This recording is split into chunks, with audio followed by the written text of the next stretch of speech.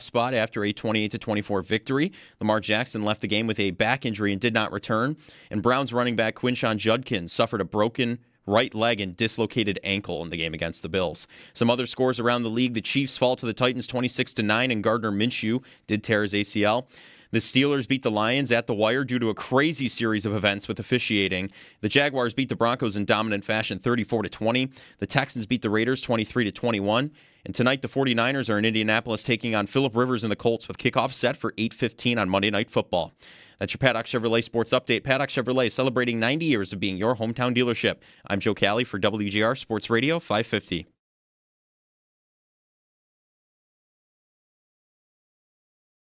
It's all Bills, all day. Buffalo Bills football Monday on the home of the Bills. WGR Sports Radio 5. Huge sack! We feel like we're in playoff mode now, and it's just find a way to win a football game. It obviously wasn't the prettiest way we can win. Got some stuff to clean up, but we'll take a victory. You're listening to Jeremy and Joe on the home of the Bills. WGR Sports Radio 550. Well, good morning. No, it was not pretty. It was not pretty, but the Bills got the win, which means it is a victory Monday. Good morning. Jeremy is off today and through the week, so you've got me, you've got Joe Cali, you've got Owen Parker as we look back on this win over the Cleveland Browns, look around at the AFC. Also, the Sabres on a 6-game win streak, so we got some hockey along the way today. Even though it's a football Friday, we will mix in just a little bit on the Sabres. But the Bills do get the win 23-20 over the Cleveland Browns. Be looking for your phone calls at 803-0550. Did you guys stay up for the New England game last night against the Ravens? I saw like the first little bit of it up until Jackson got hurt, and then I did not see the rest. I was in on the Sabres game and then went straight to bed. So that was my night. That New England game I was into a little bit, but same. Once Jackson goes out, I thought it took a lot of the air out of the game, even though the Ravens still hung around. The reason why is I was watching that game last night, and we'll get to Bills-Browns here in a matter of moments, but that game mattered a lot for how I was going to be thinking about this week leading up to the Philadelphia game and the division race, because I believe I have it right that so your camera's not plugged in all the way? If the Patriots had lost last night to the Ravens, then it would have set up a situation where the Bills-Eagles game basically would not have mattered. It would not have mattered. That it would have all come down to you've got to beat the Jets and they've got to lose to the Dolphins. Those two things have to happen. And if you beat the Eagles or you lose to the Eagles, whatever, you get those two things and you win the division. But I guess Allen having a foot injury or an ankle injury or whatever it is, he said yesterday that he had tweaked his foot and then he went for x-rays in the game, and that was, after that he was cleared to return. So I'm assuming that those x-rays went well to some degree. Maybe you were holding your breath when he went in at halftime a little bit. When he was walking off, I thought he's fine. I think... again, the Ravens and Patriots game had me thinking about this yesterday. I don't want to take for granted how durable Josh Allen is. And you need me to knock on wood for this? Like, whatever you need. He has been healthy, but also not. Like, he's dealt with stuff. Remember the elbow injury a couple of years ago that he picked up against the Jets and played against the Vikings with? He had a broken hand last year when he jumped over Budda Baker. Yesterday with the foot, and he plays through it. And often will still give you really good results. While last night, there's Baltimore. And if I'm a Ravens fan, every time Lamar goes to the sidelines, I'm now holding my breath because that dude misses games. And I've always thought there's nothing to me that when they're at their best really separates Allen and Jackson. Like, to me, it is neck and neck, and it's such a small difference arguing which one is better than the other that to me it's almost a waste of time. But they're not always at their best because one of the two is missing games a lot, missing halves a lot. And Jackson picks up a back injury yesterday, and now he might not be able to go next week Saturday. And if you're a Ravens fan, you feel like your season's probably over. Maybe you even get in, but your quarterback's not healthy. And here we wake up with an Allen foot thing, and we'll see. And that maybe is, one of the negative things to come out of a win yesterday. It was just an ugly, ugly game, especially in the second half. Like, every drive, it's like, all right, put him away here. Like, Browns aren't really coming back here. They're not really. And then it's, okay, now they're down 6. And, okay, here's the Bills going for it on 4th down. Surely this is where nope, they don't go out in front of a comfortable lead. Now it's another field goal for the Browns, and they're hanging around down 3 for 6 drives between the two teams. Once they kick that field goal, I guess that field goal makes it 23-20, so it's 5 drives. The Bills had the ball 3 times, and the Browns had it 2, with the game 23-20 at the end. And if you're playing, a good team, if you're playing a playoff team, there's Allen in the postgame saying, this is playoff football mode. You get a win however you can get it. The way you got it yesterday was you were playing Shedeur Sanders. And I hope they don't think there's any valuable lesson about toughness and, grinding through a game like that is meaningful at all to what they're going to face coming up. Because any average offense wins that game against the Bills yesterday. But you played a bad quarterback, a bad quarterback who hangs onto the ball a long time, which gave you opportunity to get there. And the Browns still moved the ball. That is probably one of the less impressive performances by McDermott's defense in recent weeks. I mean, I thought the Bills' rush attack was going to control the game all day and kind of force Cleveland into this very one-dimensional style of offense. And that was starting to happen, but then it kind of started to go away a little bit. Cleveland stays in the game. They're allowed to do a little bit of everything because they were running the ball well. They ran it 31 times for 160 yards, which is just over 5 yards a carry. And Judkins was doing it through the air, not necessarily on the ground. They were hitting the Bills with that jet sweep. How many times did they run that jet sweep yesterday against the Bills and pick up like 12 yards? Like 4 times? Malachi Corley, I guess I could just look. The receivers on the game. Malachi Corley had 3 carries for 30 yards. So they were running him off the edge. Sanders was scrambling around a lot, and they were taking advantage, I thought, of the Bills' linebackers in this game. Just an ugly game, really, on that side of the ball. You can't have that type of performance in a couple of weeks because a better team, not even a great team, not even a great offense, is going to make you pay for some of the mistakes that they were making yesterday. They got big individual performances, though. Jordan Poyer and Greg Rousseau. Rousseau throwing linemen to the side to get to Sanders on a big 3rd down. And Poyer was everywhere in this game. He gets the pick, but he was making open field tackles. He was shooting by blockers and getting running backs in the backfield. So Poyer, to me, was like the star of the game for the Bills on that side of the ball especially. But the guy I'm thinking about the most from yesterday, and to me, like the main reason the Bills win that game yesterday is James Cook. That's a James Cook game. It's a James Cook day, I think. You want to look back on the idea of paying him and the commitment that they made to him, the development that he has gone through from a guy that was drafted as a pass-catching back to a pure runner at this point in his career. Like, when they drafted him, you might have imagined a big James Cook day to look like 6 carries for 30 yards, but he caught 7 passes and went for 100.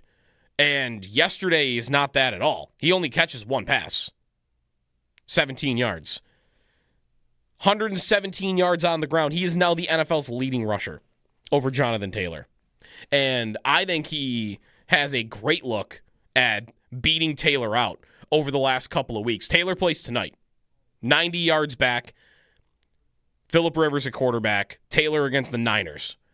And he has not been putting up giant figures in recent weeks. So it's going to be close. Like he had 87 last week, 74, 70, 85, 58. These are Taylor's totals the last 4 weeks. So it's close, but I bet Cook is probably the NFL's leading rusher tomorrow morning and heading into the last 2 weeks, but we'll see what happens tonight. But either way, some of those runs, the vision that Cook has, he is definitely, you got to have a educated eye, I think, to really understand what makes him great. Or you kind of just have to, sometimes maybe you just have to have a different angle at what he does. I watched a little bit of Atlanta and Arizona. It was just on Red Zone yesterday. And every time Bijan Robinson gets the ball, like it's not hard to figure out what makes that dude special. That guy meets a defender in open space, and he is either going to jab step and run around him with this explosive speed and juking ability, and also the power to run the guy over. Like, it is athleticism, it is physical. Like, Bijan, it is, obvious what makes that dude amazing. Cook, he's not doing that the same way Bijan is. Like, he's not sticking a foot in the ground, standing still against a defender and going 0 to 60 and deking him out of his shoes. Or he's not running through the guy and staying on his feet. He's actually very good at running through a guy and getting extra yardage. But Bijan is running through a guy and putting him on the ground and staying up. What Cook does so well, especially when you get that back angle, you see the guy is just 3 steps ahead of the defense, knowing where the hole is about to open up. And he's very deceptive. He's kind of got to be. He's got to be a smart runner. And he really does remind me of Le'Veon Bell for that. Just patience and knowing exactly when to go through a hole. It's really the ball carrier vision. If you were, I don't own this year's version of Madden, but I would imagine that if you looked at James Cook's attributes on Madden, that speed might be like a 92 instead of Bijan, who might be like a 98, and power might be like a 80 something. Catching would be maybe like an 80 something, but ball carrier vision would be like a 99. The guy knows where to run. He's deceptive, and he sees the holes opening up. And I think that is why you look at some of those smarter numbers with Cook, rushing yards over expected, and you see that he is the number one back in football, or one of the top backs in football. And he's doing it without being the, again, the Greek god type running back, body type and athlete that Bijan is. He's not athletic, by the way. I'm not saying that, he's a 7th round guy that runs a 4.7.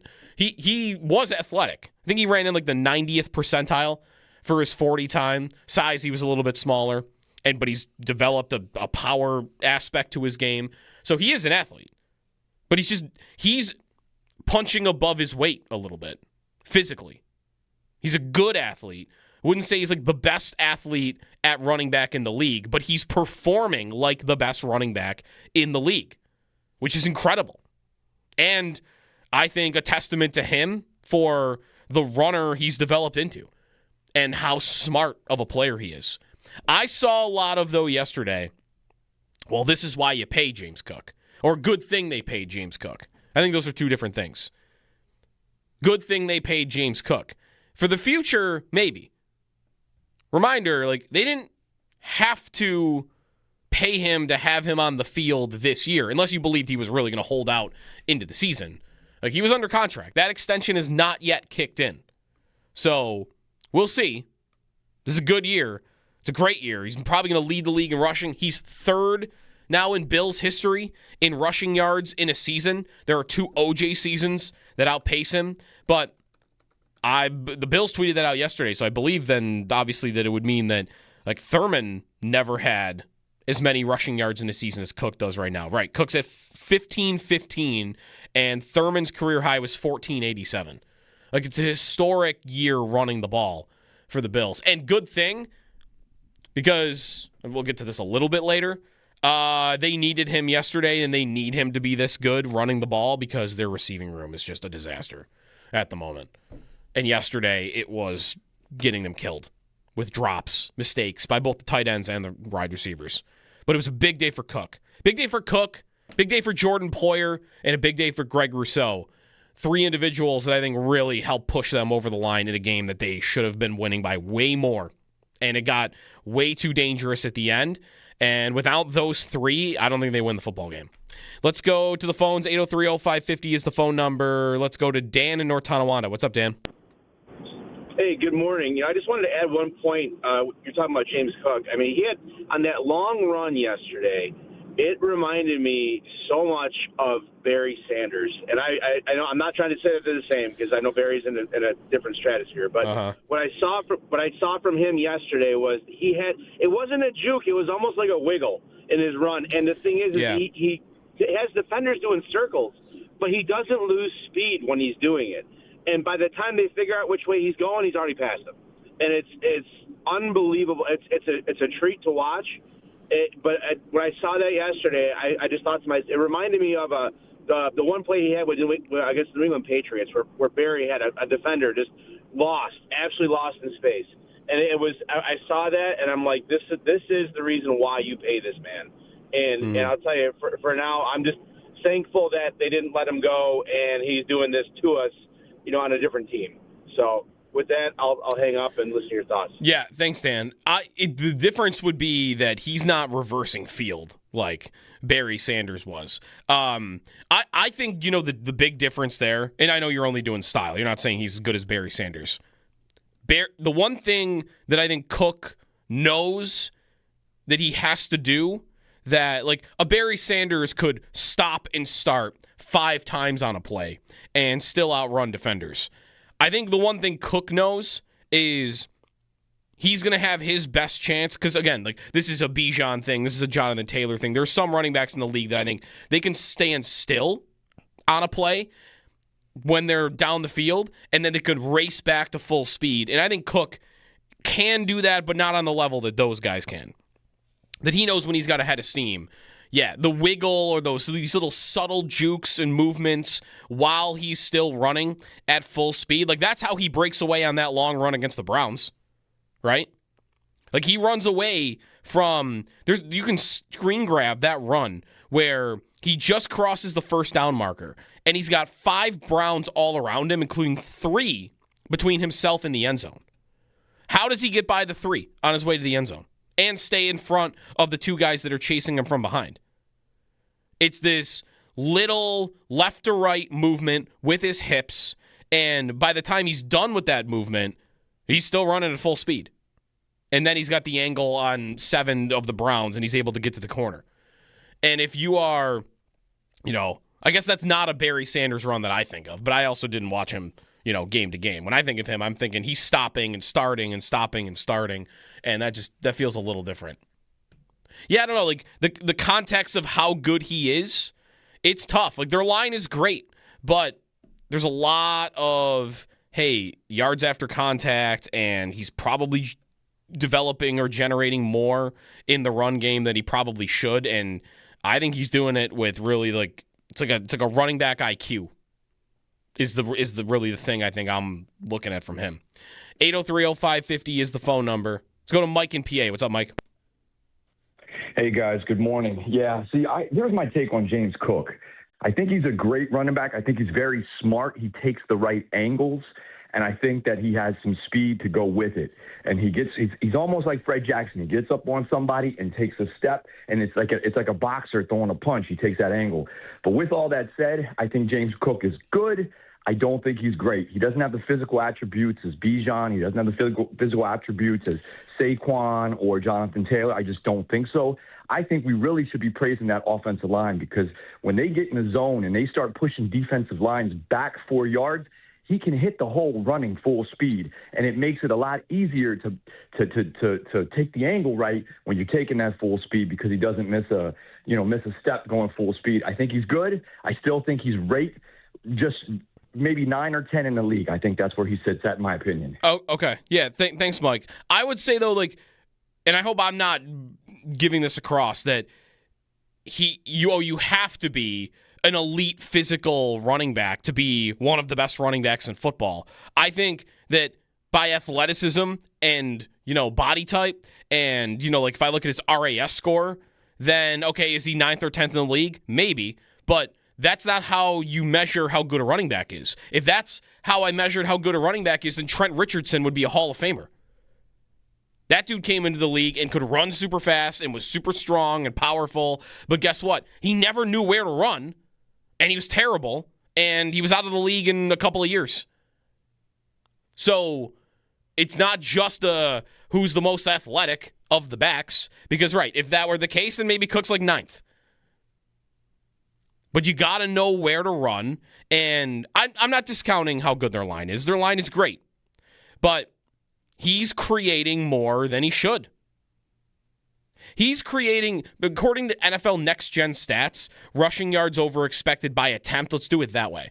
By attempt, he's averaging a yard, 1.25 yards over expected per rush attempt. So he's gaining a yard plus more than he should every time he touches the football. That's better than Jonathan Taylor. That's better than Derrick Henry. It's better than Devon Achane. In fact, it might be number 1 in the league. It is number 1 in the league. It's better than Travion Henderson, Jahmyr Gibbs. So, okay. Right, he's not as explosive as Gibbs is. So, I think what you saw on display yesterday is the thing that makes him special, which is he is a smart runner. And he knows where to go, and he gets results because of it. It's Cook Day yesterday, and now he leads the NFL in rushing, and again, they need him. They need him badly right now because their pass attack is very inconsistent on a game-to-game basis. Let's go to Mo in New Jersey. What's up, Mo? Hey, good morning. How are we doing? Morning. Listen, glad we got the win, and obviously you don't take that away, but yes, today's James Cook Appreciation Day. I don't know if there are 9 or 10 guys I'd rather have over him. He's just been phenomenal for us this year, and our offense was completely off yesterday. And you just said something. I don't know what's going on with that wide receiver room. No Gabe Davis, no Keon Coleman. I'm not going to say Keon Coleman's going to solve our problems, but I don't understand why both of those guys were scratches yesterday rather. And you could just, our offense was all out of sorts, but he was the only thing that was consistent. He's the only thing that was, from last week to this week, good. You know what I mean? Mm-hmm. And except in the second half, I felt like they slept walk through that second half. I don't know why. It's supposed to be the best second half team in the league. But anyway, listen, we got the win. And the thing is, we're going to be on the road. After the game last night, I watched the game, the Patriots game last night. We're not winning the division. I just can't see that happening. I'm just being realistic. If this show's going to go on the road and win games, we have to be better than that. But, again, thank God for James Cook and the offensive line. They've been great all year. Yeah. Thanks, Mo, for the call. They are, we'll get to the receivers in a little bit. I'm more just interested in, the puzzle of, who's playing week to week right now. Because nobody is stepping up. Josh Palmer's a ghost right now. And Gabe can't get a jersey. We'll get to that. The thing you said about them on the road, they've got some good road performances. Like last week against New England, right? At least in the second half was great. And they smoked the Steelers. But otherwise, they have struggled a lot on the road this year. And you're right. They're going to have to do it. They're going to have to go on the road, at least at the beginning of the playoffs and maybe throughout the entirety of it. And you have an Atlanta loss on the road that was gross this year. You have a Miami loss on the road that crushed their division chances this year. You've got a Houston loss on the road to Davis Mills. And now, this is a win yesterday, but you win by 3 against Cleveland. That's not an impressive result when you're the Buffalo Bills and you have Josh Allen as your quarterback and you're a 10-point favorite. A win is a win, and good to get it for the standings, but They didn't play their best yesterday. And do I want to attribute that to, well, they're not the best road team? They're about 500 on the road, I believe, since the beginning of last season. So it's gone a couple of seasons now. And the tough part about making that assumption yesterday, though, is saying, well, they're not capable. Like, what makes it tougher when you're on the road? I heard Eric Wood last week make the point about, well, it's a big difference if you play Houston in the playoffs in Buffalo or if you play them in Houston.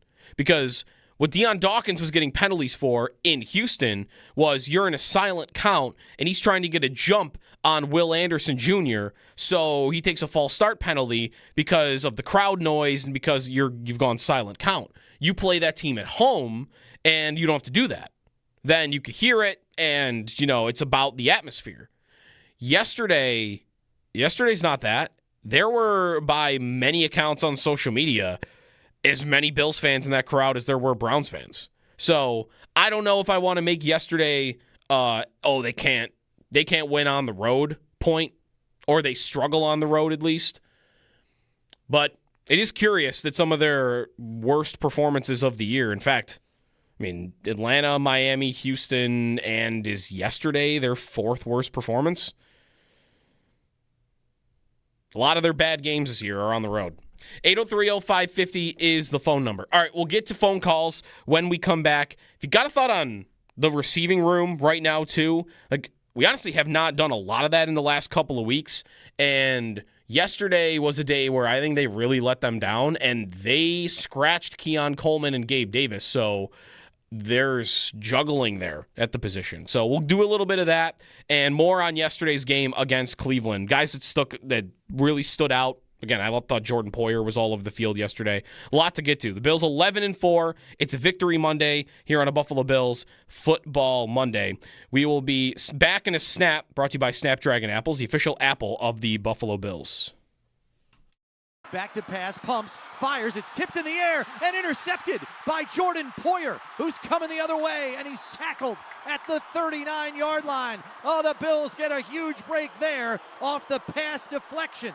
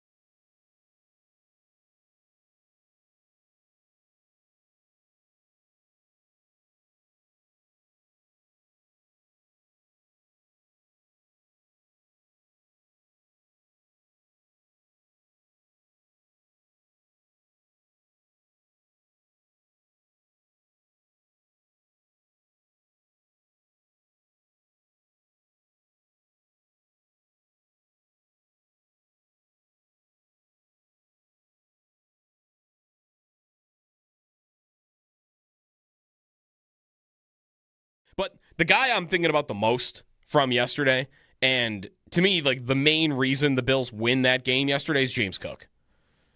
That's a James Cook game. It's a James Cook day, I think. You want to look back on the idea of paying him and the commitment that they made to him, the development that he has gone through from a guy that was drafted as a pass-catching back to a pure runner at this point in his career. When they drafted him, you might have imagined a big James Cook day to look like 6 carries for 30 yards, but he caught 7 passes and went for 100. And yesterday is not that at all. He only catches 1 pass, 17 yards. 117 yards on the ground. He is now the NFL's leading rusher over Jonathan Taylor. And I think he has a great look at beating Taylor out over the last couple of weeks. Taylor plays tonight. 90 yards back. Phillip Rivers at quarterback. Taylor against the Niners. And he has not been putting up giant figures in recent weeks. So it's going to be close. Like, he had 87 last week, 74, 70, 85, 58. These are Taylor's totals the last 4 weeks. So it's close, but I bet Cook is probably the NFL's leading rusher tomorrow morning and heading into the last 2 weeks, but we'll see what happens tonight.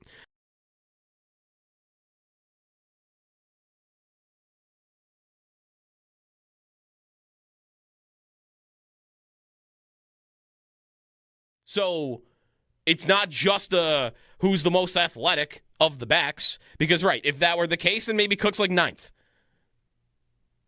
But you got to know where to run, and I'm not discounting how good their line is. Their line is great, but he's creating more than he should.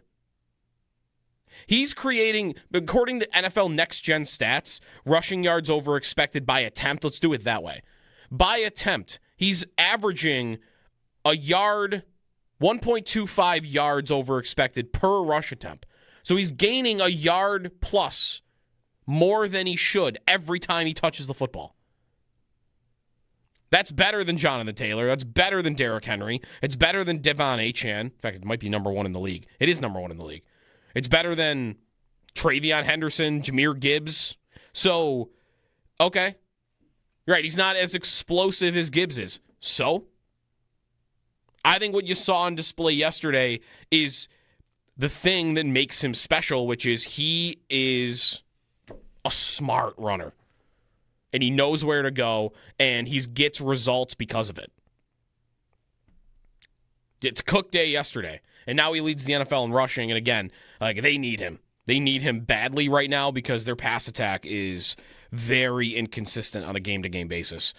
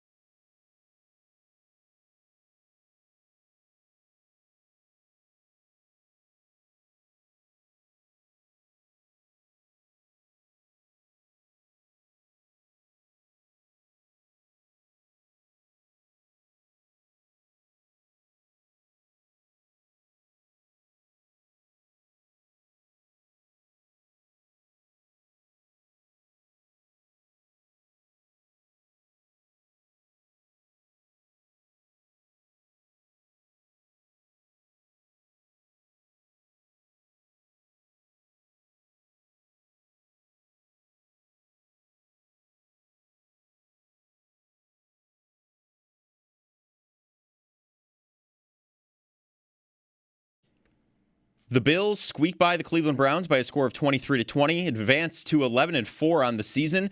James Cook was the driving force behind the offense. He tallied 16 carries for 117 yards and 2 touchdowns. Up next, the Bills return home to host the Eagles with kickoff set for 4:25 next Sunday. The Sabres have themselves a 6-game win streak after beating the Devils last night 3-1. Zach Benson, Peyton Krebs, and Josh Norris were the goal scorers, and Ukko-Pekka Luukkonen allowed 1 goal on 27 shots. Up next, they're in Ottawa taking on the Senators with puck drop set for 7 o'clock. Sabres also made a change in the front office this past weekend. Mark Bergevin is the associate general manager, and Josh Flynn is the assistant general manager. Jason Karmanos was let go. Around the NFL, Baltimore collapsed last night, allowing the Patriots to clinch a playoff spot after a 28-24 victory. Lamar Jackson left the game with a back injury and did not return. Browns running back Quinshon Judkins suffered a broken leg and a dislocated ankle in the game against the Bills. And tonight, the 49ers are in Indianapolis taking on Phillip Rivers and the Colts with kickoff set for 8:15. Those are your Paddock Chevrolet sports headlines. Paddock Chevrolet celebrating 90 years of being your hometown dealership. I'm Joe Cali for WGR Sports Radio 550.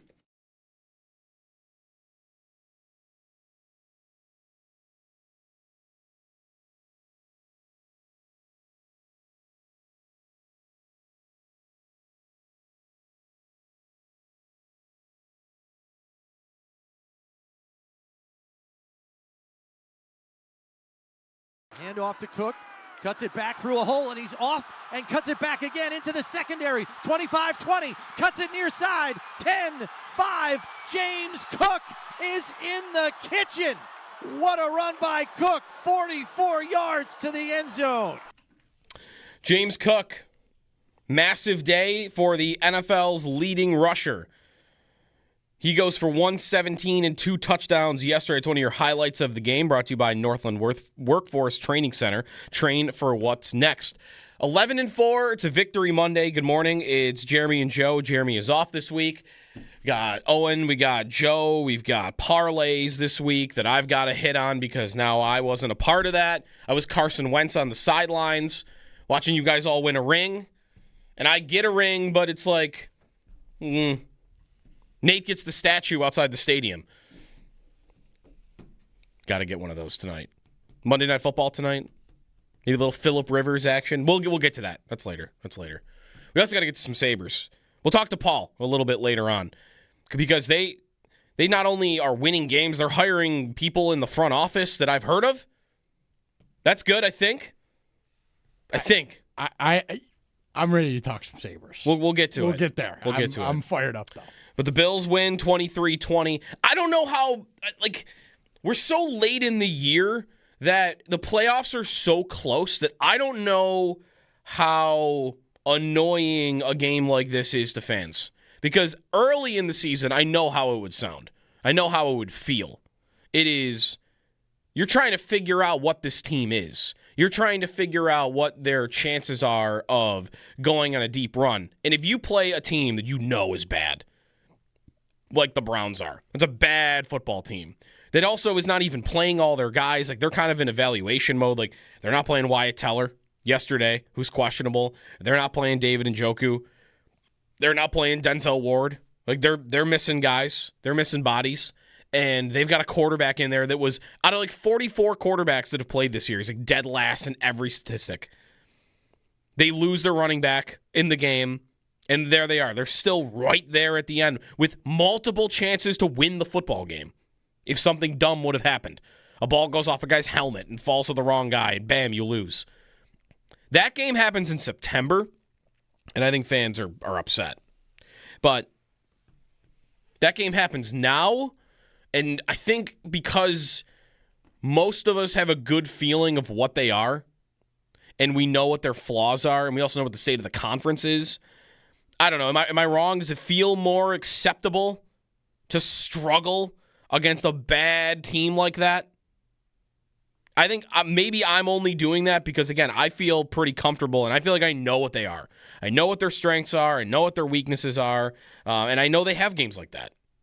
And you're just crossing your fingers that one of them doesn't happen in the playoffs. 803-0550, the phone number. James Cook, a big day yesterday as well. Let's go to Zoe in Buffalo. What's up, Zoe? Hey, what's up, bro? How you doing? Good morning. Good morning. Victory Monday. I want to talk about 2 callers ago. He talking about something James Cook is not physical. I don't know I think he just watched highlights because James Cook leading the NFL in rushing. You can't lead the NFL rushing if you got no type of physical attributes about you. I also seen this dude running people over and knock their helmets off multiple times. So I don't know what this dude be watching. James Cook is a unique running back. He got angles like Fred Jackson. He got patience like Le'Veon Bell. He got hips like Barry Sanders. He got physicalness like whoever you want to think of. Mm-hmm. He got his own type of style. And I said it before he even got his contract that besides Josh Allen, this is James Cook's team. You could win games without Josh Allen. He showed that multiple times, even from Cowboys games where he got taken out in the third quarter and could easily had 200 yards then. He's shown that plenty of times. I would like to see more screen passes with Ty Johnson and James Cook, like you would see with Gibbs and the kid from Atlanta. I like to see more, screen passes. Yep. We could get more into that because it's not enough. Because doing them screens with Shakir all the time, it's kind of starting to get a little bit rare. But we need to get more with dumping off to the running back with the screen because the offensive line is good enough picking up the blocks. Yeah. Thanks, Zoe, for the call. I think it's interesting because I think Cook would be good at those plays. He does still have some drops once in a while. He had one yesterday.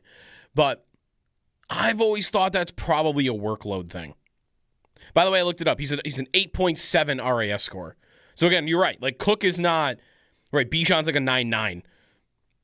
But that's again, he's a 9.9 running back with an 8.7 RAS score. he's playing at the level of those superhuman athlete running backs, and he's a very good athlete at running back. But the size is the reason he's not higher. And I think the size might be the reason you don't see the Bills force feed him targets the way that the Niners do with McCaffrey, the way that the Falcons do with Robinson. The Colts don't really do it with Taylor, but there's a lot of running backs, like the top guys, where they're a focal point of the pass game. And that's never been Cook. And I've always thought that part of that is he's already done so well handling the rushing workload that he gets at 5'11", 190 pounds, that do I really want to throw an extra 40 targets on his plate when Ty Johnson's pretty good at it? Maybe in the playoffs, and maybe that's the point you're really making. Like when you get to come playoff time, and if he's healthy, then that's when you do that stuff. Because otherwise, like 271 carries and 31 receptions on the season. Like he's over 300 touches on the year. Like I don't think you want to go much higher than that and burn him out by the time you get to playoff time. But if you get to playoff time and you want to start throwing him the ball more, then I'd be open to that. But he's just such an impressive back, and him becoming that when their plan for him was a sub back is pretty incredible. And you know what? The contract right now, like I am not team running back, and I personally think Cook would be doing the exact same thing right now if they hadn't paid him. Because he'd still be under contract, and I don't think he would have held out, and I think this is how it would look. But now you look at it and think, well, if I had done that, then it would have cost more, or I'd have been letting him go next year, or I'd have been done with the franchise tag, and that could have got ugly, and everything's easier when you did pay him. Let's go to Anthony in New York City. What's up, Anthony? How you doing? Morning. I'm Merry Christmas to you and your family. You as well. Shedeur Sanders, he clearly stepped on the line. Why wasn't that a safety in the fourth quarter? The one with the back of the end zone, or the one where he was like on the goal line? The one with foot, he clearly stepped on the goal line. Yeah. I don't know. I thought the rule was if the ball was over the line, then it was a safety. So. Or your foot. Yeah. I don't know. If your foot stepped on that line, it was a safety. Yeah. Yeah, thanks, Anthony. I didn't know the rule on that one. I assumed that if it's all about the ball. Because Allen, when he goes back 20 yards at the end of the first half and he's laying on the ground, he's fully in the end zone, but he's reaching the ball out above the goal line. So why wouldn't the opposite be true? That if Sanders is outside the goal line, but the ball, when he throws it, because it's behind his head, is breaking the plane, and then it's intentional grounding, I believe that's the play Anthony's talking about, why isn't that a safety?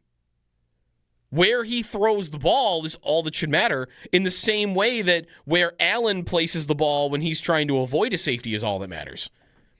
So I don't know. I listened to the Bill Squad show a little bit with Jeremy and Joe Marino and Jerry Ostrowski, and they were thinking like the Browns actually might have got bailed out to have that happen. Because then you go to 3rd and 4th and 23, and you're going to end up punting the ball anyway. Why not take the safety? You get more time, and then you can onside kick it. Because you're going to give the Bills the ball back anyway. So, honestly, it might not have even helped the Bills if they had taken a safety there. 803-0550 is the phone number. It's a Victory Monday. More of your phone calls when we come back. We're wide open until Sal at 8, and we'll mix Paul in a little bit along the way as well. Talk some Sabres who are on a 6-game win streak. But the Bills get the win yesterday, 23-20. It wasn't pretty. How do you feel about yesterday's game? How do you feel about one of these uglier games when they're this late in the season? Let me know what you think. The AFC is looking very tasty right now. Jacksonville beating Denver. We'll look around the league a little bit also. Football Monday brought to you by Northwest Bank. For what's next, get started at northwest.com.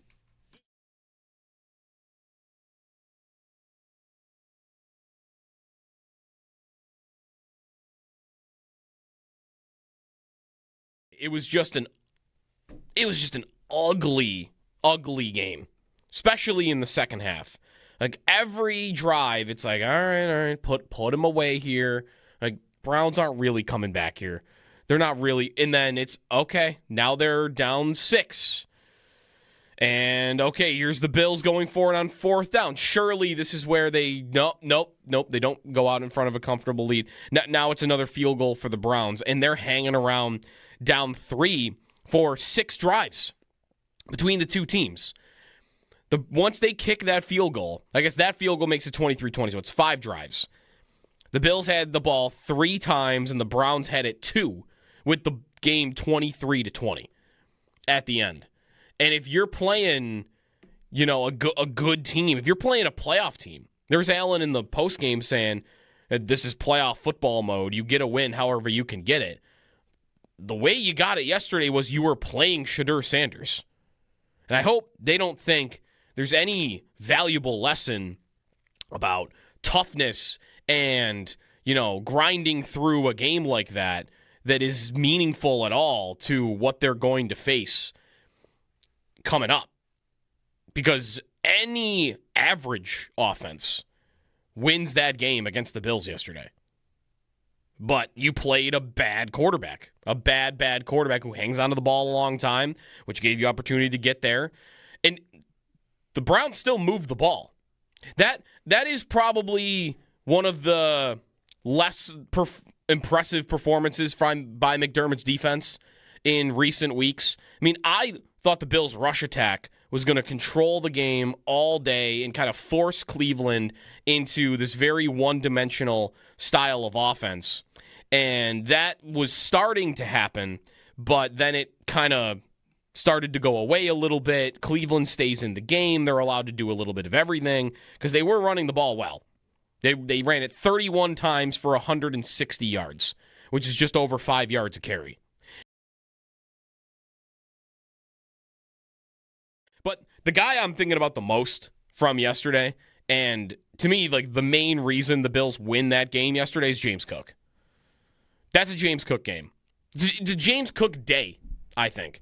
You want to look back on the idea of paying him and the commitment that they made to him, the development that he has gone through from a guy that was drafted as a pass-catching back to a pure runner at this point in his career. Like, when they drafted him, you might have imagined a big James Cook day to look like 6 carries for 30 yards, but he caught 7 passes and went for 100. And yesterday is not that at all. He only catches 1 pass, 17 yards. 117 yards on the ground. He is now the NFL's leading rusher over Jonathan Taylor. And I think he has a great look at beating Taylor out over the last couple of weeks. Taylor plays tonight. 90 yards back. Phillip Rivers at quarterback. Taylor against the Niners. And he has not been putting up giant figures in recent weeks. So it's going to be close. Like, he had 87 last week, 74, 70, 85, 58. These are Taylor's totals the last 4 weeks. So it's close, but I bet Cook is probably the NFL's leading rusher tomorrow morning and heading into the last 2 weeks, but we'll see what happens tonight.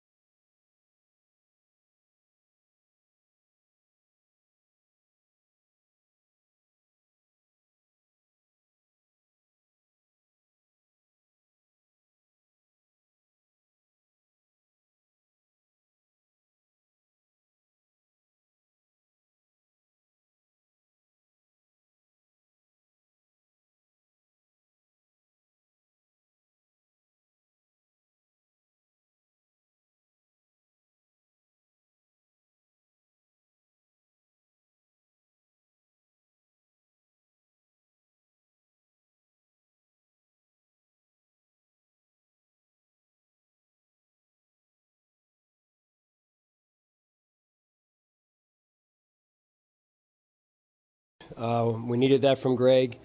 We believe that he can do that. He can impact the game. So it's good to see him get back in that mindset. The grounding call was huge. Forcing that late in the game, backing him up, and then being able to win the game in 4 minutes on the offensive side. The play to Jackson Halls was critical for us right there. Jax did a great job, Josh as well, and then getting the quarterback sneak to end it pretty much. Bills head coach Sean McDermott on the end of the game. The Bills win 23-20. 803-0550 is the phone number. It's a Victory Monday. It's a football Monday here on WGR. It is time for Eye on the Quarterback, which is brought to you by Great Lakes Building Systems. We keep an eye on your business so you don't have to. Our business is protecting your business. Josh Allen in this game, 12 of 19, 130 yards, no touchdowns, no interceptions, 7 carries for 17 yards, and he took 2 sacks for 35 yards on the day. If you have him in fantasy, this is now back-to-back seasons in the fantasy semifinals that Josh Allen has really let you down. Scott Pianowski had yesterday from Yahoo that was the worst Josh Allen fantasy game since his rookie season in 2018. Last year, he was QB 24 in the semis. So if you're in a fantasy semi and you had Allen, I apologize. He was probably playing on an injured ankle/foot in the second half. And I think that probably played into why, the first turnover on downs that the Bills suffer in the fourth quarter. They have it to 3rd and 4 at the Cleveland 33-yard line. And it's pretty clear at that point. Like, Badgley had missed an extra point. You probably don't trust your kicker. And Allen misses Shakir, who is wide open on a nice little route. And he's going to cruise for the first down and much more. Allen just misses him. And then on the very next play, tougher pass, but there is an opening for Tyrell Shavers in the middle of the field. It would be a tough catch for him, but there's a gap, and you would have definitely given him a good chance to get the first, and that ball sails over his head. Back-to-back passes that Allen just missed, and I wondered right then and there, is he not able to push off on his foot the way that he normally would? Are his mechanics all messed up because he can't put all the weight that he is used to on it? I wondered that. He also, though, on the other turnover on downs, threw a perfect pass to Dawson Knox that was right in his hands. It should have been a game-winning touchdown, and maybe we view his game a little bit different if Knox just simply catches that pass, or if Brandon Cooks catches a pass, by the way. Drops were not helping him either. But, yeah, I thought he was off a little bit in the second half especially, but I thought that could have had to do with the injury more than just him having an off day. But the stats don't look good at all at the end of it. And not much running either. 803-0550 is the phone number. On the other side, quickly, Shedeur Sanders, not impressed. Just not really impressed. He ran the ball a little bit better than I thought he was capable of doing. The Bills didn't really spy him. They kind of gave him that. And, I think the key element of Sanders' game, I mentioned this in pregame yesterday, that I think will always, always, always hold him back from being a competent NFL quarterback is the guy just can't help himself hanging onto the football. He just doesn't get rid of it. There's no quick processing. And he takes a couple of critical sacks yesterday and a critical grounding penalty. That one, maybe the pressure got through a little bit quicker. But if you can get quick pressure on Shedeur Sanders, he's got zero chance. And even you saw from the Bills yesterday, the Bills weren't getting quick pressure. It was longer pressure. It was taking a few seconds. But this guy hangs onto the ball for 3.5 seconds on average. So you're going to have more opportunity to get through if you don't win quickly. That's how a Greg Rousseau game happens. Because Greg Rousseau will give you pressure, but he's not going to do it fast. It's going to take an extra second because he's bull rushing and, he's not doing a quick swim move or spinorama off the line and getting right by a guy. Like, he's got to physically work his way to the quarterback. And when you play a guy like this who just hangs onto it and hangs onto it, then that's how you get a huge game from Greg Rousseau. 803-0550 is the phone number. So not impressed with Shedeur Sanders. More of your phone calls when we come back. We'll have Sal, we'll have Paul on the Sabres 6-game win streak. Mix some hockey in as the Bills win 23-20. They are still in a wild card position in the AFC, and they are one game back of the Patriots and also of the 1 seed now. We're talking about the Jags today. I am all in on the Jags being right now the biggest threat to everybody in the AFC and the most complete team. We'll get to that too. All coming up here on a Football Monday here on WGR. Football Monday is brought to you by Northwest Bank. For what's next, get started at northwest.com. Play clock down to 2. Here's the snap. 4-man rush, back to pass, fires, and it's complete to Shakir on a crossing route. Gets out of the tackle, and he's got the first down. He's out to midfield. But the guy I'm thinking about the most from yesterday, and to me, like, the main reason the Bills win that game yesterday is James Cook. That's a James Cook game. It's a James Cook day, I think. You want to look back on the idea of paying him and the commitment that they made to him, the development that he has gone through from a guy that was drafted as a pass-catching back to a pure runner at this point in his career. Like, when they drafted him, you might have imagined a big James Cook day to look like 6 carries for 30 yards, but he caught 7 passes and went for 100. And yesterday is not that at all. He only catches 1 pass, 17 yards.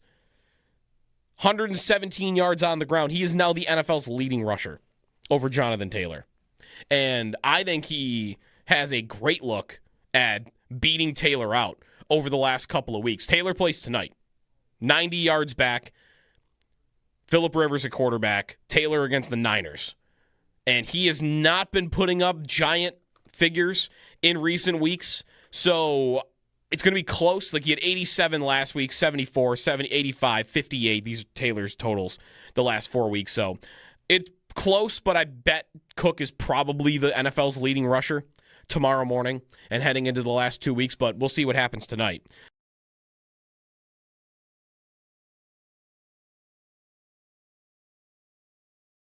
It was just an ugly game, especially in the second half. Like, every drive, it's like, all right, put him away here. Like, Browns aren't really coming back here. They're not really. And then it's, okay, now they're down 6. And, okay, here's the Bills going for it on 4th down. Surely this is where they, nope, they don't go out in front of a comfortable lead. Now it's another field goal for the Browns, and they're hanging around down 3 for 6 drives between the two teams. Once they kick that field goal, I guess that field goal makes it 23-20, so it's 5 drives. The Bills had the ball 3 times, and the Browns had it 2, with the game 23-20 at the end. And if you're playing, a good team, if you're playing a playoff team, there's Allen in the postgame saying, this is playoff football mode. You get a win however you can get it. The way you got it yesterday was you were playing Shedeur Sanders.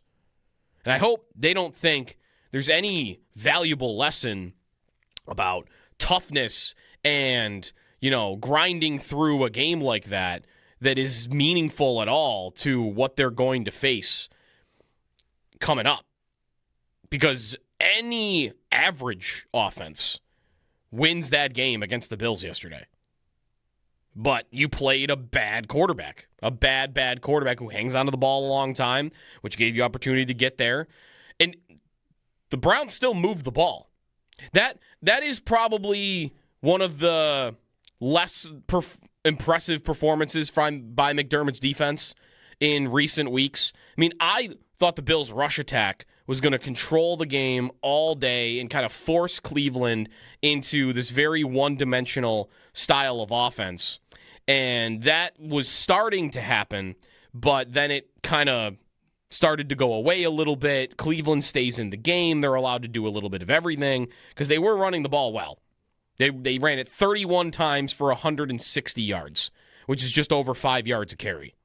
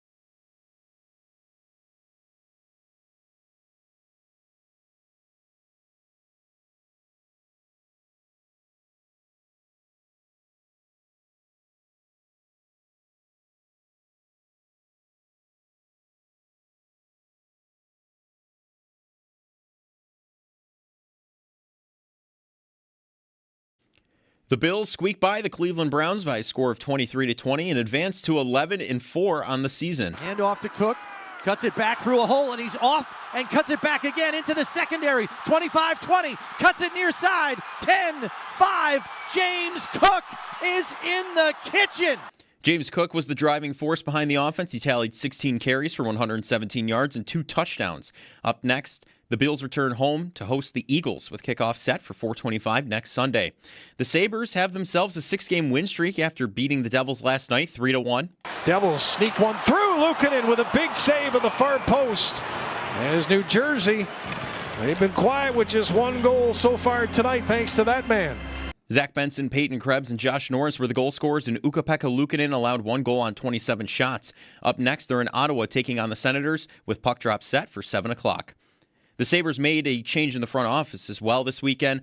Mark Bergevin is associate general manager, and Josh Flynn is the assistant general manager. Jason Karmanos was let go. Around the NFL, Baltimore collapsed last night, allowing the Patriots to clinch a playoff spot after a 28-24 victory. Lamar Jackson left the game with a back injury and did not return. Browns running back Quinshon Judkins did suffer a broken right leg and dislocated ankle. Other scores from around the league: the Chiefs fall to the Titans 26-9, and fear Gardner Minshew tore his ACL. The Steelers beat the Lions at the wire due to a crazy series of events with officiating. The Jaguars beat the Broncos in dominant fashion 34-20, and the Texans beat the Raiders 23-21. Tonight, the 49ers and Indianapolis Colts duke it out with kickoff set for 8:15 on Monday Night Football. That's your Paddock Chevrolet Sports Update. Paddock Chevrolet celebrating 90 years of being your hometown dealership. I'm Joe Cali for WGR Sports Radio 550.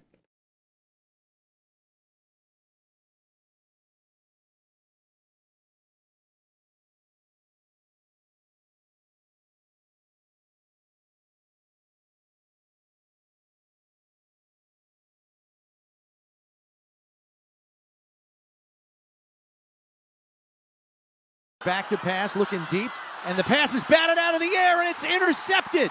Picked off by Daquan Jones. Joey Bosa batted the pass up in the air, and for the second time, a deflection goes for an interception for Buffalo. It's one of your highlights of the game, brought to you by Northland Workforce Training Center. Train for what's next. Good morning, it's Jeremy and Joe. The Bills win 11-4, 23-20 over the Cleveland Browns. It was a struggle, though, against a bad football team. And it was on the road, and they have a good defense, but definitely not the most impressive performance by the Bills so far this year. A lot to get to on it. We've talked a lot about James Cook so far this morning. He is the NFL's leading rusher going into tonight. Jonathan Taylor is 90 yards behind him. Taylor does play tonight, so he has 1 extra game. And I'm also curious, Salis, how much the Bills might care about Cook chasing that down the stretch here for the final 2 games, because you do want him fresh for the playoffs, but it would be the first time a Bill has done that since the 70s. So a long, long time. Around the conference, Jacksonville is the story, I think, of the AFC this morning. The Ravens might be dead. I mean, Pittsburgh going to Detroit and winning, while Baltimore losing at home to New England. We're setting up for maybe that their Week 18 matchup doesn't even matter. But we'll see what happens next week. More on the conference coming up in a little bit. 803-0550 is the phone number. Some Sabres as well. They're winning 6 in a row. It's a lot this morning. It's a busy morning. Let's go to Steve in Niagara Falls next up. What's up, Steve? Hey, good morning. Thanks for taking my call, Joe. I appreciate it. So I have a couple things just to go over here. First things first is I'll let you know in 2 names how my fantasy league went. I have Allen and my opponent had Puka Nacua. So that's right then and there. I don't even need to hear anything else, and I know that you lost, and I'm sorry. Yeah, it's all right, man. Yeah. I'm cursed. 25 years, and I've never won a championship. So no matter how good a team I have, it just never pulls off. So yeah. So I have something that's kind of maybe sarcasm, but also I'm pretty serious about is okay. I think the Bills, when they come with their screen game, right, and a lot of people are like, stop running screens. And I start thinking about maybe they're actually good at running screens in practice because our defense is so bad at defending screens in practice, so they think they're going to be able to run them against opponents, and then the opponents just crush them. Because, yesterday, the Browns killed us on screen plays, 2 or 3 for, lots of yards, and then our screen game has kind of been hit or miss. So That's just something where I'm like, maybe we think we're good at it, but we're actually not because our defense is bad at defending them. So, and then in the beginning of the day, you talked about the three players that really changed the game yesterday, one being Poyer, Rousseau, and Cook. Yeah. Now, based on Cook, I'm just going to say to the previous caller, Zoe, touche. I agree. He's great. He's not just good, he's great. But I think the big thing yesterday is that game would have gone very different had Myles Garrett taken over, and they really limited him. So the O-line, Deion Dawkins, huge shout-out to him, the way he neutralized Garrett and held him to nothing. Garrett's a phenomenal player, and they really neutralized him, so that's great. Yeah. And then one more thing on the NFL, the Jags, holy cow, they're petrifying. For them to go into Denver and do what they did, that's now a very, very scary team to go against. Yep. And last thing to go over here, it's regarding the Sabres. I'm a big hockey fan. I'm from Canada, and I moved to Buffalo in 2000. I'm a diehard hockey fan. And getting the Sabres to 6 wins in a row, there's a guy who calls in all the time, Paul from Buffalo, who I really love his calls and his input on Buffalo, on the Sabres. And he's so right. You just get this team back to being somewhat exciting, and you're going to fill the arena because Sabres fans are salivating for good hockey again. Yeah. And we're just waiting to get back in that arena and be excited about them. So this is pretty awesome. A 6-game win streak, changes happening in the office. So it's a good time. So, Joe, have a good Christmas and Happy New Year, and thanks for taking the call. You too. Thanks, Steve. The building was buzzing on Saturday for sure, and they're right back in the mix. So, a couple of points out, and on the Bills point, they also didn't run more than one screen yesterday. Like yesterday were like the fewest screens they had. They ran at Myles Garrett a lot. And I thought that was on purpose. That whole team right now is just about him chasing that record. And maybe they're run defending differently when you're trying to really get a jump on, a pass play. I mean, the Bills only attempted 19 passes yesterday. I wondered also if Allen, on the play that he goes down at the 1-yard line, when you watch the back camera angle, he sees Garrett. And the smart move there, I think, would have been to run into that sack because you're not going anywhere. And then he loops around instead, realizes where he's at, and he just falls. That should not have been a half a sack for Myles Garrett, by the way, right? He doesn't touch him until after the play is over. They said on the broadcast that it was because Garrett had guided, Allen goes down him because Garrett's there. Yeah, they found a way to attribute it to him. But that's a pressure. That's not a half sack. It was. I hated that. I know. But it helps so that now he doesn't break the record on a half sack, which I kind of don't mind. Well, that's good, I guess. And also, if that could not have been the play that broke the record. No. That would have been catastrophic. That would have been a disaster, which is why I think giving it to him in the first place, again, Allen goes down at the 1, the other guy touches him, plays over. Then Myles Garrett touches him. Right. Mm-hmm. How does he get... I don't know. Because the broadcast initially pointed to the other guy and was like, oh, he's getting credited for the Mason sack. Graham gets this one because he touches him. He gets him first. J.J. Watt's talking about how crazy it is to scramble trying to touch the guy first. Yeah. And then a play later, they're like, oh, Garrett's actually getting a half sack there. So Right. It was the fewest amount of sacks that Garrett has had since October 12th, by the way. He's had at least one full sack in every game he's played. And he also has a couple games with 5 and 4. So, yeah, they did neutralize him. They neutralized him, but they kind of did that by not throwing the football. And you're not throwing the football. You could say it's because I don't want Garrett to wreck the game, but also you can't trust any of your receivers right now. And the Bills are at their best when they don't have to. I think Josh Palmer is a real topic right now. He has not been somebody that we have really focused on. It's been more about Coleman this year because Coleman was the big draft pick, and he was basically a first-round pick, but he was really the first pick of the second round, and they played him all the time, and he's got the off-the-field stuff, and he's now a healthy scratch, and that's clear as day unless he was late for another meeting. He's a healthy scratch, and that's on performance. But Palmer was a $11 million a year contract on a 3-year deal. It's back-to-back seasons where they've gone out and they've looked for this separator type of receiver and given him a healthy contract, and the guy does nothing for you. I mean, yesterday would have been a game to give Allen some easy throws.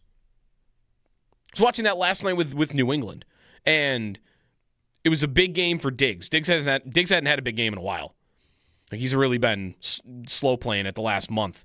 But yesterday, every time they have a 3rd and short or a 3rd and 10 even, and it's going to Diggs, and he's given Drake May options, easy throws, just because he's getting open. And, Diggs at this point, like, that's not unachievable. He's not an A-plus receiver anymore. He's a B guy. And I was hoping when they signed him that Palmer could be a B-minus type of receiver that, it's 3rd and 5, and I just need somebody to get open on their own and give Josh Allen an easy throw. And yesterday, Palmer led the team in snaps at wide receiver. And he is supposed to be your guy that can get open against man coverage especially, but give your quarterback space to make a throw where he can even miss it a little bit and still make the completion. And what do I get at the end of the day? He played the most snaps. 1 target, 1 catch, 2 yards. For a $10+ million a year contract. I mean, he's dealt with some injuries this year too. Maybe it is very similar to the Curtis Samuel story from last year, but that is just not happening right now. There is no receiver that is clearing the bar of what you expected of them. None of them. Palmer's not doing it. Brandon Cooks isn't doing it. He's hurting you right now. Coleman's not doing it. Gabe Davis hadn't done it. Shavers, I guess that's the one guy. And his bar is so low that, he catches 1 pass for 21 yards and you feel like it's a good day. But again, like, they can win games without it. It's just going to be harder. It's just going to be a lot harder. And you know what? Like, I said this on pregame yesterday. I think they can go to the Super Bowl without big contributions from their receiving room. But if you loop the tight ends into that, and I don't get a big game from a Dawson Knox or a Dalton Kincaid, and my receivers aren't performing, then that's really tough. Especially if you're going to run into, like, right now, Jacksonville looks like they can do everything. They can play defense at a high level. They can run the ball. Trevor Lawrence has been on fire for a month now, and he just did it against one of the best defenses in the league on the road. If they're hitting on all cylinders like that, then you will need either your tight ends or your wide receivers to contribute in a big way. You can't win that game against Jacksonville playing like you did yesterday. And who do you trust right now to be that guy? Kincaid would be a nice answer, but he's always hurt. And Palmer's not giving you any reason to believe that. Coleman can't get a game day jersey. Brandon Cooks can't hang onto the football. Like, you play that team, I think you're going to need somebody to do it other than James Cook running the ball. And obviously yesterday, nobody was doing it. Jackson Hawes a little bit, but you can only, flip passes and whatnot. You can only do that so much. David in Cleveland, who was at the game yesterday. What's up, David? Hey, good morning, guys. Morning. Yeah, so that game, couple things I wanted to bring up. One, on that long sack that Josh Allen took, I don't know if that whole game was just a reflection of just having an off day on the whole team, but why did Josh Allen not just give himself up once he saw the bolt? Basically he's running for his life. I really did wonder if it was because he saw that it was Garrett and he didn't want Garrett to break the record there. Yeah, I don't know. It could be. But I mean, running backward, it was just a boneheaded play. Yeah. And then the other part, I was at the game, and I would say 40% of the fans in the stands were Bills. So you could have, when the Bills had the ball on offense, I didn't feel like the sound of the stadium was all that different than being at home, which makes it all the more disturbing that offensively they were so bad. It was easy to audible. It was incredible to watch. And, getting back to this whole receiver thing, and you're not getting any receiver, at what point do we start to wonder if Brady's not part of the problem? How much of this is, okay, yeah, maybe you don't have separators, but how much of it is the routes and the scheme and the design of the passing offense that's part of the problem? Yesterday, and Josh was off. I mean, there were a number of times where there were receivers wide open. He just flat out missed them. Yep. That was even before the foot injury. And then the other piece I wanted to talk about is defensively. I mean, you know what you're getting in Shedeur Sanders. How is he going to beat you? With his legs. Where was the spy the entire game? Shedeur Sanders was running wild at one point. And if it wasn't for the fact that, he just holds onto the ball 1,000, 2 1,000, 3 1,000, 4 1,000. And, Rousseau played a good game in the end and made some big plays, but he had Shedeur Sanders dead to rights several times and just whiffed, trying to tackle him by his shoulders rather than just going at the midsection. I don't know. I'm a little nervous about this team right now. I think it was, was it a case of just playing down to your competition, or does it speak to a larger issue that I think they have moving forward? So, thanks, David, for the call. The one thing I will say about Sanders is I was not either expecting him to run like that either. Now, maybe you adjust and you throw a spy in there earlier than they did, but he's not a player that's run much in his career, college plus pro. He's not that much of a scrambler. But sure, right, like once you see that it's starting to happen, then maybe you change quicker. I'm nervous about them too right now, and we've looked at Brady a bit when it comes to their receiver acquisitions, and hey, wait a minute. All of these guys are playing some of their worst football with this guy as the coordinator. And is that the common denominator? Or is that the reason? Can I look at Stephon Diggs played the worst football of his career while Joe Brady was the coordinator for 6 games. Amari Cooper. I mean, he was, again, some of these guys are nearing retirement or, they're at an age where you might expect a decline anyway, but Amari Cooper, you can look at the worst career stretch for him as being played under Joe Brady. Curtis Samuel, also the case. Elijah Moore, earlier this year. Gabe Davis at the end of his first stint, really, and if you want to include now. MVS has gone on to other places and been a role-playing receiver that contributes, especially last year in New Orleans. Josh Palmer is now on that list. Gone is the day of, this was true of John Brown, Cole Beasley, others. You bring a receiver here. Diggs, of course, too. You bring a receiver here, and this team with this quarterback, you're going to get the best out of that player. You're going to see the most out of them that anyone's ever seen. And that was true in many cases. Now let's look at Josh Palmer. Josh Palmer right now, who's played 10 games and has 20 catches. 2 catches a game. He's averaging 29 yards per game, which other than his rookie season when he really didn't play a lot, that's the lowest amount of his career, and it is by a lot. Last year he was at 39, year before 58, and the year before 48. You've cut from his best season in L.A. with Justin Herbert and not Greg Roman. Yeah, or Greg Roman before? No, he wouldn't have been there that long.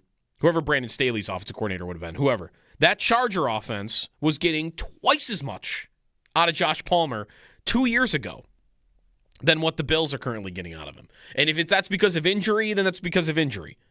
But kind of a common thread that the thing you'd expect to be true about, a receiver that plays with Josh Allen you're going to get more out of him than anywhere else he's been. And you're just not seeing that. It's been the opposite. Can they win with that, though? Yes. I still think they can win with that. 803-0550 is the phone number. They better run the ball great. They better run the ball great, and they better play great defense, or they're going to have a tough, tough time. I think you could beat Denver that way. I think you could beat Denver that way. I think you could beat Pittsburgh that way for sure. I even think you could beat Houston that way. Just because I think you can hold them. Houston almost lost to the Raiders yesterday. I mean, embarrassing to be in that football game. And I get it. Their defense is amazing, but their offense is just so putrid. But Jacksonville, I don't know. I'm very, very, very impressed. Very impressed by the Jaguars right now. They are explosive. This Parker Washington, he's their third receiver. He's running away from people. He's kind of like their Shakir. He was a 5th-round pick. He's really good with the ball in his hands. He's a returner. He's turned in kind of their slot guy. And that's in addition to Jacoby Myers and Brian Thomas. Like Jacksonville's got a team right now, and they can kind of do everything. 803-0550 is the phone number. If you're on hold, by the way, the game, you said 40% Bills fans. I'm glad you put that number on it because on TV it looked to me like 70%. But oftentimes Bills fans are just louder. Cleveland fans are got bags on their heads going into the stadium. I saw that. Not in good shape. Cleveland plays a lot of gross games. We were used to Bills, Browns being gross. It's just you would hope with Allen as your quarterback that'd be more different. 803-0550 is the phone number. It's a football Monday here on WGR. We are going to mix in some hockey, though, as Paul's going to come up next on the Sabres win last night, 6 in a row, all the changes that they've made in the front office as well over the weekend. So we'll mix in some hockey, back to your Bills calls as well, as Sal will join the show, too. Here on a Football Monday on WGR, which is brought to you by Northwest Bank. For what's next, get started at northwest.com. 5-man rush, pocket collapsing, Rousseau in pursuit, and he drops him for a huge sack. Greg Rousseau with a gigantic play to force a turnover on downs.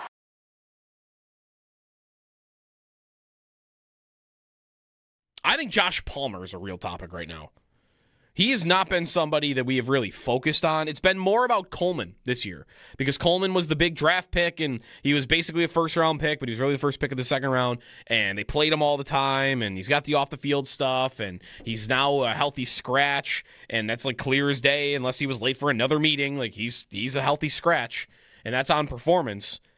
But Palmer was a $11 million a year contract on a 3-year deal. It's back-to-back seasons where they've gone out and they've looked for this separator type of receiver and given him a healthy contract, and the guy does nothing for you. I mean, yesterday would have been a game to give Allen some easy throws. I was watching that last night with New England, and it was a big game for Diggs. Diggs hadn't had a big game in a while. Like he's really been slow playing at the last month.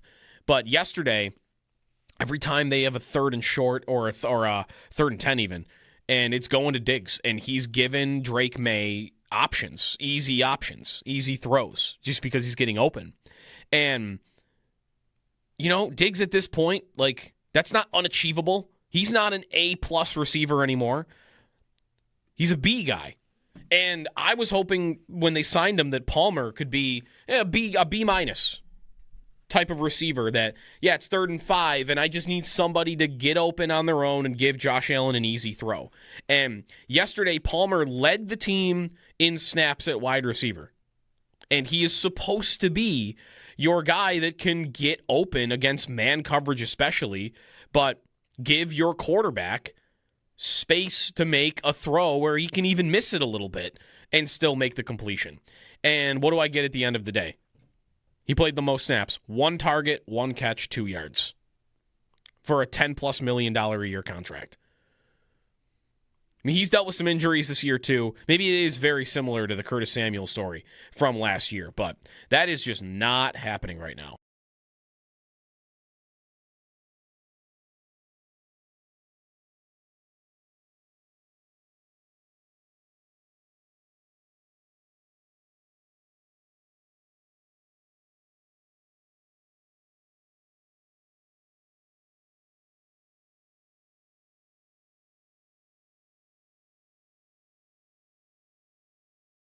There is no receiver that is clearing the bar of what you expected of them. None of them. Palmer's not doing it. Brandon Cooks isn't doing it. He's hurting you right now. Coleman's not doing it. Gabe Davis hadn't done it. Shavers, I guess that's the one guy. And his bar is so low that, he catches 1 pass for 21 yards and you feel like it's a good day. But again, like they can win games without it. It's just going to be harder. It's just going to be a lot harder. And you know what? Like, I said this on pregame yesterday. I think they can go to the Super Bowl without big contributions from their receiving room. But if you loop the tight ends into that, and I don't get a big game from a Dawson Knox or a Dalton Kincaid, and my receivers aren't performing, then that's really tough. Especially if you're going to run into, like, right now, Jacksonville looks like they can do everything. They can play defense at a high level. They can run the ball. Trevor Lawrence has been on fire for a month now, and he just did it against one of the best defenses in the league on the road. If they're hitting on all cylinders like that, then you will need either your tight ends or your wide receivers to contribute in a big way. You can't win that game against Jacksonville playing like you did yesterday. And who do you trust right now to be that guy? Kincaid would be a nice answer, but he's always hurt. And Palmer's not giving you any reason to believe that. Coleman can't get a game day jersey. Brandon Cooks can't hang onto the football. Like, you play that team, I think you're going to need somebody to do it other than James Cook running the ball. And obviously yesterday, nobody was doing it.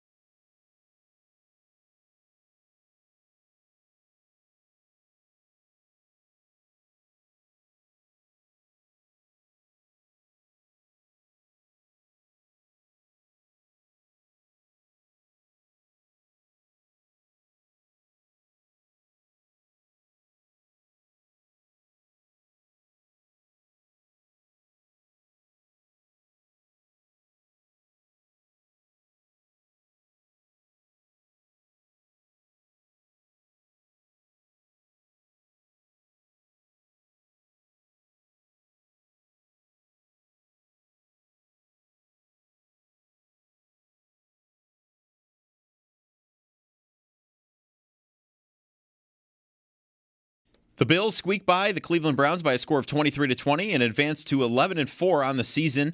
James Cook was the driving force behind the offense. He tallied 16 carries for 117 yards and 2 touchdowns. Up next, the Bills return home to host the Eagles with kickoff set at 4:25 next Sunday. The Sabres have themselves a 6-game win streak after beating the Devils last night 3-1. Zach Benson, Peyton Krebs, and Josh Norris were all the goal scorers, and Ukko-Pekka Luukkonen allowed 1 goal on 27 shots. Up next, they're in Ottawa taking on the Senators with puck drop set for 7 o'clock tomorrow. The Sabres made a change in the front office this weekend. Mark Bergevin is associate general manager, and Josh Flynn is the assistant general manager. Jason Karmanos was let go. Around the NFL, Baltimore collapsed last night, allowing the Patriots to clinch a playoff spot after a 28-24 victory. Lamar Jackson left the game with a back injury and did not return. Browns running back Quinshon Judkins suffered a broken right leg and dislocated ankle. And some other scores: the Chiefs fall to the Titans 26-9, and Fear Gardner Minshew tore his ACL. And tonight, the 49ers are in Indianapolis taking on Phillip Rivers and the Colts with kickoff set for 8:15 on Monday Night Football. Those are your Paddock Chevrolet sports headlines. Paddock Chevrolet celebrating 90 years of being your hometown dealership. I'm Joe Cali for WGR Sports Radio 550.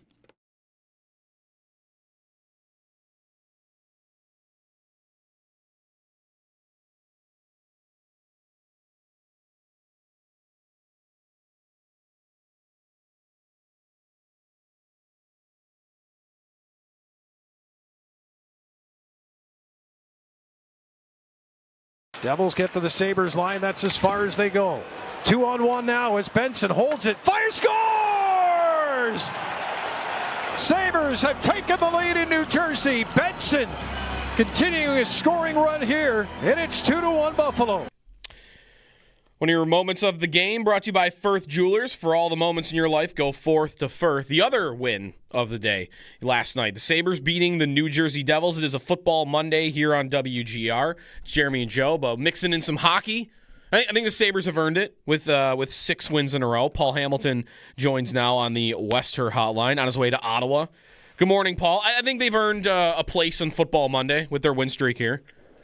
Yeah, but Joe, what about you? I thought you were going to get into the finals for the second straight year, and you lose to Nate. Don't want. Neither one of you had a lot of points. It was right there for you. Of course, Paul. We got double wins yesterday, and he's just ready to go with you lost in fantasy. I got smoked. I beat you in the finals last year, so I thought maybe you were going to get back to the finals and maybe win it this year. Yep. Big letdowns from Brissett and Trey McBride, really, Paul.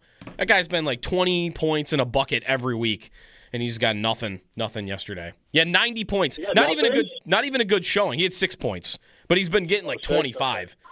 So, yeah, everyone with him would have had a tough one. 90 points isn't even really a good showing. You feel like you didn't deserve getting that far when you do that, yeah. All right, well, hopefully better luck next year for me in Paul's league. Yes. So yesterday, Paul, the Sabres get a 6th win in a row. I want to get to some of the management moves with you as well. Can we start in the second period? I felt like that period was one of their best periods in a long time, maybe even of the season. And with the way the first period went, you could just tell by the Hughes goal, they looked exhausted, from playing the night before. And one of the things you see when a team is tired is they back off. And that's exactly what Kesselring did, backed off on Hughes. You can't do that with him. And then there was a flyby screen, and, Luukkonen had no chance on that. Mm-hmm. And it's like, uh-oh. I mean, Hughes just got back in the lineup, and this is happening. And, then Luukkonen made like 3 fantastic saves in the first period while the Sabres were trying to get their legs. And, they tie the game.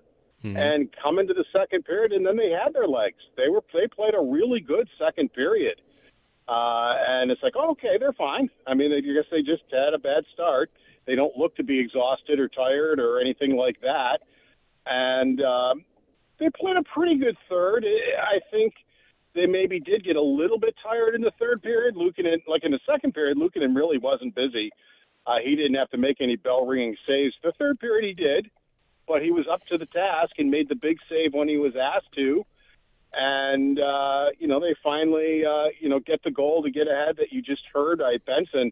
And Benson showed why he has scored goals on every level on that particular goal. I mean, to walk in on the 2-on-1, and they have the scouting report on Benson. Allen was cheating, and he knows that Benson almost always passes. Mm-hmm. So he's thinking, all right, he's going to go across to Quinn. And if a pass gets across to Quinn, it's probably a layup, but maybe not because Allen was cheating. And Benson, looked it off and took the shot, scored the goal, and now he has 3 goals in 5 games. So the jury's still out on this youngster, whether he's going to be able to score goals in the National Hockey League. All I can tell you is he's scored goals on every level he's ever played in, and he's still very young, even though this is his 3rd year in the National Hockey League. So, but that kind of talent and that kind of play just shows you the kind of offensive savvy, do you want to maybe call it, that he has. And then look at the hustle Krebs. Krebs takes a lot of grief from everybody because that was the open net goal was his first goal of the year. There's so many other things he does. And if you take a look at his analytic numbers on the line with Thompson, they are very good when he's on that line. And because there's other things that he does. I mean, he's always going. He's always going to be in the fight. He's always going to be in front of the net. He's always going to be battling along the wall. He just doesn't seem to have a lot of luck trying to score goals or whatever. But Thompson goes for the empty net, misses it, and Krebs just takes off like he was shot out of a cannon. He beats Luke Hughes to the puck. Not only does he negate the icing, but now he's got an open net to put the puck in for his first goal of the year. So. It's efforts like that help you win hockey games, that maybe people don't notice that effort. And I still get the why is Krebs on the team? Why is he on this line? And it's people who really don't understand what the analytic numbers are or what he actually brings to a team. Plus, they're injured. I mean, they don't have depth in their top six. So, okay, if Krebs isn't in there, who do you want? Dunn? Or would you rather have Melenstein? Or who do you want up there? I mean, it's just they don't really have depth on the top six with Zucker out and Kulik out and those guys. So it wound up being Krebs. But if you really take a deep dive into it, he hasn't played poorly on that line. Yeah. In goal, Paul, you mentioned that Luukkonen made a couple of big saves, that glove save especially, and they had been rolling with Lyon for a while. Like, Luukkonen had not won since I think it was December 1st. So to get a couple of goalies to both give you good starts here, I mean, maybe they start to get into a natural two-goalie rotation with these two going forward, especially if, you hope that one gets hot. But if you can get two guys playing well in net going forward, I mean, that's how you start to climb your way back into the standings. Because they're going to have an off night. Like, they've played really well, I think, on almost all 6 of these wins. But they're going to have an off night. And I feel like the way Lyon has been playing, and maybe UPL too, that they could steal one. Well, they had the half off night against Philadelphia. And then they kicked it in about midway through that game. And then they took over, and Philadelphia then had the off night. But you're right. And the thing is, I would not have done it the same way Lindy Ruff did, but that's the reason he's the head coach and I'm not. I would have looked at, all right, we got to play Luukkonen at some point here. It's back to back. I would have put him in the home game because his goals against at home is like 1.99, and he hadn't won on the road. And his goals against on the road was something like 3.97, and he was 0-4-1. But Lindy Ruff looks at it differently. He looks at Saturday's game, and he looks at one game and says, who gives us the best chance to win this hockey game against the New York Islanders? And he decided it was Alex Lyon who was on a roll. Puts him in, Lyon wins in a shootout. So, he turns out to be right there. Then it's all right. He's not worried about the Sunday game. Now, okay, it's time to worry about the Sunday game against New Jersey. Lyon had a lot of work in the Islander game. Back-to-back probably wouldn't be a good idea since he's now played, 5 straight games, I believe, or 6? Mm-hmm. And so we need to get somebody else in there. Ukko-Pekka Luukkonen goes in, even though he hadn't won on the road, because Ruff again says, who gives us the best chance to win a hockey game tonight against New Jersey? Is it a rested Ukko-Pekka Luukkonen, even though he hasn't won on the road, or is it maybe a fatigued or tired Alex Lyon? And he goes with Luukkonen. Luukkonen performs extremely well, is the number 1 star of the game. Again, Lindy Ruff was right in the way he did it. So, plus the team finally seems to be saying, you know what, let's do it Lindy Ruff's way. You know how hard-headed these guys can be and have been over the years. And even this year, they still at times want to do it their way. And these last 6 games, especially with the lead in the third period, they're playing the way Lindy Ruff wants them to play. They don't make wild plays to cause the turnover and then winds up in your net. They take care of the puck, and they've been able since the Seattle game to hold on to 1-goal games 5-on-5. The only time they didn't was on Saturday when it became a 6-on-4, and that's when they got tied because of the dumb penalty and the 6-on-4. 5-on-5, they had gotten through the whole period protecting the 1-goal lead. So that's one of the things they have gotten much, much better at, and they just seem like they've decided, you know what, instead of doing it our way, maybe let's do it Lindy Ruff's way, and maybe it might work for us. Paul Hamilton with us. Tomorrow, the Sabres are in Ottawa. We'll talk about that matchup tomorrow, Paul. Quickly on the management additions and subtractions over the weekend. So Jason Carmano's out, Mark Bergevin and Josh Flynn in. What did you think of the changes over the weekend? Well, Bergevin, I think, is a great addition to the team, and it's something that this organization has needed for I don't know how long until they hired Kekalainen as a senior advisor. It finally appears that Terry Pagula is going to get out of the way. he didn't get out of the way for Kevin Adams. Kevin Adams, basically had to run everything by him, and Pegula would say yes or no, and maybe he handcuffed him a little bit at times. But it seems like Pegula has meeting with his advisors. They've probably seems like maybe they've convinced him that you've got to get a rock-solid guy who has been a GM in this league. Kekalainen's been for 11 years as a GM, and you're paying him to run your hockey department. Let him run the hockey department as he sees fit. And that appears to be what's happening here. And Kekalainen has moved quickly on this to bring in a couple of guys. He brings in a guy in Flynn that, he knows from Columbus. Now, in Columbus, he did the same exact job that Mark Jakubowski, who is still here, as an assistant general manager, contracts, salary cap. That's exactly what he did. So I'm wondering what's going to happen with Jakubowski. Will he remain with the team in a different role? Will Flynn have a different role than maybe he did in Columbus, or will they just part ways with him too? So we'll see what happens with that. But it just seems like Jarmo Kekalainen is definitely in charge. Paul Hamilton with us on his way to Ottawa. Get there safely, Paul, and we'll chat tomorrow. Sounds good. Talk to you then. Paul Hamilton on the Wester Hotline. The unnecessary fantasy jab at the beginning. It's fine. I earned it. Fantasy. Trying to present myself as though I am in a good mood, despite the fact that I was in 5 semifinals yesterday and might lose all 5 of them, depending on what happens tonight. But it's fine. It's fine. Sabres run a 6-game win streak. And are building like a real professional hockey department. So, not going to be mad. Not going to be mad this morning. That was a great save by UPL last night. The glove save. Dude, yeah, I turned to my dad. I was like, that's probably the best save anybody's made for them in all year. Yeah. That was really, really, really good. That was, like, I give him a lot of junk.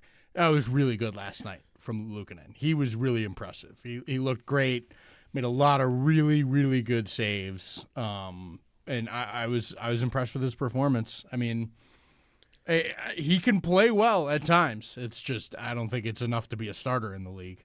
Yeah. He could be a backup if he finds out how to play his game that way all the time. I mean, they're going to need somebody to mix starts in, even if Lyon is playing right as well as he has. Absolutely. But, man, the way they played in front of him, especially in the second period last night, the Sabres at 5-on-5 outshot the Devils 12-4. Scoring chances were 13-4. Right. And they got their 2 goals in the second. I mean, that one period, when you're playing a back-to-back like that, getting the lead going into the third was so critical because you just feel like on a back-to-back a team's going to run out of gas. Right. And you got to have a lead so that you can just kind of sit on it. Yeah, we talked about that. In the group chat, I texted like, man, they were dominating that second period, and this was before they scored. Like, they just got to score here, and they can sit on this. They did a great job on Saturday night until Kesselring took that horrible penalty. Right. But they did a really great job in that third period against the Islanders on Saturday, and they just needed to do the same thing again. And they did it, and it was awesome. And, man, there's good stuff happening all over with them. On the ice, yep. The coaching seems to be getting through, like Paul mentioned. And, I mean, that's a real front office. That's a professional NHL front office. 2 legit, long-time, well-respected GMs that you bring in and are ready to do some work. I don't think those 2 guys come here to work if they don't know we can do what we need to do. We're not going to have a ball and chain on our ankle here. Like we're going to get to do what needs to happen. 803-0550 is the phone number. A 6-game win streak for the Sabres. We'll get back to the Bills. They win 23-20. It is a football Monday. It's a double victory Monday, really, between both teams winning yesterday. It's a 5-time loser Monday for me in fantasy, but that's fine. Double victory Monday for the Bills and the Sabres. 803-0550 is the phone number. Sal coming up at 8. We get time for your phone calls coming up after the break here on WGR.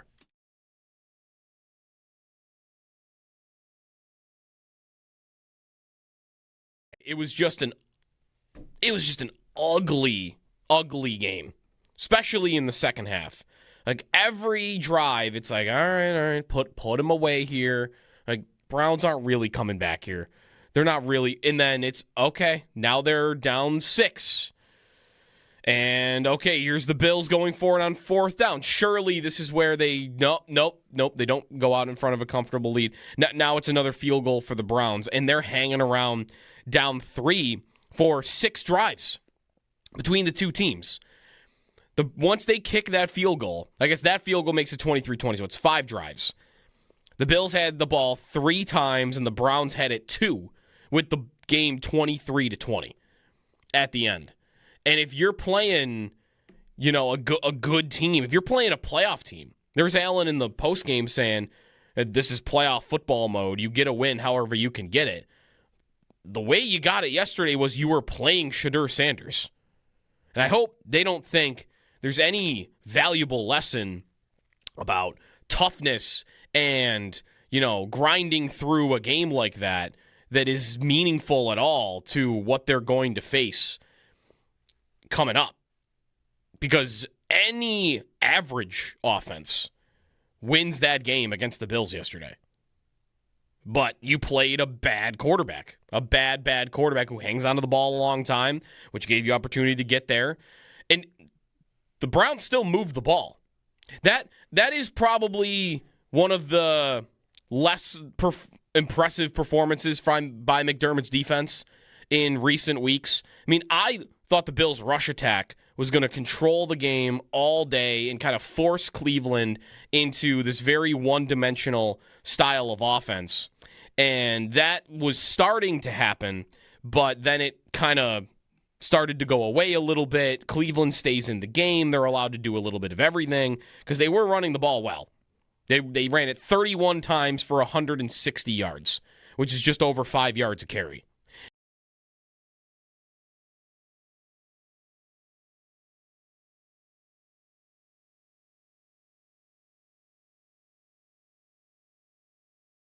There is no receiver that is clearing the bar of what you expected of them. None of them. Palmer's not doing it. Brandon Cooks isn't doing it. He's hurting you right now. Coleman's not doing it. Gabe Davis hadn't done it. Shavers, I guess that's the one guy. And his bar is so low that, he catches one pass for 21 yards and you feel like it's a good day. But again, they can win games without it. It's just going to be harder. It's just going to be a lot harder. And you know what? I said this on pregame yesterday. I think they can go to the Super Bowl without big contributions from their receiving room. But if you loop the tight ends into that, and I don't get a big game from a Dawson Knox or a Dalton Kincaid, and my receivers aren't performing, then that's really tough. Especially if you're going to run into, right now, Jacksonville looks like they can do everything. They can play defense at a high level. They can run the ball. Trevor Lawrence has been on fire for a month now, and he just did it against one of the best defenses in the league on the road. If they're hitting on all cylinders like that, then you will need either your tight ends or your wide receivers to contribute in a big way. You can't win that game against Jacksonville playing like you did yesterday. And who do you trust right now to be that guy? Kincaid would be a nice answer, but he's always hurt. And Palmer's not giving you any reason to believe that. Coleman can't get a game day jersey. Brandon Cooks can't hang onto the football. You play that team, I think you're going to need somebody to do it other than James Cook running the ball. And obviously yesterday, nobody was doing it.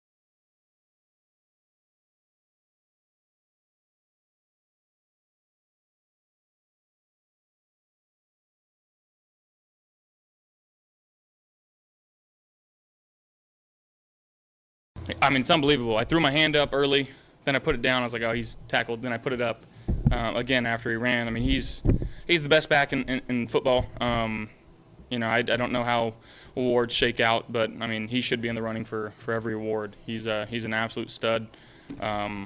We love having him, and he makes our offense go.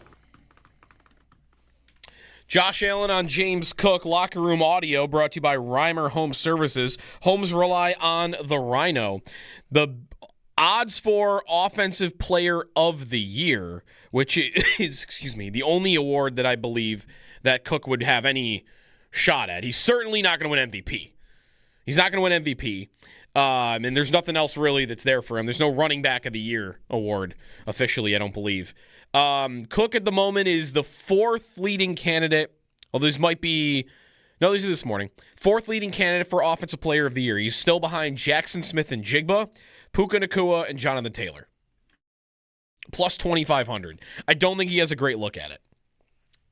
And I think most of that is just because JSN is having a legendary season at receiver that could be record-breaking.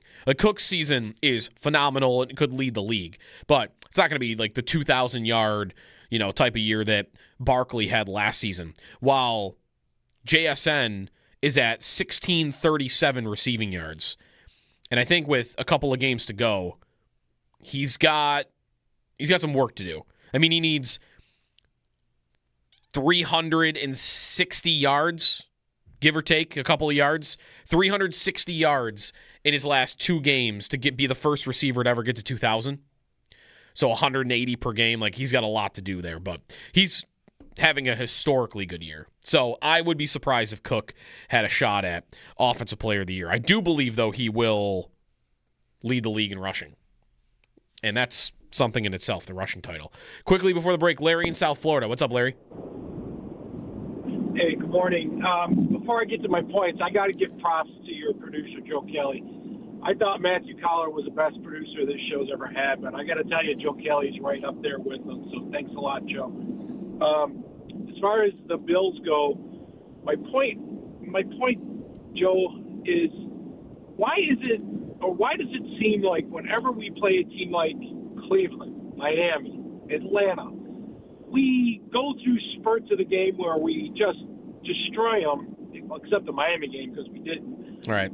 And then they just take their foot off the gas. Like, I'm convinced next week against Philly, they're going to be ready to play. They're not going to take their foot off the gas. And if they get beat, they're going to get beat because Philadelphia has a heck of a defense. And I don't know how we're going to slow down Saquon Barkley and A.J. Brown, who's killed us ever since his days in Tennessee. But this cannot be a coincidence. Jacoby Myers, since he left the Vegas, and went to Jacksonville, that team is humming. I do not understand why Brandon Beane could not spend what they spent to get him. Because even though he's not a burner, the guy catches everything. He gets open. And you know what? Josh Palmer gets open too. And we just don't throw to him. We do not design plays. I'm convinced that Joe Brady needs to go, and I'm not ready to pull the plug on Beane, even though I keep saying I am. I'm really not. I'm ready for someone to sit down and say, Beane, you better get Josh Allen 4 or 5 receivers in the offseason, whether trade or draft picks, because I still think Josh should be 1 or 2 for the MVP, because we are 11-4 because of James Cook and Josh Allen. Sorry, that's my golden retriever in the back. If these guys aren't there, we're not even a 500 team. We have no receivers, Joe. This is crazy, and I put this all on Brandon Beane, and I'd love – oh, by the way, Sabres, wow. When you make a management change, these guys are playing hard. They're playing physical. They're skating better. They're passing better. They look like you said, all right, we're going to listen to Lindy now, because maybe if we don't, we're going to be out of here. So I love the change they made with Adams, and go Sabres, go Bills. Thanks, Larry, for the phone call. We'll get into some of that with Sal coming up next on the receiver room. I'll look back on the Myers trade, too, during the break. Like what that cost, because I remember not being the biggest fan of that idea, but in hindsight, yeah, It'd be nice to have him right now. 803-0550, the phone number, on some of those points, especially the receiving room, Larry, on what's ahead for this team right in the immediate, because they're making guys inactive that maybe should be playing, or they're guys that are playing the most that aren't doing much. A lot to get to with Sal. That's on the way back here on a Football Monday, a Victory Monday here on WGR.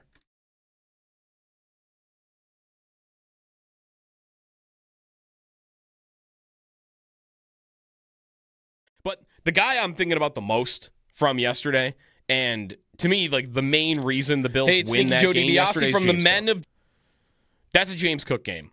It's a James Cook day, I think. You want to look back on the idea of paying him and the commitment that they made to him, the development that he has gone through from a guy that was drafted as a pass-catching back to a pure runner at this point in his career. Like, when they drafted him, you might have imagined a big James Cook day to look like 6 carries for 30 yards, but he caught 7 passes and went for 100.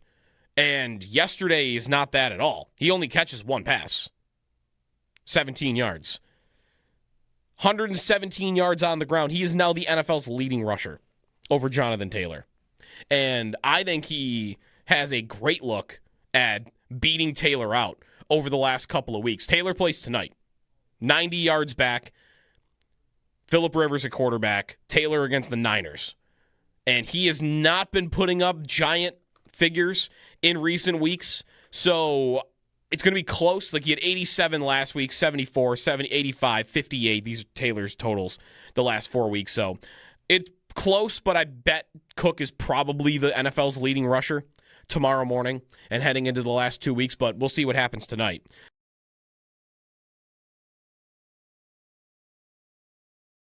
It was just an ugly game, especially in the second half. Like, every drive, it's like, all right, put him away here. Like, Browns aren't really coming back here. They're not really. And then it's, okay, now they're down 6. And, okay, here's the Bills going for it on 4th down. Surely this is where they, nope, they don't go out in front of a comfortable lead. Now it's another field goal for the Browns, and they're hanging around down 3 for 6 drives between the two teams. Once they kick that field goal, I guess that field goal makes it 23-20, so it's 5 drives. The Bills had the ball 3 times, and the Browns had it 2, with the game 23-20 at the end.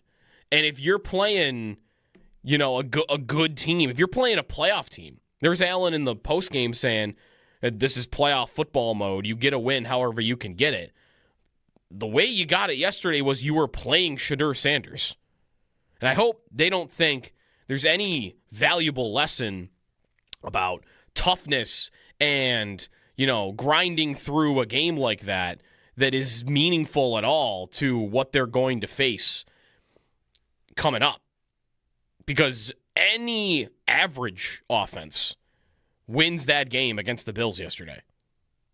But you played a bad quarterback, a bad quarterback who hangs onto the ball a long time, which gave you opportunity to get there. And the Browns still moved the ball. That is probably one of the less impressive performances by McDermott's defense in recent weeks. I mean, I thought the Bills' rush attack was going to control the game all day and kind of force Cleveland into this very one-dimensional style of offense. And that was starting to happen, but then it kind of started to go away a little bit. Cleveland stays in the game. They're allowed to do a little bit of everything because they were running the ball well. They ran it 31 times for 160 yards, which is just over 5 yards a carry.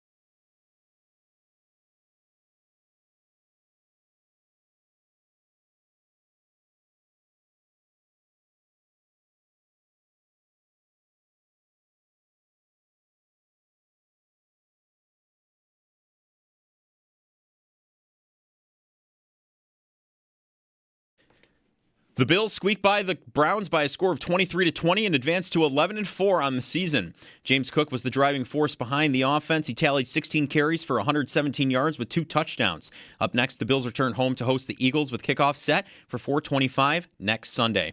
The Sabres have themselves a 6-game win streak after beating the Devils last night 3-1. Zach Benson, Peyton Krebs, and Josh Norris were the goal scorers, and Ukko-Pekka Luukkonen allowed 1 goal on 27 shots.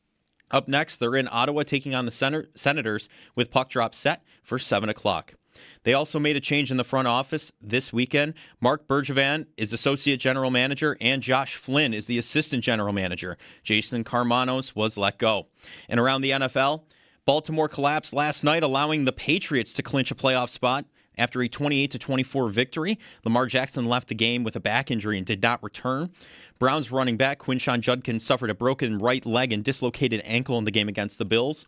And tonight, the 49ers are in Indianapolis taking on Phillip Rivers and the Colts with kickoff set for 8:15. That's your Paddock Chevrolet Sports Update. Paddock Chevrolet celebrating 90 years of being your hometown dealership. I'm Joe Cali for WGR Sports Radio 550.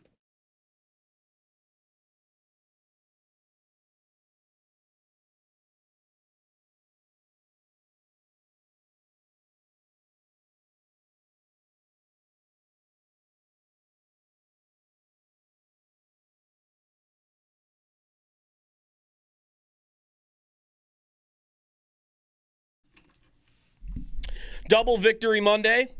Bills and Sabres winning on the same day. The Bills 23, the Browns 20. It's Jeremy and Joe here on a football Monday, joined now by Sal Kapacio on the Westher hotline. Back from Cleveland. Good morning, Sal. Good morning. How are you?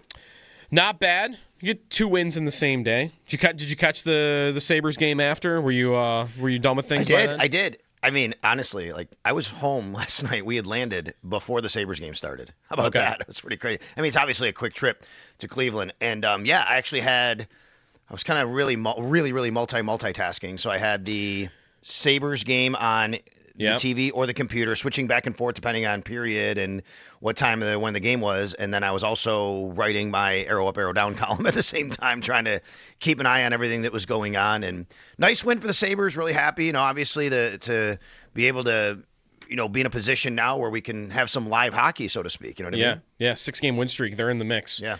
So on the game yesterday, Sal, your arrow up, arrow down column is available for everyone at WGR550.com. We'll go through some of that. Let's start, though, with the Barnes Firm Injury Report brought to you by the Barnes Firm. Injured for help, call 1-800-8-million. Other than Josh Allen, I don't know what there is, Sal, but Shaq Thompson maybe, but I think everyone was holding their breath when Allen was looking down at his ankle and kind of limping off the field a little bit, and I guess he went for x-rays during the game, right?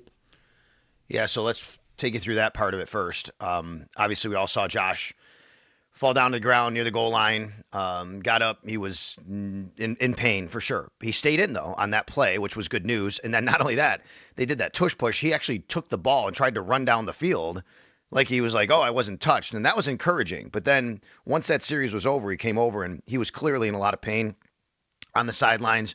You can see trainers with him. And they basically motioned, okay, let's, go in the locker room now. So he walked right past me into the locker room, and he was definitely limping. Once he got in the tunnel, it seemed like he was limping even more.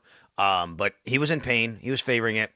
Told at halftime he went for x-rays on his foot. I was just said foot, didn't say ankle, but went for x-rays on his foot. He was cleared to return. So obviously that was a big sigh of relief. He went back out there. I didn't notice any sort of necessary wrap or anything on him. I will say this, though, Joe. I could see his ankle kind of showing on the left, but not on the right, because the spandex he was wearing covered the right. So maybe there was something a little extra on there, maybe some sort of wrap or something like that. I do also think that it's possible that the foot injury impacted a couple throws he made in the second half, because it seemed like, a couple of the ones that were missed, maybe he wasn't necessarily planting in that foot. Not really sure what that was. After the game, he said he tweaked it and it flared up a little bit. He should be okay. I would tell you, I wouldn't be surprised if he's on the injury report this week, right? I mean, this is a kind of injury where maybe they manage him a little bit, make sure he's okay. But good news on that front. Shaq Thompson, he got hurt early in the game. He hurt his neck, and he was questionable to return. I will say he got his helmet and stood on the sidelines the rest of the game. They never put him in. I don't know if that means that they just didn't want him to go in because of the injury, or just said, let's back it off, whatever. He had his helmet. He never went back in the game with the neck injury. So we'll see where that goes. Later in the game, Jordan Poyer left the game with a hamstring injury. Now, we didn't get an official word because it was very late, but we do know it looked like he injured his hamstring. He did leave the game for a couple of plays at the end. And then I believe at some point late, Spencer Brown went off for a couple of plays because Ryan Vandermark went in at right tackle. And there's nothing on that yet. Again, a couple of late injuries that we'll have to keep an eye on here. Yeah, and Ellen especially with that injury. And going into this week, I don't know if you were tracking like the scenario, Sal, like during Sunday Night Football, but it seemed like that this did not end up happening, but if Baltimore had beaten New England, the Bills really wouldn't have been playing for much against Philadelphia because the division would have come down to Week 18 Correct. no matter what. But again, that scenario doesn't play out. So if you want to go for the division, there's no, do you hold Allen back at all conversation. Like you would obviously play him against Philadelphia, assuming he's good. And also, like, again, I almost feel nervous talking about injuries in this way because, the people think of the jinxes, but I'll knock on the wood. But Baltimore last night, like every time if you're a Ravens fan that Lamar Jackson goes to the sideline and he is wincing in pain, like I would be nervous that he's going to leave the game or maybe miss multiple games. Like if there's anything that separates Allen and Jackson, I feel like, Sal, it's one guy misses time and it happens a lot. And Allen, even when he's gotten that broken hand or that elbow thing a couple years ago, or now he's got this foot, like everyone's just always got that expectation, like, no, he'll play through it. Yeah, Allen, one of his, big attributes, superpowers, if you will, is his availability. I mean, he has this is a really good question. Do we count the Phillip Rivers streak? Phillip Rivers actually technically has now the longest active starting streak. I feel like that can't possibly count. I mean, he missed 5 years of starts. Right. It is actually officially, though. Officially, Phillip Rivers is still, but Josh is second. But, for all intents and purposes, Josh does have that streak going. And part of the reason is Josh he's the way he's built and the way how tough he is. And, Lamar Jackson's a smaller quarterback. He's just over 200 pounds. That's not Josh, right? And we know Josh can take a little bit more of a punishment. And obviously that plays a factor into it a little bit here. And it feels like Lamar's been kind of dealing with some stuff all year. For Josh Allen, though, to be available every week is obviously says a lot about him. No matter what, he would start. We know that against Philly or the Jets. It doesn't matter what's on the line because that streak matters to him and his teammates. That being said, you're right, Joe, that next week if it played out differently last night, maybe you start thinking about how you want to play it. But there's still a lot here on the table as far as seeding. And I just wonder, like, looking around the league and looking around the AFC, how things play out, what the Bills feel about everything about where they are, the seeding, and what's worth playing, put foot on the gas for and not. They haven't clinched a playoff spot yet. They can tonight. They will. They'll be in the playoffs. But there's a lot of stuff still to be decided here. And on top of it, if they do go to Pittsburgh, right, which is trending, it could happen. Yep. Honestly, like Pittsburgh's probably resting their guys week 18, Joe, because they don't have anything to play for, it feels like. Right. If the division's not in play, which I think at the moment they're going to be locked into their seed week 18. Right. Yeah, right now Pittsburgh's 9-6 and Baltimore is 7-8. Yeah, you're right. Unless you flip those, like if Pittsburgh loses next week and Baltimore wins, then Pittsburgh's going to have a week to kind of rest up there. That's a good point. I didn't think of that. Yeah, we'll see. We'll see what they do. I don't want to go too far away from this game, though, Sal, because they did get the job done. I guess, were you ever nervous during the game that they weren't going to close it out? Because even when it was a 6-point game, maybe once it got to 3, everybody was kind of feeling the same way. But even when it was like a 6-point game, I don't know. I just never felt like it's the Browns. It's Shedeur Sanders. Like, I know they're not playing their best right now in all aspects of the game, but they're not going to find a way to lose to this team. Yeah, I kind of felt the same way as the game going on. When it got to 3, it's like, okay, like even if you, worst case scenario, go to overtime, it felt to me like I don't think the Browns are going to get down there and score the, tying touchdown or go-ahead touchdown. I just never felt that the Bills would allow that to happen, I guess. But hey, of course they could have, right?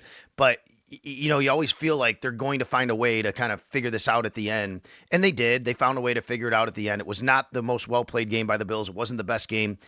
I mean, this was a reversal of script over the last few weeks. The Bills typically had kind of been down, and then they just make adjustments second half. They come back out in the second half, and they put their foot down. And I was actually told by somebody in Cleveland yesterday, hey, you know what? The Browns usually keep games close by halftime, and then things go, funky and the wrong way for them in the second half. So I'm like, all right, we'll probably see the same thing happen like happened the last few weeks for the Bills. It was the opposite here. Bills had a nice lead. They had a 10-point lead. They were cruising along. Give the Browns credit. They're a very, very good defense. No doubt about that. They made some adjustments to shut down the Bills' run game, and the Bills didn't have any answers for that. And, as much credit as I've given and we've given Joe Brady and the offense for the adjustments they've made, Joe, the last couple of weeks, I think they should have done a better job of finding more answers in the run game yesterday. They did not find those answers in the run game. And then when you don't find those, you go to the air, and they just, again, don't have receivers getting open. Outside of Khalil Shakir, they had, two, three catches for wide receivers overall.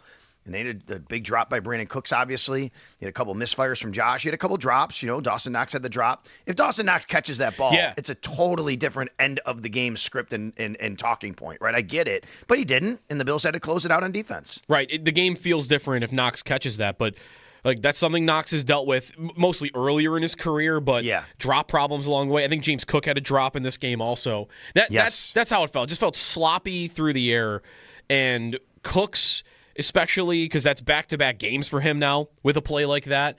And you had Gabe Davis and Keon Coleman inactive. So I don't want to go too far away from James Cook because I thought he was phenomenal on this day, especially in that big run. But when they go to the pass, Sal, who they're counting on, it's different week to week.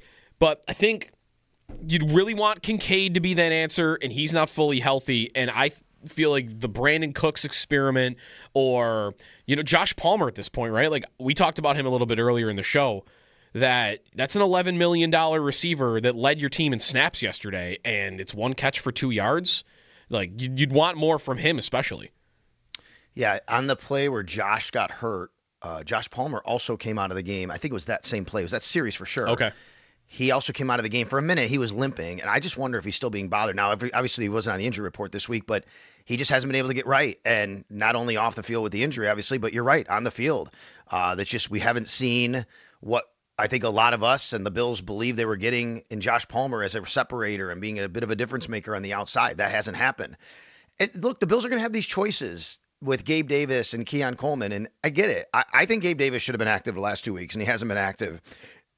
And the Bills, don't have many options there. But if Gabe Davis is active and Keon Coleman's active, I also don't know how much it changes, to be quite honest with you, Joe. What there's been nothing to show, no matter who they put out there, that they have, this wide receiver group that can do that job on the outside. Now, I will say the one thing about Gabe that I love for him is Josh trusts him. He's really good in the scramble drill with him. Yep. And yesterday you might have needed that a couple of times. Right, just a guy that he trusts. It was a good thing they had Cook, right, Sal? Yesterday, there's a lot of, good thing they paid him in the offseason, and he now leads the league in rushing, and he has a good look at the rushing title. Taylor's 90 yards behind him, or 89 yards behind him going into tonight. And it wasn't even just that big run. I mean, it was 4.9 yards per carry I saw in his other 15 carries. It could have been a game, honestly, Sal, you could have looked at it and said, they should have given him more. Yeah, and I give the Browns defense a lot of credit. They did a good job. Again, it's a very good defense. They made some adjustments, whatever that was, to shut down the Bills' run game, but the Bills did not do a good enough job to kind of figure out how to run the ball once that started happening. James Cook himself, though, 100 yards exactly in the first half. That run he had for a touchdown was incredible. It was great. I mean, in the open field, he twists guys and turns guys, and he's so good at that. He's also so good at the goal line of getting the ball over the goal line, and it's a little dangerous at times, right? As he can hold on to the ball. And I remember a couple of weeks ago, he almost had that fumble and the weird play with Cincinnati, and it went out of bounds and all that. But he's just so good in those situations, and you're right. He's looking at a rushing title possibly. We'll see what happens tonight with Jonathan Taylor. Josh Allen said after the game that James Cook deserves to be,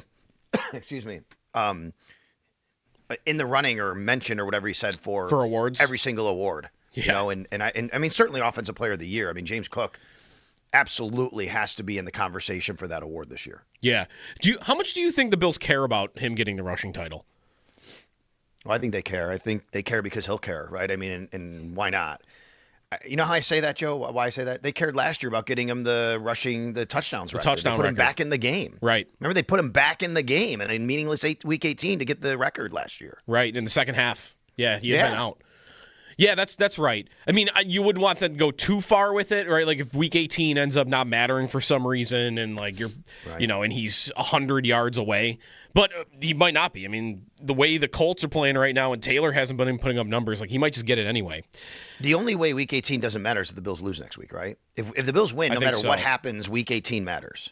Right. If the Bills were to lose next week and the Patriots do what we think they will, which is beat the Jets, then I believe Week 18 wouldn't matter. It wouldn't matter for the division. I mean, for the division. Yeah. Could you imagine, though? Could you imagine if before the Bills play next week, somehow, some way, the Jets upset the Patriots?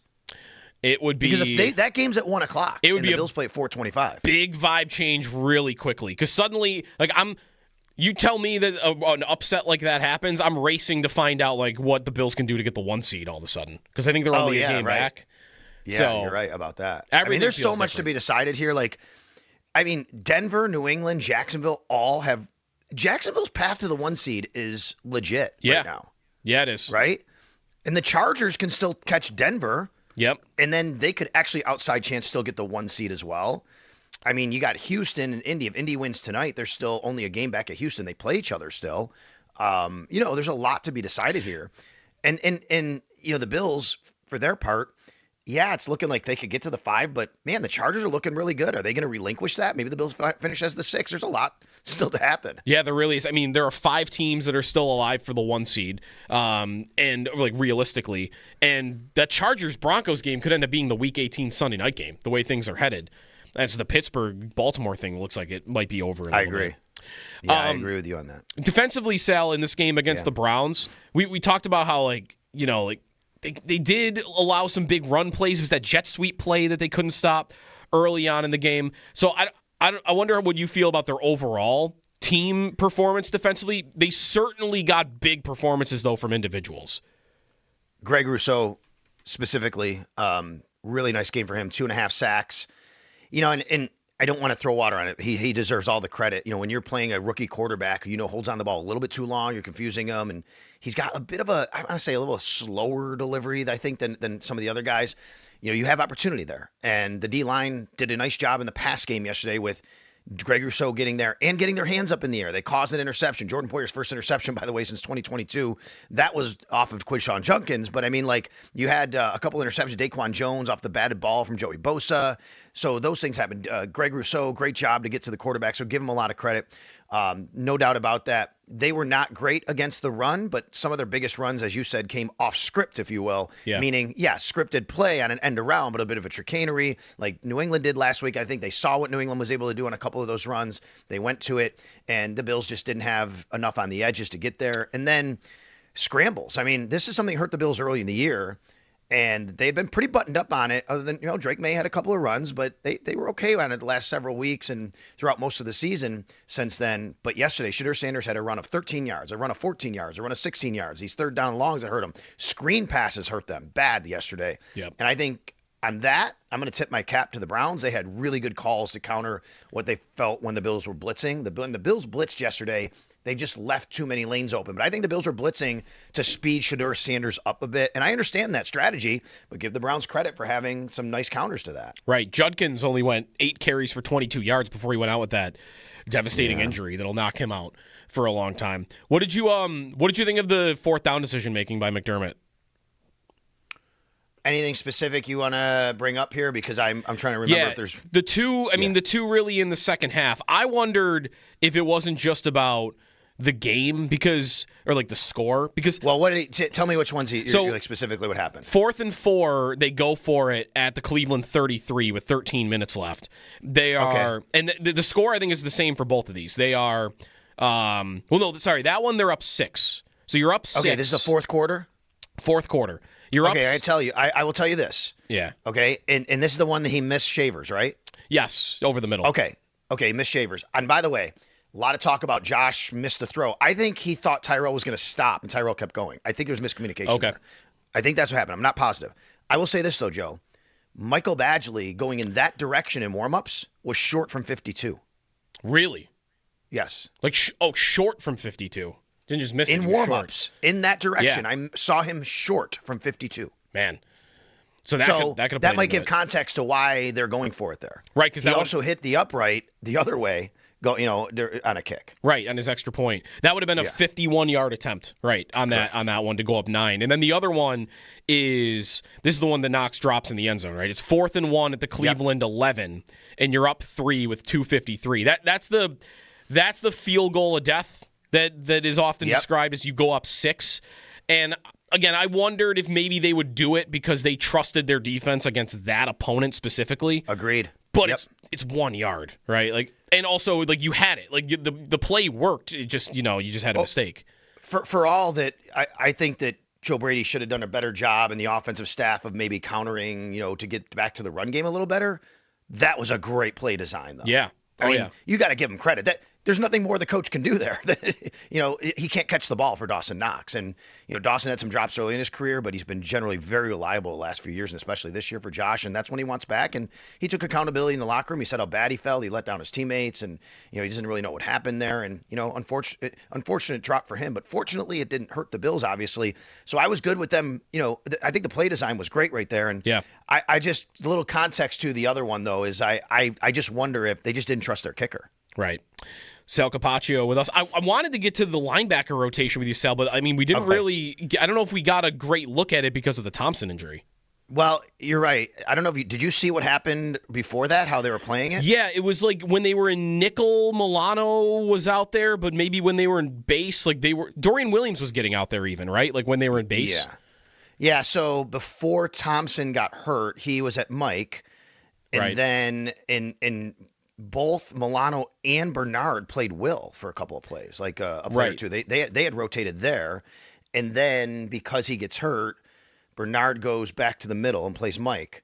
For the last 2 weeks, I've heard a lot of fans say, yeah, don't even dress Bernard. We don't need him out there. I don't even want to have that. And I get it. The fear is the Bills will put him back out there instead of Shaq Thompson, and Shaq Thompson's been playing well. And my response to that has always been, listen, Terrell Bernard healthy is good for this team because you don't know when you're going to need him to play, and you might want Shaq Thompson out there. What happens to Shaq? Well, guess what? Something happened to Shaq, and I'm not telling you Terrell Bernard had an amazing game, but thank goodness they had Terrell Bernard available yesterday to play the Mike linebacker spot, because then they would have been in a much different situation. Right. And we'll see, I guess, like what. Right. It was a very odd rotation before the injury, so if Thompson's healthy, we'll see what that looks like going forward. That's right. Sal Kapacio on the Western Hotline. Thank you, Sal. All right. We'll see you a little bit later. Extra Point Show coming up at 10 o'clock, so stay tuned for that. We've got Chris Brown on the way back, so stay tuned. On the Bills win over Cleveland, 23-20. It was a struggle, but they did get home, 11-4. One game back of the 1 seed after Denver loses. There are a lot of scenarios that could play out with the top of the conference. We'll get into that a little bit later, too. It's a Football Friday here on WGR, a Buffalo Bills Football Friday, which, of course, is presented by Northwest Bank. For what's next, get started at northwest.com. Bills sending blitz, and they've got him wrapped up and dropped for a sack. Greg Rousseau and Jordan Poyer meet at the quarterback for the takedown.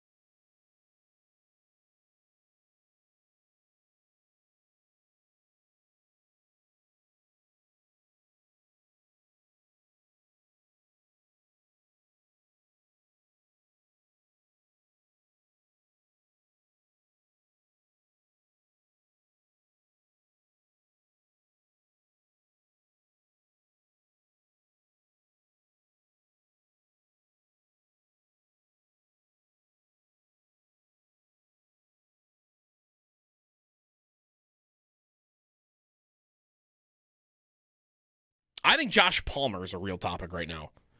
He has not been somebody that we have really focused on. It's been more about Coleman this year because Coleman was the big draft pick, and he was basically a first-round pick, but he was really the first pick of the second round, and they played him all the time, and he's got the off-the-field stuff, and he's now a healthy scratch, and that's like clear as day unless he was late for another meeting. Like he's a healthy scratch, and that's on performance.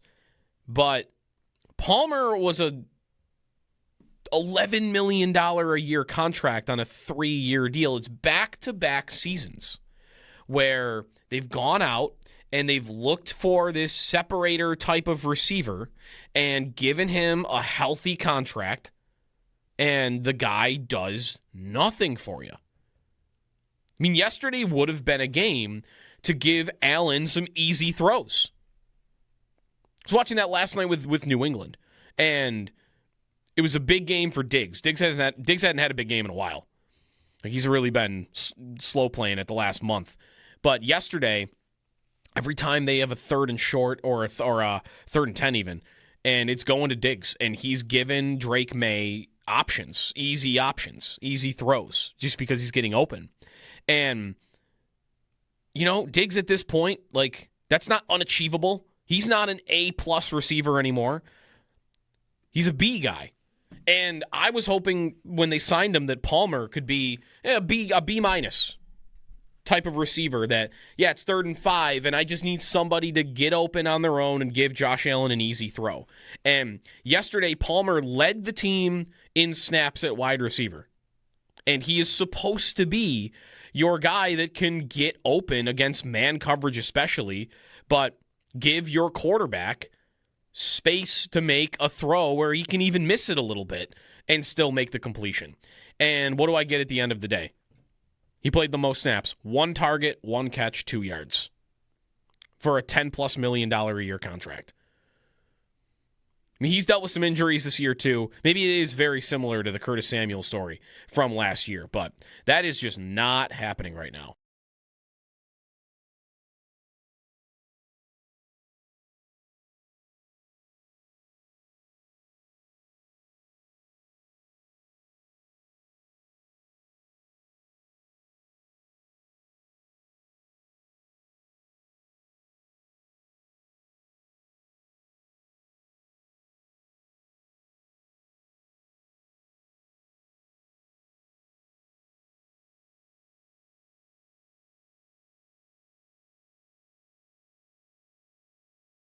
So it's not just who's the most athletic of the backs, because, right, if that were the case, then maybe Cook's like 9th.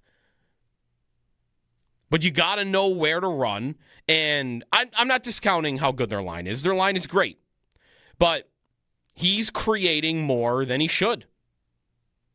He's creating, according to NFL Next Gen stats, rushing yards over expected by attempt. Let's do it that way. By attempt, he's averaging a yard, 1.25 yards over expected per rush attempt. So he's gaining a yard plus more than he should every time he touches the football.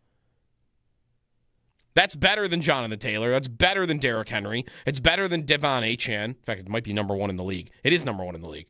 It's better than Travion Henderson, Jahmyr Gibbs. So, okay.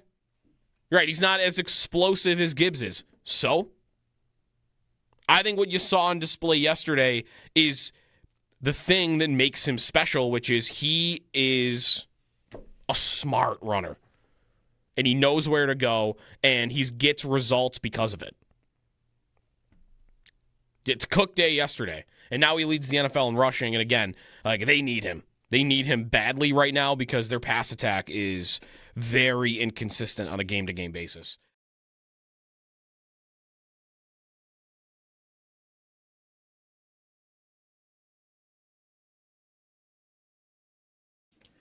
The Bills squeak by the Browns by a score of 23-20 and advance to 11-4 on the season. James Cook was the driving force behind the offense. He tallied 16 carries for 117 yards with 2 touchdowns. Up next, the Bills return home to host the Eagles with kickoff set for 4:25 next Sunday. The Sabres have themselves a 6-game win streak after beating the Devils last night 3-1. Zach Benson, Peyton Krebs, and Josh Norris were the goal scorers, and Ukko-Pekka Luukkonen allowed 1 goal on 27 shots. Up next, they're in Ottawa taking on the Senators with puck drop set for 7 o'clock. The Sabres made a change in the front office this weekend as well. Mark Bergevin is associate general manager and Josh Flynn is the assistant general manager. Jason Karmanos was let go. Around the NFL, Baltimore collapsed last night, allowing the Patriots to clinch a playoff spot after a 28-24 victory. Lamar Jackson left the game with a back injury and did not return. And Browns running back Quinshon Judkins suffered a broken right leg and dislocated ankle in the game against the Bills. The Texans beat the Raiders 23-21. The Jaguars beat the Broncos in dominant fashion 34-20. And tonight, the 49ers are in Indianapolis taking on Phillip Rivers and the Colts with kickoff set for 8:15 on Monday Night Football. Those are your Paddock Chevrolet sports headlines. Paddock Chevrolet, celebrating 90 years of being your hometown dealership. I'm Joe Cali for WGR Sports Radio 550.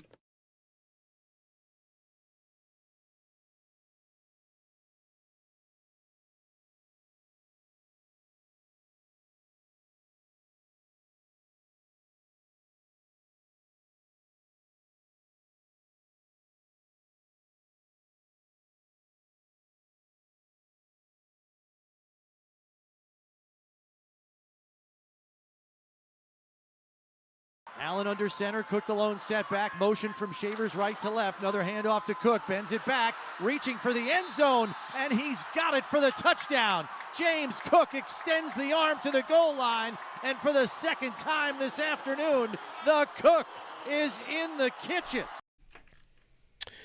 Chris Brown, voice of the Buffalo Bills, on the call for Cook's second touchdown of the game against the Cleveland Browns yesterday. Good morning. It's a double victory Monday here on WGR. Joined now by Chris Brown on the Wester hotline. Chris, happy holidays. A struggle yesterday, but they got home. They got the win.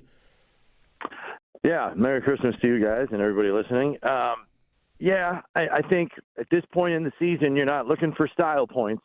You're just looking to stack wins. And I think what we saw from the Bills yesterday was not only something we saw in the Bills game. I mean, you look around the league, Houston had to struggle to beat a 2-win Raiders team. And I think some of these teams that know they're headed to the playoffs are just wanting to get to the playoffs. They're struggling to just get up for these teams that are going nowhere. And I'm not saying they played down to their level of competition, but I think we can agree that the execution level, particularly on offense, was off yesterday, especially in the passing game. Yeah, the passing game, not much really happening there. Josh Allen only was 12 completions in this game. The running game was going early. Cook didn't do much in the second half, Chris, but man, that touchdown run in the first half, and now another 117-yard performance. He's leading the NFL in rushing. He's on all these lists for Bills all time. It's really one of the best running back seasons we've ever seen, I think, for the Bills. Yeah, I mean, he goes over 1,500 rushing yards for the season. O.J. Simpson's like the only guy that's done better. Right, Thurman never even got 1,500, I think. Yes, I think Thurman was like 14 and change. Right. And granted, he was more of a dual-purpose guy anyway. Mm-hmm. But my God, like what James has done, I think has largely flown under the radar. And I had this conversation with Steve on our podcast, Bills by the Numbers, because we were assessing Josh Allen's MVP chances and also James Cook's Offensive Player of the Year chances, because I really don't feel like he's gotten enough credit for being in the running for that. All the attention goes to Christian McCaffrey, who, again, is more of a dual threat and doesn't even come close in the rushing yardage category. Jonathan Taylor, and then maybe Jackson Smith and Jigba as your dark horse candidate on the receiver end. Yeah. But, I mean, to me, James Cook has put up one hell of a resume this year. Yeah. JSN actually right now is the betting favorite for it, but I think especially if Cook gets the rushing title, I think he's going to be the number one running back in the discussion. Well, we'll see.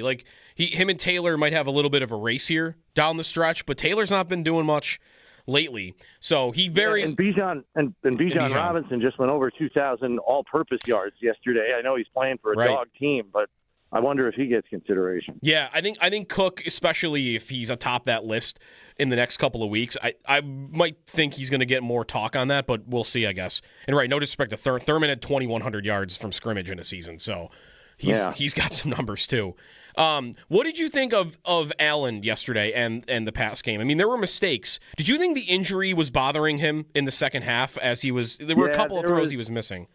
Yeah, there was a part of me that was wondering not only were his, I even said it during the broadcast, like I wondered if his throwing mechanics were impacted by the injury to his right foot, because that's the foot you drive off of when you're throwing the ball. And I felt there might have been a couple of throws where maybe the injury that he took impacted that, but he insisted he was fine after the game. I think he could have a toe hanging off and he would tell you he's fine. But in any event, I wondered that. And then I also wondered if, because of the foot injury, they said, look, we're not going to run you around and roll you out, for example, and put you out there exposed if you don't have the mobility to avoid a big hit. So I kind of felt like the playbook got condensed a little bit in the second half as well, which I think contributed to their lack of effectiveness. Right, and they go for the couple of fourth downs. There were a couple of drives. I mean, if Dawson Knox hangs onto that ball, maybe it feels a little different for him anyway in the second half. And Cooks dropped one, too. And Cook dropped one, too. Cooks dropped one, right, deep. That's 2 weeks in a row that's happened. Were you surprised by their room at receiver yesterday without Coleman and without Gabe Davis? Yeah, I thought that at least one of them would be up. So that was a little perplexing to me, because I think those two, along with Shavers, are your best blockers in the run game. And they usually have two of them up, not just one. Because I think, just with Shavers in the lineup, it became very obvious what play was coming when you saw Shavers go in motion. If someone like me, who's not a coordinator or a play caller, can recognize that, the Browns defense can. So I was thinking that, maybe it would be Gabe's week after it wasn't last week.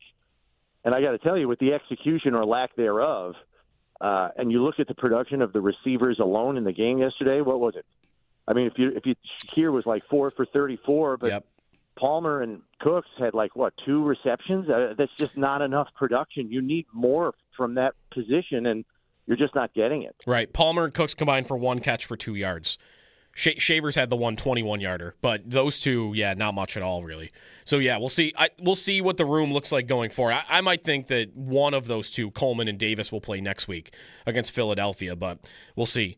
On the defense, Chris Brown with us on the Western Hotline for another couple of minutes. The defense, Chris, how did you feel about their overall performance? I talked about this with Sal, that they got big performances from individuals, especially Jordan Poyer and Greg Rousseau. Yeah, that's right. I mean, Greg Rousseau takes over the game at the end. I mean, literally takes over the game. Everybody was talking about Myles Garrett, and you look at the thing at the end of the game, and you could argue that Greg Rousseau was the best pass rusher in the game. So, I mean, he made some critical plays when they absolutely had to have him, and that's kind of been the story with the Bills' defense the last few weeks. They're getting some of the same issues that were plaguing this team earlier in the season have returned, namely sound fundamental tackling. I felt it was there very early in the game, but later on it was not. And, it's hard not to notice Shaq Thompson goes out of the game with a neck injury, and all of a sudden the tackling seemed to go south. A lot of extra yards after initial contact. And then, you look at them not setting the edge effectively, runs getting out the gate on the outside.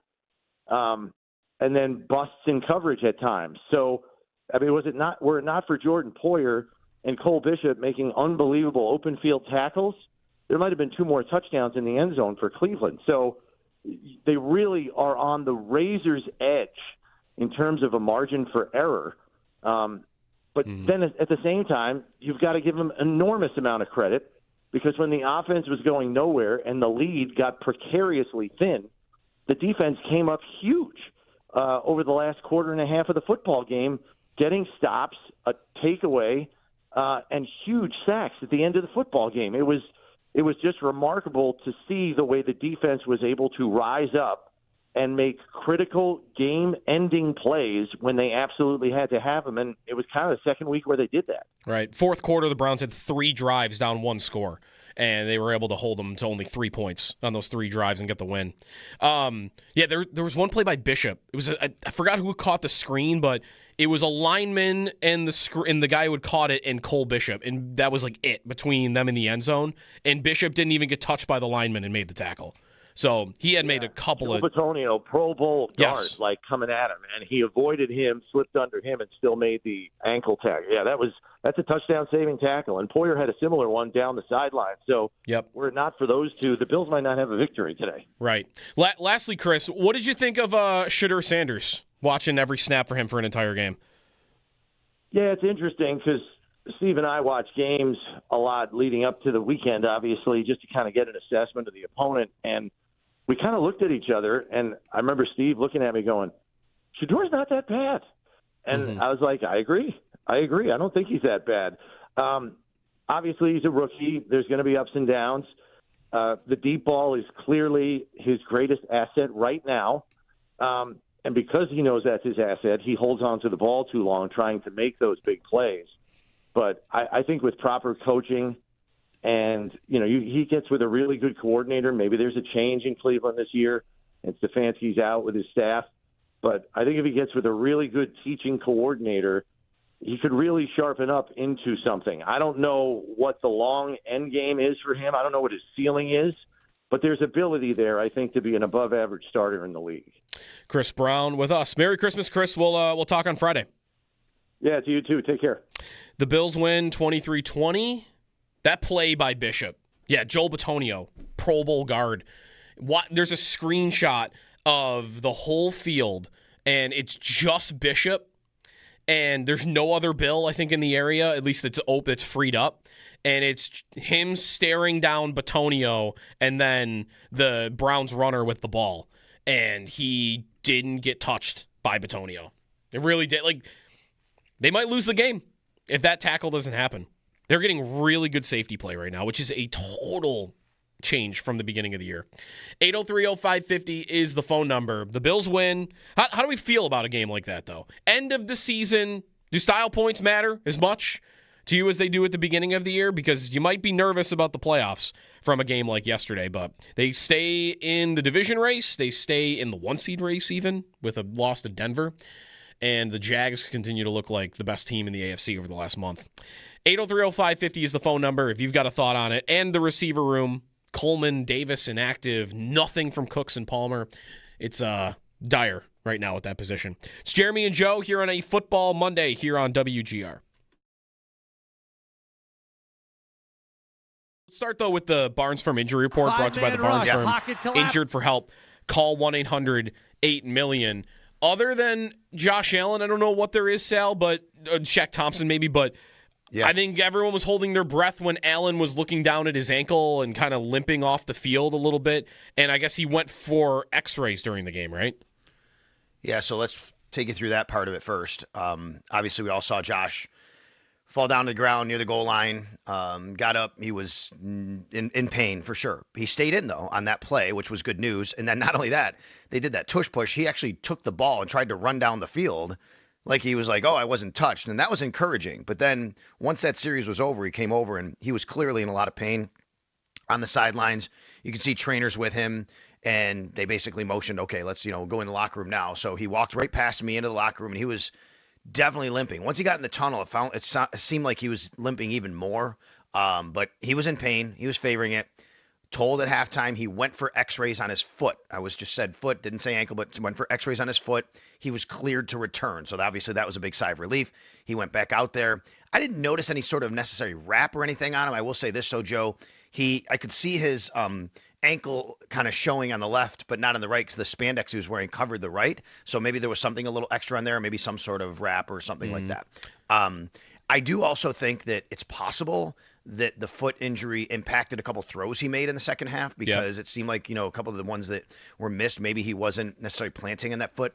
Not really sure what that was. After the game, he said he tweaked it and it flared up a little bit. He should be okay. I would tell you, I wouldn't be surprised if he's on the injury report this week, right? I mean, this is a kind of injury where maybe they manage him a little bit, make sure he's okay. But good news on that front.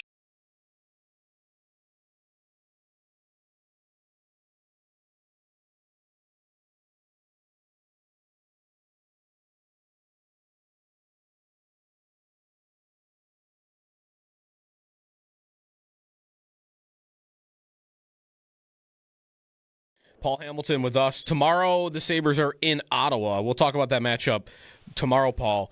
Quickly on the management additions and subtractions over the weekend. So Jason Carmano's out, Mark Bergevin and Josh Flynn in. What did you think of the changes over the weekend?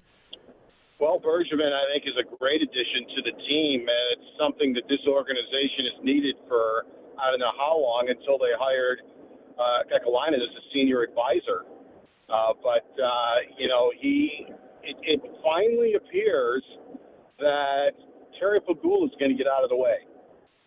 He didn't get out of the way for Kevin Adams. Kevin Adams, basically had to run everything by him, and Pagula would say yes or no, and maybe he handcuffed him a little bit at times. But it seems like Pagula has meeting with his advisors. They've probably seems like maybe they've convinced him that you've got to get a rock-solid guy who has been a GM in this league.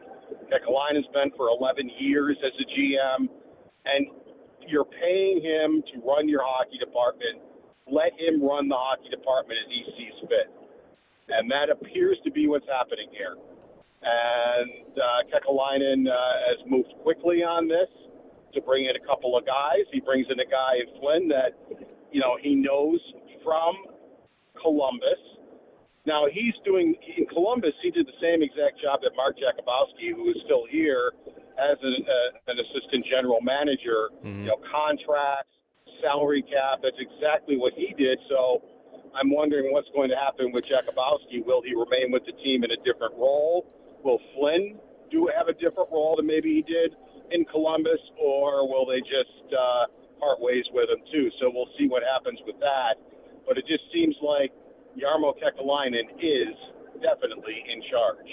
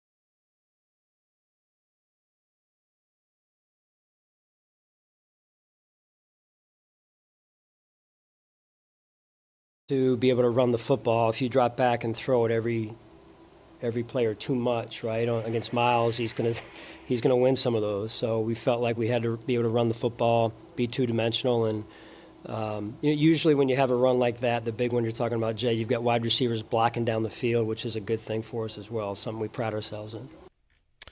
Bills head coach Sean McDermott. I mean, they better be blocking. They're not doing anything else.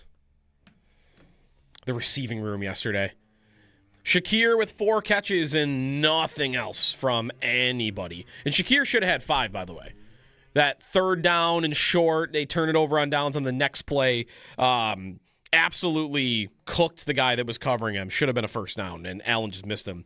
Maybe because of the foot injury. We'll see how that progresses throughout the week. He went for x-rays during the game. I'm assuming those went well because he returned.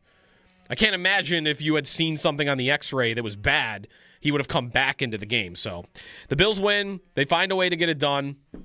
And some of the find a way to get it done was you were playing a really bad team. You put that performance on the field against anyone that's going to be in the playoff field, except maybe Pittsburgh, you're probably going to win that football game. Pittsburgh, by the way, beat Detroit yesterday. Somehow, some way. I don't know how that happened with the Steelers. 803-0550 is the phone number. All right, more of your phone calls when we come back. And I want to start to get to the AFC a little bit from yesterday. The Bills are back in the 1-seed race. It still requires New England losing to either Brady Cook or Quinn Ewers. So it's a long shot. But Denver losing, man, it's Jacksonville's conference, in my opinion, right now. It's Jacksonville and it's the Bills. Because to me, that is the most complete team in the Jaguars and the best player in Josh Allen. So those are the two teams I'm looking at right now. More on that when we come back. Your phone calls as well here on a Buffalo Bills Football Monday here on WGR.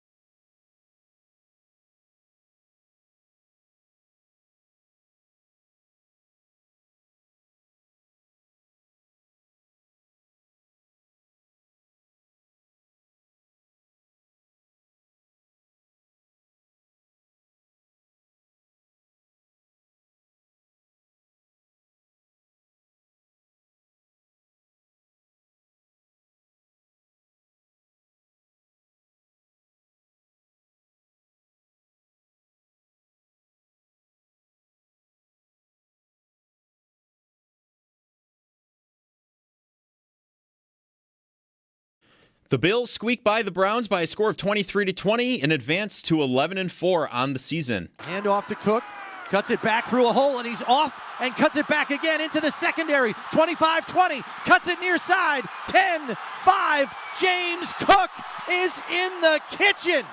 What a run by Cook. 44 yards to the end zone.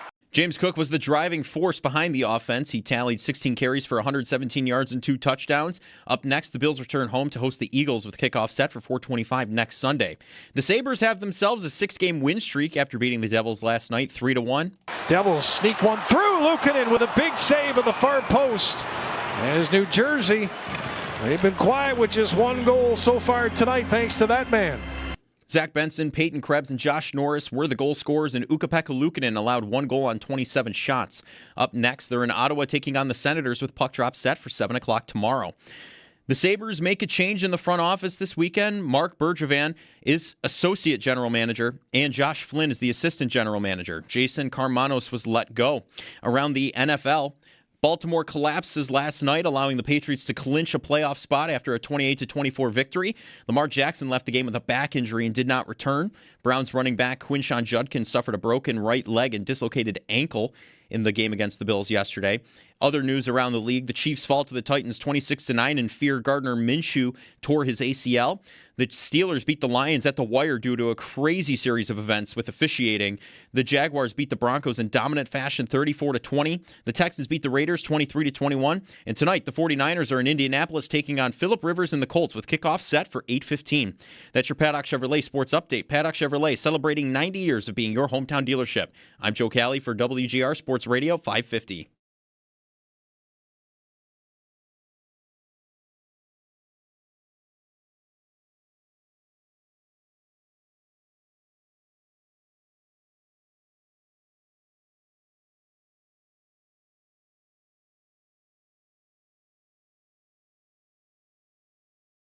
Major call. The ruling on the field is a touchdown. However, pass interference, number 14 on the offense. By rule, that penalty is not enforced, and there is no replay. The game is over. Wow. There is no touchdown. Whoa! OPI. The end of the Steelers-Lions game was nuts. Take a dash around the league, brought to you by Dash's Market, serving Western New York for over 100 years. Shop the family of finer foods. We were so close to the play of the year in the NFL. It was definitely a penalty, right? Oh, yeah, for sure. St. Brown pushing off of Jalen Ramsey. Offensive pass interference gets called. It was certainly a penalty. But if it hadn't been called, which, last play of the game, they let stuff go a lot. It wouldn't have been the craziest thing ever if they had not called it. And if they hadn't called it, St. Brown, in desperation, lateraling the ball to Jared Goff, who leaps into the end zone to win the game at the end to keep your season alive, because Detroit's basically dead now. Oh, it would have been incredible. It would have been incredible. Also, how many fantasy points would St. Brown have gotten for that? None? He wouldn't have got the touchdown, right? No, I don't think so. Which seems unfair because if you're a quarterback and you throw the ball for a touchdown, it's 4 points. St. Brown kind of is throwing for a touchdown. I think if you lateral the ball and the guy scores, you should get a passing touchdown. But again, it didn't matter in this play anyway. The Steelers. So Tomlin, now I got to look at all morning. Tomlin, 19th consecutive season, non-losing year. Don't blink. Just in time for them to get rocked by whoever they play in the first round of the playoffs. I'm assuming that, at least. Maybe I shouldn't. I don't know. The Bills walked them down in Pittsburgh, and it looked easy. And they've looked like that in every playoff game they've really played for a decade. But winning in Detroit's a pretty good win. It's a good win by them. And they beat Baltimore with Lamar Jackson in the lineup. Then they beat Miami is the other one in there. So I don't know. I don't know if I should continue to just omit Pittsburgh as a total non-threat. But I still kind of want to do it. That's the team I'd want to play in round one if I'm the Bills still. That's the dream scenario. And like you said, they dog-walked them. It's the most likely scenario, too. Mm-hmm. I think by the odds right now, the most likely scenario, because again, for the Bills to win the AFC East, you need Brady Cook with the Jets or Quinn Ewers with the Dolphins to beat New England. And I don't know. It would feel like a miracle at this point if you got one of those two things to happen. So we'll see. How hard the Bills push down the stretch, too, is a part of this. They get the win yesterday in Cleveland. It's Jeremy and Joe, Buffalo Bills Football Monday here on WGR, which is brought to you by Northwest Bank. For what's next, get started at northwest.com. The receiving room yesterday, they win the game. It would have been a lot more comfortable if you could trust the players that Josh Allen was throwing the ball to. And it's starting to develop where it's not just guys can't get open. Now it's drop problems. And that is existent all over their receiving core. I think Kincaid is the one guy you can trust to catch almost everything that's around him. Coincidentally, that's the one guy that actually dropped the pass to lose you the season last year. But Dawson Knox has had drop problems going back really his entire career. James Cook has always had drop problems. They don't throw to him a lot, so it doesn't matter as much. And now I've got Brandon Cooks with bad drops in back-to-back games. Like, listen, they're receiving. Coleman has drop problems. Gabe Davis in his career, they're not good enough at getting open on a consistent basis to afford those mistakes. And you got one of them yesterday by Dawson Knox in the end zone. That can't happen. Because if that's a bigger spot, if that's a playoff game, and I got fourth down, and I'm up 3, and you're wide open in the end zone like that, you got to come down with that football. 10 times out of 10. That drop instilled fear within me that Myles Garrett was going to break the sack record upon... Yeah. Like, they would go down and score a touchdown, say the Browns do, and then on the final drive, come on. Right. Like, it would be storybook for Myles Garrett to break it there. It just, after that drop, the writing felt like it was on the wall, but they stopped him. Yeah, they got the stop. And, again, part of that is you're playing a rookie backup quarterback. And if you're playing Jacksonville, you can't let them have the ball down 3 in a big moment. But maybe good that they got it out of the way now. Let's go back to the phones. Bakari in California is next up. What's up, Bakari? How you doing, man? Thanks for taking my call. Sure thing. I have 2 things I want to address that's just killing me and frustrating me. One thing is the outside media saying Josh Allen does it by himself when we have the leading rusher on our team. Don't understand that one, and you guys can address it when I hang up. The second one is what you just mentioned, the receivers. Now, I agree. They do drop the ball. So I'm with you on that one. But Josh Allen made John Brown a 1,000-yard receiver. Do you guys, and I called last week about the scheme. Like, you guys are not Brady for anything. You guys are not even addressing it. Earlier in the show, we went through the list of all the receivers that have had their worst seasons under Joe Brady. Absolutely, and you did. But you didn't ask Sal that when I listened. You didn't address it. Sal just blamed it on they can't get open. Palmer has got open all his whole career. Now all of a sudden he can't get open. I mean, he gets open some. He's not like an elite receiver that's dropping off. He was open one time yesterday. The whole game? There was one play Allen missed him over the middle of the field where he was wide open and he didn't get the ball. I didn't see another time where we'll see the all-22 film, but I'm not sure Palmer is what you're describing here, where he's open all the time and they're just not throwing to him. Okay, one more thing, and I'll be quiet and hang up. This offense really reminds me of Gronk and Hernandez and Edelman. That's what it reminds me of. Go back and look at Brady.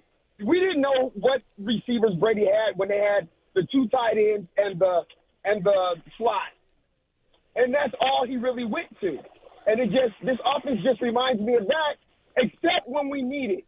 When we need it, we have to come back, then you see the offense open up.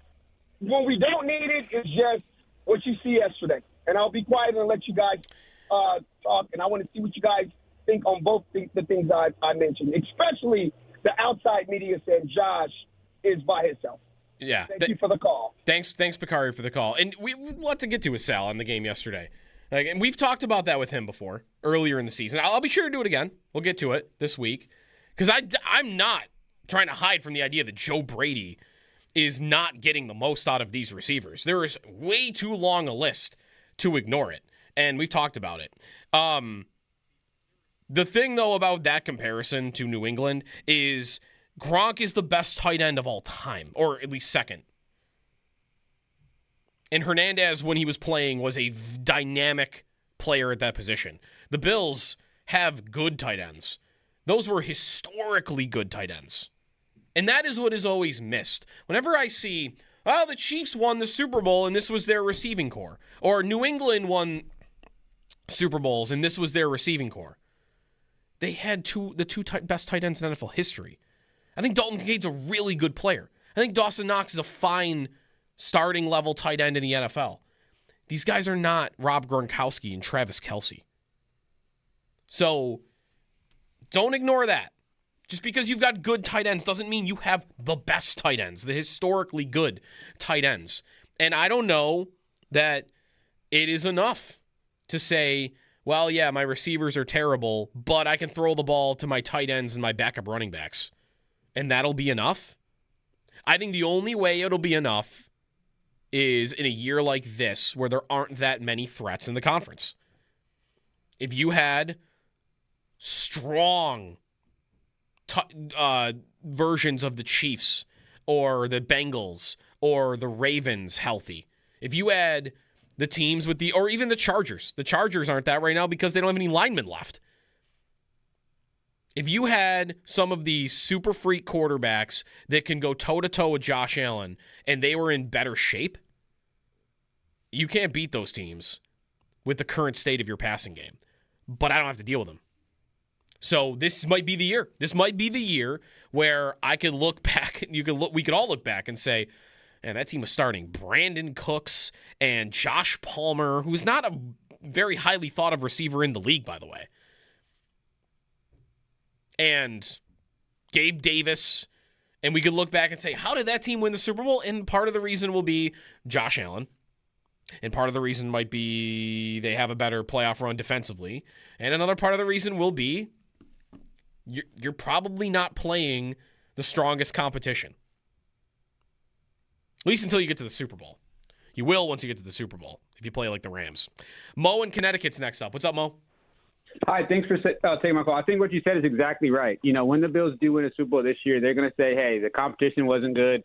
It was all Josh Allen, which is fine. But I just want to say about Keon Coleman, I think more of what's going on this year is Keon will be in the building next year. He will be on the team. I think what's going on is a lot of this is just business. You know, the guys that are coming up are making more than him. And I think they say to Keon, hey, you're not doing anything wrong. These guys are just making money. They have to play. This is coming from upstairs. We got to see what they have. In a game like Cleveland, let's throw McCole Hardman. Let's throw these guys out there just to see what they have. And they didn't show much, like the guy who took the punt from the Chiefs. Okay, he caught one punt. Great, right? So I'd rather see Gabe and Keon up for next game. Yeah. And I do think the Bills will ultimately get the 1 seed as well. But what you said about the Super Bowl is exactly right. They're going to say how they would do it, just Josh, and there was no Patrick Mahomes. Thanks. Hold on, wait. You think they're going to get the 1 seed? I do. I think the Broncos are going to self-implode. I think the Patriots will somehow lose. That's where I'm at. You think that either Quinn Ewers or Brady Cook are going to beat the Patriots? You know how the Dolphins are. They love to play like that. They play the last game of the year like it's the Super Bowl. You know they do. I have faith in the Dolphins. Yeah, thanks, Mo, for the call. I don't know about that. They came here in a Week 18 where the Bills weren't playing for anything, and the Dolphins needed it for the playoffs, and the Bills with Matt Barkley playing a half beat them by like 50. That was years ago. They played the Bills in a game at home to win the division in the last game of the year, and they lost with their offense doing nothing. So I don't. Maybe the point you're making isn't about Week 18. Maybe it's about the Dolphins play well when the games aren't meaningful. Maybe that's the point. And maybe that's more real. Because it's definitely not true about the final game of the season. They're bad in the final game of the season. What'd they do last year? Last year, final game of the year, they lost to the Jets. They lost to the Jets. I'm with you on the overall point. I think they could win it this year. I think the NFC opponent they would play would be a really tough win for them. But I could see the Bills going on a run. I can't see them getting the 1 seed. And it's nothing to do with them. I think they could very easily beat the Eagles. They're favored. The Eagles play these weird, bad games more often than the Bills do.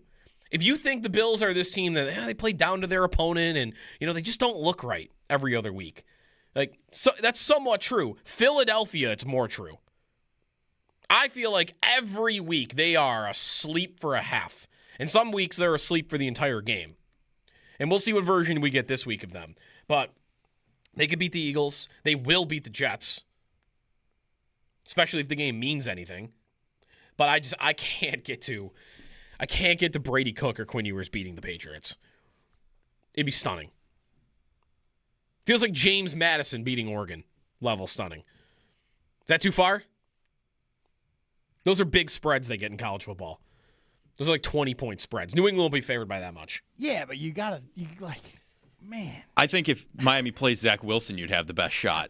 That's why I want Zach Wilson. I know. Because I think they could seriously win. He could just surprise, I He'll think. get hot for a half. Let's go. Yeah. Sure. Come on. He's got the talent in there.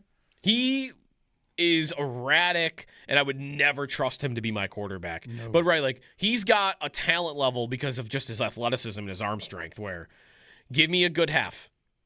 He did that against the Bills in week 1. He did. A couple years ago. Exactly. He just made a couple of really nice throws. He got lucky with a punt return, too.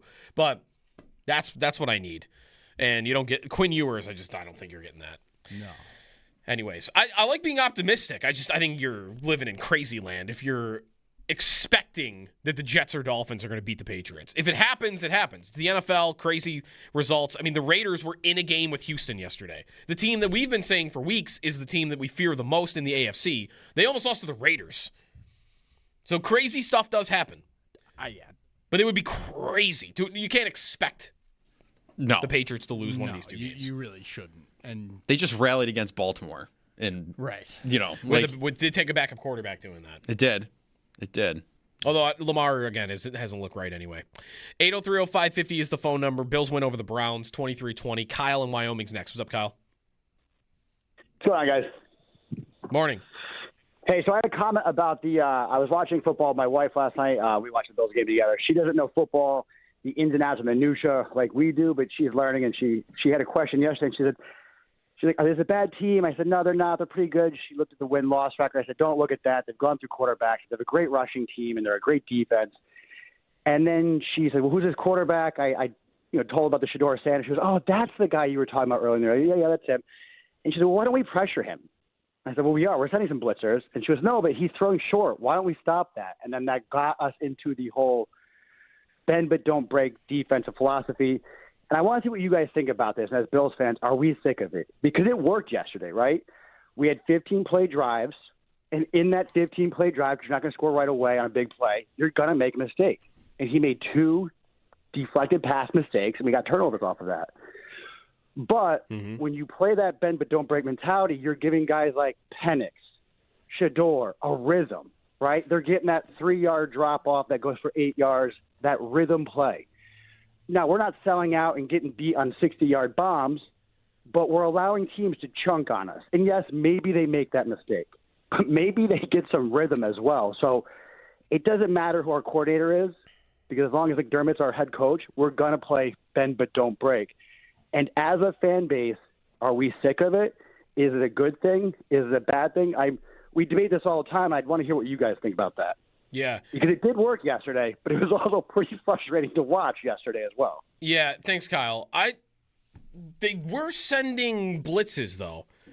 I think some of those screen passes especially, those don't really fall under that umbrella. That is more you're going after him, and you're trying to get them into a big negative play, and you got because of it, and you only actually You only bended and didn't break there because your safeties on multiple occasions, Jordan Poyer and Cole Bishop, were playing. They're playing at a near prime Hyde Poyer level right now. Those two made incredible plays to save their butts on play calls that were almost killers for them. Daquan Jones had one too on one of those plays where he spotted the screen just in time and he had got back to catch him from behind, or else that would have been a huge play too. So, and those are just the screen plays. He was completing some short passes, but I guess the risk there when you play that style is, do you think you're playing a quarterback that's going to make mistakes? Because if you play that way, you probably need them to make mistakes. But it often does happen. And when you play a guy like that yesterday, it's a good bet. And it happened. 2 bad picks by Sanders. So, do you want to play that way against Trevor Lawrence? That's probably the guy right now because his offense is clicking more than anybody else's is. Okay. You want to go after him a little bit more. You want to be a little bit more aggressive. You want to play more man coverage and play a different style than they've typically played for 7 years on defense. Then I will listen to that. And I think that's probably warranted. And I think they're doing that in a lot of these second halves recently, where they are changing things up. They're not just playing that base, normal cover 3 zone where, you're playing a little bit soft and you're letting them have those short passes. I think they are mixing more aggressive plays into their defense than they ever have before. At least that's how it seems to me. There was a half a year where Vaughn got hurt in Detroit, and they were doing the same thing. It just often comes down to how much they trust their defensive line. And if they don't trust their defensive line, then they get more aggressive, and they're not playing as much bend but don't break. But if you can get pressure with 4, then they like to do it. So I don't know. Like, am I talking around your question? I don't want them to just play bend but don't break. I'll say that. I want them to interchange these plays where they go after guys. But again, I think they are doing that. What's the Christian Benford play against Cincinnati? That's a corner blitz, which, by the way, had worked earlier in the game at the end of the first half. That's not, all right, zone coverage, rush 4, let's make sure nothing over the top. We'll give them 5-6 yards here, and, we'll get on to the next play. That's not what they did there. That is, we're sending Benford on a blitz. Let's see if we can get them into something here. And then sure enough, bam, there's a pick 6. So, I don't know that they deserve the idea right now that that's all they're doing. I think they're spicing it up. I didn't think yesterday was a great day defensively overall. I mean, those Malachi Corley plays on the edge, how those continued to work. It's only 3 times, but 3 carries for 30 yards on the edge. They probably could have run it more, and they chose not to.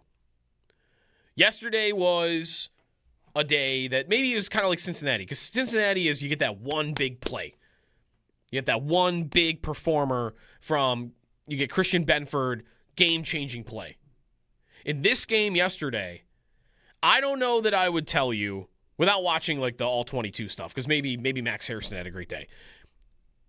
Yesterday felt like a day where, to me, nobody on defense was playing great, except for Rousseau, Poyer, and Bishop. Those 3 making huge plays consistently. Bosa made one big play, but those other 3, it felt like every time they were lining up, they were either doing the right thing or they were, saving a play that the rest of the defense had kind of screwed up, or Rousseau at big moments pressuring or getting Shedeur Sanders to the ground. He had 2.5 sacks yesterday. Yesterday was the type of game you don't have to get from the Bills. Usually the Bills' defense is the collective.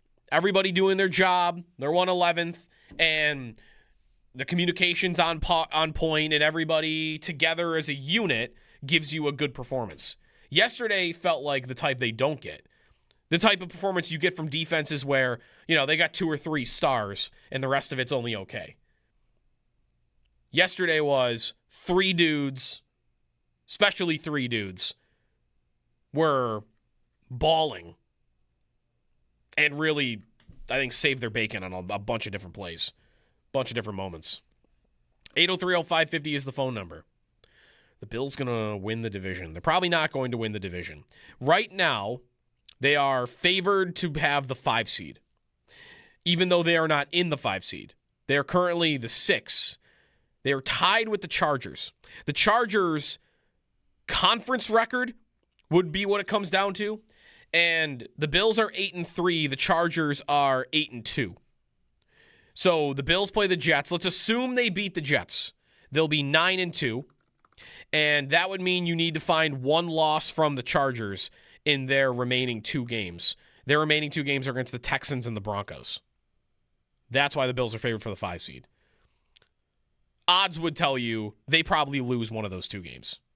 And if they do that, and the Bills lose even to Philadelphia, you're still above the Chargers in the standings.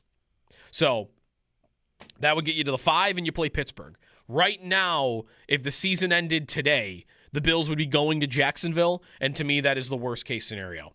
The Jaguars, I said this at the end of the last segment, I think they're the most complete team. I think the Bills, it could be the Bills' year because they have the best player. They have the best quarterback in a conference that has other great quarterbacks, none of which are going to the playoffs. But the most complete team is Jacksonville. Right now, they are the most effective passing offense in the National Football League. Trevor Lawrence, since since week 13, he is number 1 in touchdowns with 14, number 1 in passing touchdowns with 12. He has 12 touchdowns to 0 interceptions. That's obviously number 1. He's the best passer rating in the NFL, 0 giveaways, second most first downs in the NFL, second in yards per attempt, 270 yards per game. Like, their passing offense is clicking ever since Jacoby Myers got there. And now Brian Thomas is healthy. And they can run the ball. And they have a top 5 defense in the NFL. And they just beat, is that their most impressive win of the year? Winning at Denver, which no one had done yet this year. The Broncos were 7-0 yesterday. And the Jaguars made it look easy. I was watching a lot of that game. There was never a doubt to me that Jacksonville was going to win that football game. They ended up winning by 14. It could have been more. Bo Nix was just, they had him in a pretzel, and despite all those stars on defense that Denver has, like, the Jaguars were kind of doing whatever they wanted. Parker Washington, the guy they couldn't cover yesterday. And now, with games against Indy, which is Phillip Rivers, and then Tennessee in Week 18, like, they could be the 1 seed, but I would not want to play them in round 1. That's the most complete team in the conference. Your best hope would be, hey, it's Trevor Lawrence, and maybe he implodes in a big moment. But that is a loaded team right now. They're smoking bad teams when they're playing them. They beat the Jets by 28. They beat the Colts by 17. They beat the Titans by 22. Like, they're not really having trouble with the bad teams lately. They smoked the Chargers 35-6. Like, that's the hottest team in the league right now. 803-0550 is the phone number. Don't want to play the Jags.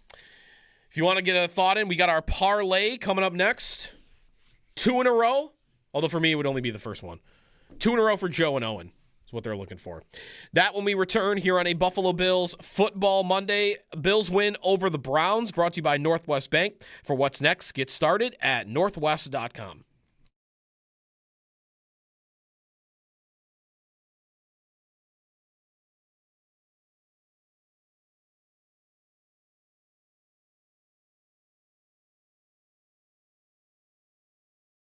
Paul Hamilton with us. Tomorrow, the Sabres are in Ottawa. We'll talk about that matchup tomorrow, Paul. Quickly on the management additions and subtractions over the weekend. So Jason Carmano's out, Mark Bergevin and Josh Flynn in. What did you think of the changes over the weekend? Well, Bergevin, I think, is a great addition to the team, and it's something that this organization has needed for I don't know how long until they hired Kekalainen as a senior advisor. It finally appears that Terry Pagula is going to get out of the way. He didn't get out of the way for Kevin Adams. Kevin Adams, basically had to run everything by him, and Pagula would say yes or no, and maybe he handcuffed him a little bit at times. But it seems like Pagula has meeting with his advisors. They've probably tried, or it seems like maybe they've convinced him that you've got to get a rock-solid guy who has been a GM in this league. Kekalainen's been for 11 years as a GM, and you're paying him to run your hockey department. Let him run the hockey department as he sees fit. And that appears to be what's happening here. And Kekalainen has moved quickly on this to bring in a couple of guys. He brings in a guy in Flynn that, he knows from Columbus. Now, in Columbus, he did the same exact job that Mark Jakubowski, who is still here as an assistant general manager, contracts, salary cap. That's exactly what he did. So I'm wondering what's going to happen with Jakubowski. Will he remain with the team in a different role?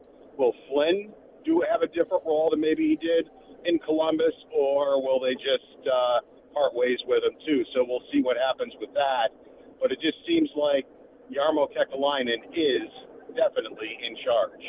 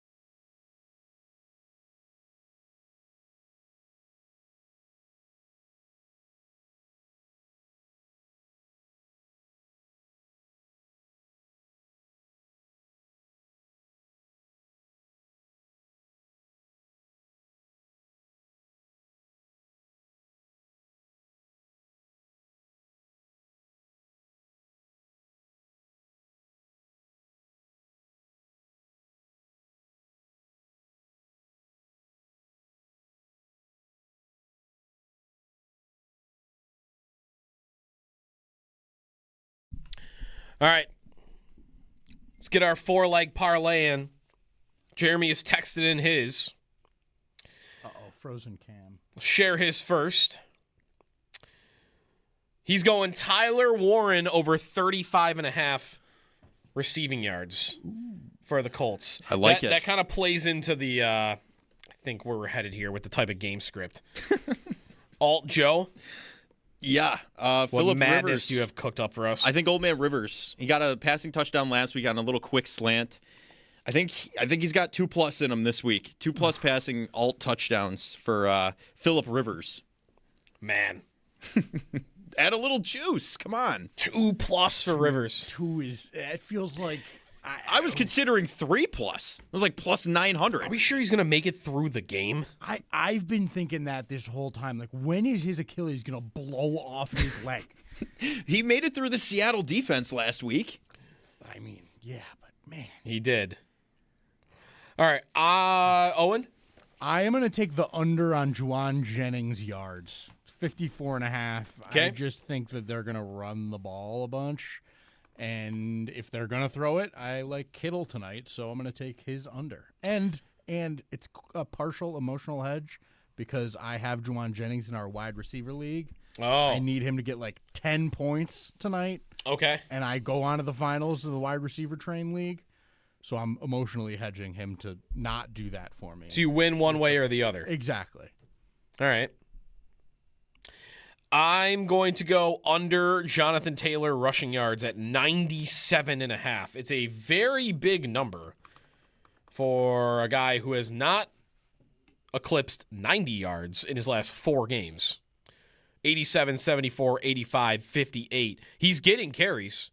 He's getting 20. He's averaging more than 20 carries per game in that stretch. But he's been 4 yards per carry or under in all of them. And that is because without that mobility factor that Daniel Jones was giving you, teams are stacking the box and they're daring you to run it, and it's not as efficient, and his total is enormous. So I'm going under on the Jonathan Taylor number. Okay. I like it. Here's the question, though. If there's a solo kill involved with any of us, is it on that person or is it on the fact that you are involved in this one? Wait, whoa, you know what I mean? Do we think is there some theory working here? No, you're claiming that I somehow am at fault if I win my bet tonight, but you lose yours. Maybe just the energy you bring to the parlay. Here's my theory. I think that Joe has been siphoning everybody else's luck to hit on all his whatever under bets that you do. And it's just been slowly. You're moving victim to victim like a vampire. You're comparing me to the guy that each one of us. I'm just padding my stats. Yes, that's all I'm doing. You're eating our souls to pad your stats in the parlay rankings. See, this is what fans do when they have a bad team with a great player on it. Oh, it's that guy's fault. You're supposed to be the best player. You're supposed to lead the way. I don't know. That's what's happening here. We're just going to see. I've definitely, I don't know if we were still tracking this. I think I've definitely hit the most this season. Oh, you by far have. Yes. It's you and Jeremy clearing away. I'm obviously a distant fourth. Joe, you're somewhere. This is also when the star player is hurt for a week and the team starts winning without him. Everyone goes, oh, are they better without Nick? This was the Knicks when Jeremy Lin's sanity was happening. Right. Are the Knicks better without Carmelo Anthony? The Leafs when Austin Matthews is hurt. Right. Do that all the exactly. time. Yeah. The record's great. Yeah, all of it's nonsense. All of it's nonsense. Go ahead. Blame me for losing the parlay tomorrow if one of you lose it and see what happens. It's going to be awesome. Yes. It's going to be so All awesome. Joe, he's got 45-year-old Phillip Rivers throwing 2 touchdowns in there. Yeah. And somehow it's my fault if he doesn't do it. I think he looks old, by the way. Like he does. And that's obvious. But old enough where I can't get over how bad a look it is when you're running a 2-minute warning, when you're running a 2-minute drill down in the fourth quarter and you're running the football. Yeah, that's bad. That's a bad sign. Now, earlier in the game, he was doing okay. Maybe he's tired by the end. Mm-hmm. Is that not super likely? And listen, he's a big fat old guy. Yeah, and the Niners saw that. So they're going to have 8 or 9 in the box. Like they're going to dare Rivers to throw it tonight, and maybe he'll be able to do it. Maybe that's where you get your 2 touchdowns. The Niners are going to dare him to throw it. That's what I would do. It was such a bad look. You're at a place with a quarterback where you can't trust him to throw any pass. They only threw it when they had to on a 3rd and long. He actually did complete it. But otherwise, it was run. Oh, we'll take a 60-yard field goal. And leave 50 seconds on the clock, which is what ended up having them lose the game. Right. He was also studying the play sheet out on the field before the game last week, so maybe he's a little more ingrained in the scenario this week. I read somewhere that he runs the same offense for his high school team. Yes, I've seen that too. I just read that he uses the same places. Yep. Steichen does. That is true. At least that was said that was true. Right. There also was a clip last week on the sidelines they showed where Rivers is talking to, maybe it's his quarterback coach, and the coach asks him, can you throw the deep post? They didn't even know if he could do it. They're getting the ball back with like 20 seconds left. So there's only so much they could do. Can you throw it? He's like, yeah, I can throw it. And then he tries to throw it, and the ball's hung in the air forever, and it's a pretty easy interception. I mean, tough spot, right? Like 20 seconds left. There's not many quarterbacks that are going to do that anyway. But do you think the fact that he throws all jacked up helps him look like, does it look better or worse than it would if he was when he played in his prime? If he had like a smooth, nice action. I think it makes it look worse. I think it makes it look so bad now. I think we got used to it when he was playing and he was great. Right. But now when you're old and your arm is kind of shot. And he's throwing ducks around. Yeah, he's like heaving that thing around like it weighs 45 pounds. Right, That's the what way it looks is worse. It's so bad. They should really get back to Anthony Richardson soon. They won't do that tonight. But they are activating him like he's cleared from his orbital fracture he had earlier in the year. He's still having vision issues, though, reportedly. So we're going to see what happens there. I mean, even with vision issues, I might. Yeah, how much? I might decide to just throw him out there. Are Rivers' eyeballs not going? I mean, he's a grandfather. Right. What's the cataract situation looking like? Yeah. Let's be real here. We'll see what we get tonight. Yeah. Non-threat to make the playoffs, I think, though, with Rivers as their quarterback. Niners and Colts tonight. The Chiefs, by the way, we have not mentioned them today. They got smoked by the Titans. That was awesome. And Minshew is done for the year. He has a torn ACL. So the only thing that I don't like about that, they're eliminated. So, at this point, it's already as bad as it could be. Mahomes tears his ACL. They're playing on Christmas next week. In the primetime slot. Yeah, at night. Yeah. Can they flex that? I don't think they can. And flex the Christmas game? I think that game is still interesting if Minshew was the quarterback. Now, it was not going well for him yesterday, but historically, he's a guy. He could be a little gunslinger. He'll give you a game. Minshew mania. There's some fits in there with Minshew. Yeah. And for him to tear his ACL, and now they are at a third-string quarterback who I had never heard of, and I've heard of a lot of quarterbacks. Chris Oladukin? Yeah. Somebody at the podium – said after the game, we didn't even know who this guy was. Right. We didn't prepare for their third-string quarterback, and we had no clue what this guy's deal was. Steelers' 7th-round pick from 3 years ago. He went to 3 different schools, South Florida, Samford, and South Dakota State. He's 28, and he's not played – those were his first pass attempts, I believe, yesterday. And now he is starting for them on Christmas, unless is there another 45-year-old retired quarterback that wants to come out and just play quarterback for a day? Teams should just start What's Drew Brees doing? Right. Teams should just start adding insane, specialty athletes as their 4th or 5th string quarterback, so when they inevitably have to play in a game, nobody knows what's happening. The Bills did that. Joe Webb. Right. Mm-hmm. Joe Webb was a gunner for this team, and he went in and played quarterback and won an important game for them. Yeah. And he could run. So, yeah, we're going to get the Chiefs on Christmas night. Maybe skip that one. It's probably NBA on. Hug your grandma instead. Yeah, watch A Christmas Story, anything. Yeah. I know it's going to be hard for us all. Don't watch Broncos Chiefs on Thursday night. 803-0550 is the phone number. The Bills win. The Sabres win. Got a thought on the Sabres in extendo when we come back. And then we'll get you off to the Northtown Automotive Extra Point Show. That's coming up at 10 with Sal here on WGR.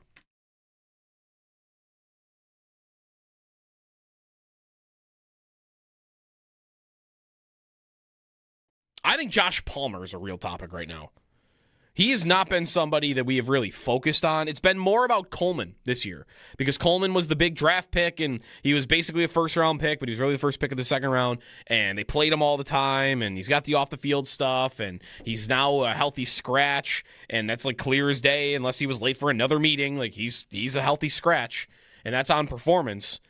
But Palmer was a $11 million a year contract on a 3-year deal. It's back-to-back seasons where they've gone out and they've looked for this separator type of receiver and given him a healthy contract, and the guy does nothing for you. I mean, yesterday would have been a game to give Allen some easy throws. I was watching that last night with New England, and it was a big game for Diggs. Diggs hadn't had a big game in a while. Like, he's really been slow playing it the last month. But yesterday, every time they have a 3rd and short or a 3rd and 10 even, and it's going to Diggs, and he's given Drake May options, easy throws, just because he's getting open.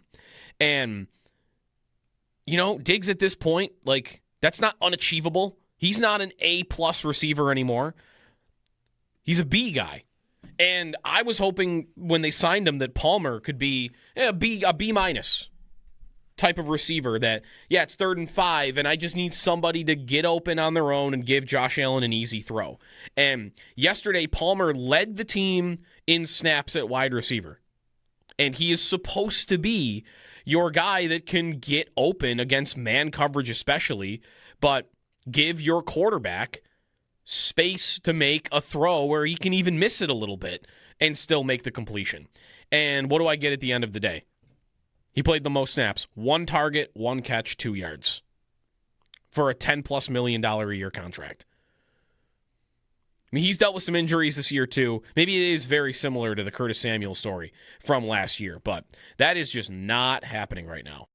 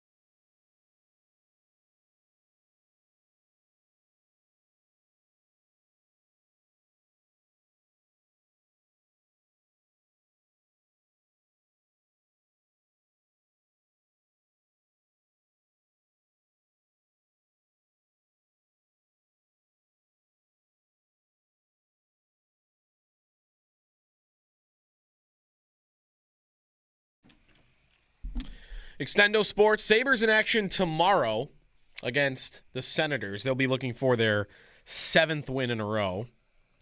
And they are 3 points out of the 3rd spot in the Atlantic Division, which is currently held by Tampa. They're also 3 points out of both wildcard positions.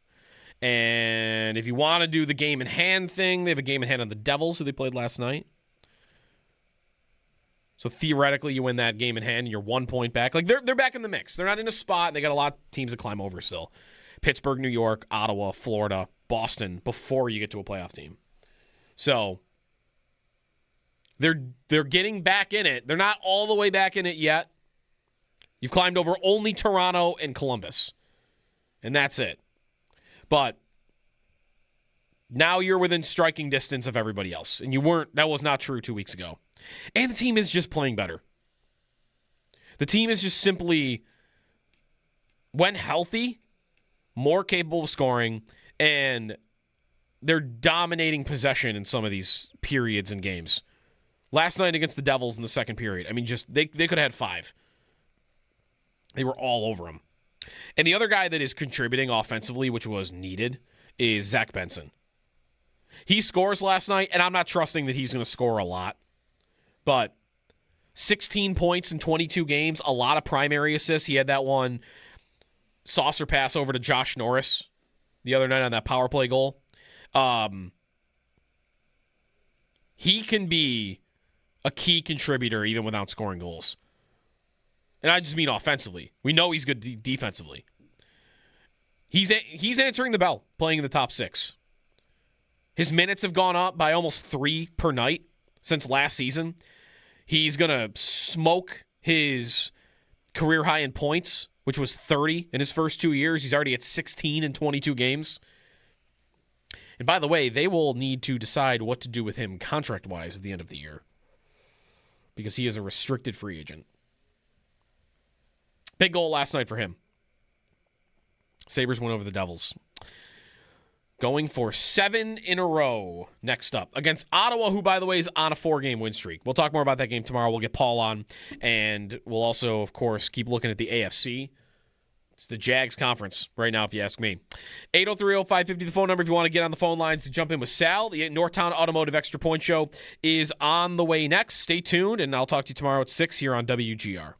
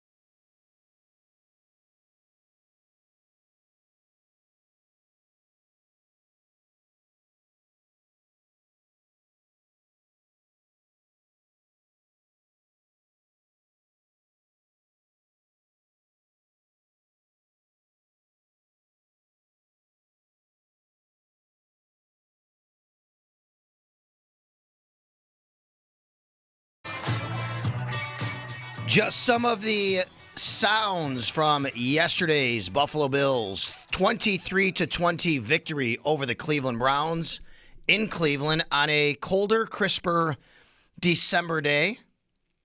Bills get to 11-4 on the season. Welcome into the Northtown Automotive Extra Point Show on a Buffalo Football Victory Monday. And, of course, that means it's the Catholic Health Extra Point Show here on a Monday, as we always do. Presented by Catholic Health, the right way to care. And brought to you by Northwest Bank. For what's next, get started at northwest.com. Also by Northtown Hyundai, Western New York's premier Hyundai dealership.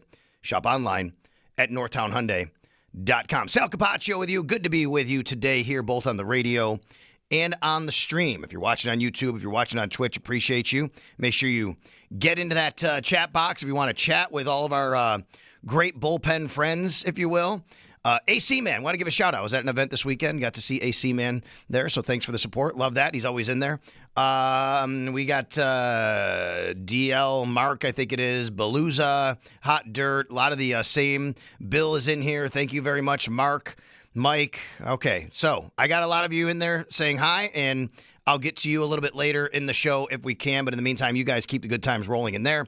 We'll keep the good times rolling here on the radio at 803-0550. Your chance to give a call and take part in the program and in the show in any way that you want to contribute your phone calls as far as what happened, what went down yesterday in Cleveland.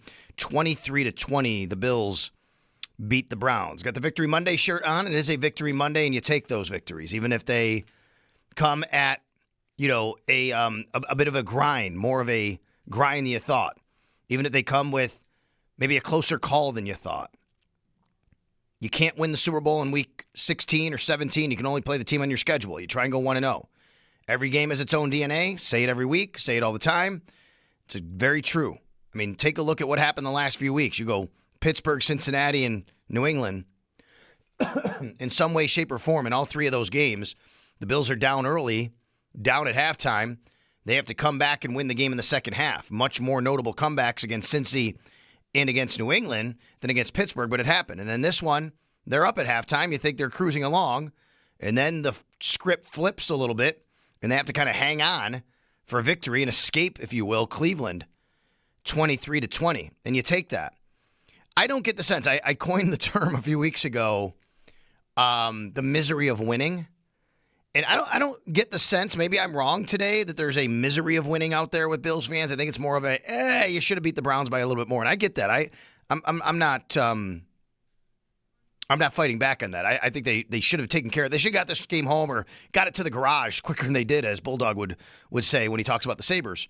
So no doubt about that. And there were things and reasons why they didn't, and ways in which you have to be better at those kinds of games against better teams.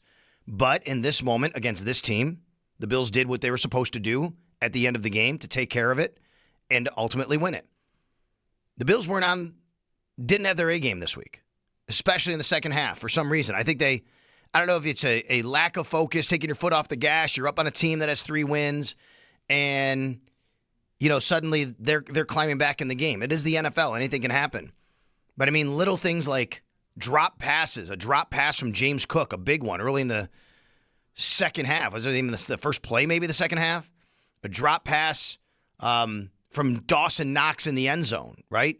Brandon Cooks 2 weeks in a row now. You have Josh Allen missing a wide-open Khalil Shakir for a big gain. There were just little things that added up in this game, offensively especially, that it felt like the Bills were not on their A game, especially in the second half. And I don't have an explanation for that necessarily. They need to be better than that. And you can't get away with that all the time, but they did enough to get out with a victory. And at the end of the day, that's what matters, right? And they get to 11-4. And then you let everything else kind of sort itself out around the league, whether that's the Patriots and the Ravens last night, which we can talk about later and what the implications are. Whether that's the Texans obviously winning over the Raiders and not allowing the Bills to clinch a playoff spot yesterday in the 4 p.m. hour, which, by the way, I mean, look at that. I mean, the Raiders played a good game against the Texans, or the Texans did not just run away from the Raiders, right? I mean, this is a weird league sometimes. You never know. Tonight, Bills can clinch a playoff spot. If the Indianapolis Colts lose or tie against the San Francisco 49ers, the Bills are in. Even if they win, the Bills are going to make the playoffs. They're going to be in the playoffs. And right now, it's kind of more about big picture. It's about seeding. I know that the division is still alive. I get it. I think the chances to win are pretty minimal because you can't see the Jets or the Dolphins beating the New England Patriots over the next 2 weeks. But you keep playing until that's the case. And who knows, maybe just by some crazy football god weird stuff happening, maybe next week, somehow the Jets at home claw their way to a win over the Patriots in the 1 o'clock hour game window, and then the Bills hit the field knowing they win 2 in a row and they're going to be division champs, right? I don't expect it to happen, but you just keep playing until that does happen. We got a Josh Allen foot injury that we're monitoring this week after yesterday's game, and him taking a sack near the goal line, tried to escape and did not work out so well. Myles Garrett gets a half a sack for that because he's one of the closest players to the play when that happens. Thankfully, Josh Allen is okay. At least he played the rest of the game. He had x-rays on his foot. They got through it the rest of the way, but it is something to monitor. I would not be surprised if Josh was on the injury report this week. I wouldn't even be surprised if he's limited in some capacity at practice. I just wouldn't be surprised if they want to manage that somehow. But here you still are fighting for a playoff spot. Maybe tonight you get it. You're fighting for seeding. You're fighting for a division until you know that you're out of it. And the Bills will keep doing that. I want to get your thoughts on yesterday's game. 803-0550 is the number to call. There's a lot, as with anything, I just had this conversation with a coworker this morning, and I say this all the time, and I try to explain it to people. And I get it. Like, believe me, I'm very self-aware. I know what a lot of you say. Oh, my God, too optimistic, Homer, don't criticize. It's just never true. It's not true. What I do is, though, I understand a fan's reaction is to live in an emotional swing state, right, is what you do. You're a fanatic, and you're supposed to be very emotional as the game's going on and looking back on it and thinking everything is so good or everything is so bad in the moment, right? You got to live by the way, I'm on the stream right now. I'm doing this. You got to live up. You live up here or you live down here as a fan sometimes. You're either really high or really low, and you ride those waves. And that's why I tweeted a couple weeks ago, can't imagine what Twitter was like or X was like during the game against the Bengals. Like, it's so, I get it. That's not my job. My job, I believe my job is at least to try to live a little more in the middle for you, okay? When things are looking really bad, here's why they're not so bad. When things are looking really good, here's why they're not so good, maybe. But either way, it's more of an explanation. This is why things went well. This is why things went wrong. For example, yesterday, the Bills looked great to start the game compared to what they had recently, right? Not on defense. They allowed a first drive, and you can't do that. I'm talking about offensively. Not a slow start this time. They scored touchdowns in the first 3 possessions. And this has been that's a difference from what they had done the previous few weeks when people have been calling here and tweeting about just hammering Joe Brady and having these bad game plans to start. They had a great game plan to start this game. Give them credit for that. But the flip side was they didn't make good enough adjustments in the second half to counter what the Browns were doing against them defensively. And give the Browns credit. The Browns did a good job on defense to slow down the Bills' run game. That's a really, really good defense. And they were able to do that. The Bills didn't have a counter as much as you'd like to try and do some different things in the run game. And, of course, they didn't have the wide receivers on the outside to kind of make up for it, right? And we saw that again yesterday. That reared its head. And we could talk about all of that today here on the Northtown Automotive Extra Point Show. I have my arrow up, arrow down column at WGR550.com. You want to check that out. And yes, one of the arrows down again, and it seems like it's a weekly theme, is the Bills' lack of production from their wide receiver group. I mean, outside of Khalil Shakir, once again,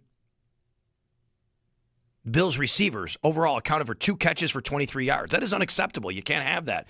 Although, I mean, it's acceptable if you keep winning, I guess, from that standpoint. My point is, though, that you need more. And this is something that's happening every week, and it's just coming to, it's going to hurt them at some point, you think. And it hasn't. And especially if you're managing Dalton Kincaid and he gets 0 catches on 1 target, and I understand why he's not playing as much. Dawson Knox drops a pass. James Cook drops a pass. If you're not getting picking up the slack from those positions, then this is a big issue. And yesterday it happened again. But the Bills did enough. You know why? Because their defense stepped up when it needed to. And that also has been kind of a theme here over the last few weeks where the defense started slow and then did what they're supposed to do. In this game, it wasn't necessarily a slow start in the first half, the first drive, I should say, but in the second half, the Browns started running the ball. They started doing some nice things, but in the critical moments, the Bills' defense made plays. Greg Rousseau, Joey Bosa with a tip, and they had to rely on that. 803-0550 is the number to call here on the Northtown Automotive Extra Point Show. My guy Butch is going to lead us off today on the east side. I will not talk to you before Christmas, so Merry Christmas to you, Butch. Merry Christmas to you, my brother. I love you. I love MSG. I love WGR. To all the fans who listen and watch this show, I love each and every one of you. I'm going to get right to it, Sal. I don't consider myself a fan anymore. I consider myself part ownership of this organization. And reason why, in 1973, I went to my first football game with my family. In 1977, I started going by myself, catching a little bus, buying my little ticket from Tops for $8 and getting on the bus down by the Greyhound going to the game. So I'm past the fan standpoint of it. This is just part of my life. And the feelings, my father always told me, don't catch feelings, catch colds. Why? He said, because a feeling, it hang around and it messes you up. It takes a while to get rid of. A cold you can get rid of in 2 days. So I don't like reacting off my feelings. But I just want to just say this. It comes a time after 16 games, or 15 games rather, that things should be corrected. On the defensive side of the ball, I'm wrong. I love the W. I'm glad about the win. But some fans, I can figure, will they might be picky because they see something that should have been corrected 15 games ago. Or if they didn't kick 15 games ago, at least 6 games ago. And that's stopping the run. 15 weeks of anyone, I'm talking about anyone, I'm not just talking about certain teams, anyone, a no-name running back can just get to it and do something to you and put damage to you. That's a serious problem. And don't get me wrong, one thing about Sean always goes, this has always been Sean's philosophy for 9 years anyway. Sean will make adjustments at halftime and come out and kick your butt. That's just what he does. So I understand that. But when you go 15 weeks and it's just anyone can run through you and any quarterback can look like Brady, I have a problem with that because it's something with your system that you need to either surrender and go forward and do something better or just change it. Now, what I'm saying is this. That 4-2-5 that we run, he brought Bernard back off. Bernard just came back healthy. We started him. We had something going with the regular face 4-3 with Shaq. They did not start Terrell Bernard. They did not. Shaq started and got hurt. Okay, we started and he got hurt. That's when he made the tackle and he hit the guy real good. But anyway. Yeah. Butch, I got to run, buddy. What is the overall point? What do you want to happen? You've been on for 3 minutes. Go ahead, buddy. Okay, this is the overall point. Yeah. To move forward to win this thing, we have to go back to the base 4-3. That 4-2-5 is not working. Okay. Javon Johnson is 2 steps behind. You got to go with the younger They boys. played more base this year than they have in many years past, though, just so you know, Butch, all right? I got to go, buddy. I love you, too. Thank you very much. Merry Christmas. Michael in the Dominican. Hi, Michael. Hey, how are you? Yeah, it's Michael from Atlanta. We're in the Dominican Republic on a cruise, and I got to tell you, last week on Sunday, watching with a couple hundred Bills fans was just freaking amazing. I couldn't watch this game. There was no reception. They took all the extra TVs out of the casino to put in more gambling machines. So we only had one game on yesterday. But anyhow, the thing is, what I'm looking at is the drop passes, the focus. They seemed so dialed in last week in the second half out of that one mistake when everybody on defense, flew to that running back who then just reversed field and nobody stayed home to get him. And they stayed focused on offense, on defense, and yes, you made a great point, and you make this great point that the other team they're paid to win, to play also. They're going to try to win, especially against a good team like Buffalo. They got their backs against the wall. They've got nothing to play for. They're going to let it all hang out. So I understand that. By the way, that could happen with the Jets next week too. I'm not ruling the Jets out of that game. I think they're going to play their hearts out when they play New England. So the point is that what happens with the focus? Yes, there's things that Cleveland did, obviously, to impact the game and keep the score where it was. But the self-inflicted errors, that's what kind of really bothers me. I want to hear your response, but so you can lead me on for a couple minutes so I can hear, because I have no backup here to listen. I don't really know what the question is, though. What to respond to what? I'm Question is sorry. about- I don't. about- I know. about Go ahead. About the lack of focus with the drop passes. Sure. I just talked about it a little while ago, Mike. I mean, yeah, those are things that you can't have, and I don't know if they took their foot off. I have no idea. I don't know if they took their foot off the gas. I don't know if, Dawson Knox, we talked about him in the locker room. He was very accountable. He said he felt terrible. He let his team down. He's like, I don't know what happened there. He obviously closed his hands a little too soon. I mean, but yeah, I don't have an answer for it. I don't know. You know what I mean? I know it's very mysterious, right? I mean, against a better team. I would say this, though. I think right. Here's what I would say. When you play a 17-game NFL schedule, you're never going to be at your complete top focus every single play of every single half all the time. You hope it doesn't bite you in a certain position. They had a lead against a bad team, and maybe maybe that's what happened. I don't know. Yeah, a little too conservative. By the way, real quick, is Joshua Palmer, is he still out with an injury? No, he played yesterday. Oh, he did play. Okay, yeah. All right. He had one catch for 2 yards. All right, hey buddy, have a great cruise. I appreciate you giving a call, Billy in Toronto. Hi, Billy. Hey, Sal, listen, not a worry in the world. We've been playing like this all year. We got the win, and that's all that counts. The most important thing, and before that, you're exactly right. I mean, we can't say this team's not focused. Things are going to happen sometimes. You drop passes. A quarterback overthrows a wide-open guy. A tackle is missed. It doesn't mean you're not focused. It's going to happen once in a while. Here's the bottom line, how I see it, and that's going forward. We've got the Cincinnati Bengals, the Baltimore the Baltimore Ravens just about out the door, and Kansas City gone. Okay? If any one of these teams want to take us on, that's left, God bless you. This is our year, Sal. I know I've been saying it, but listen to me.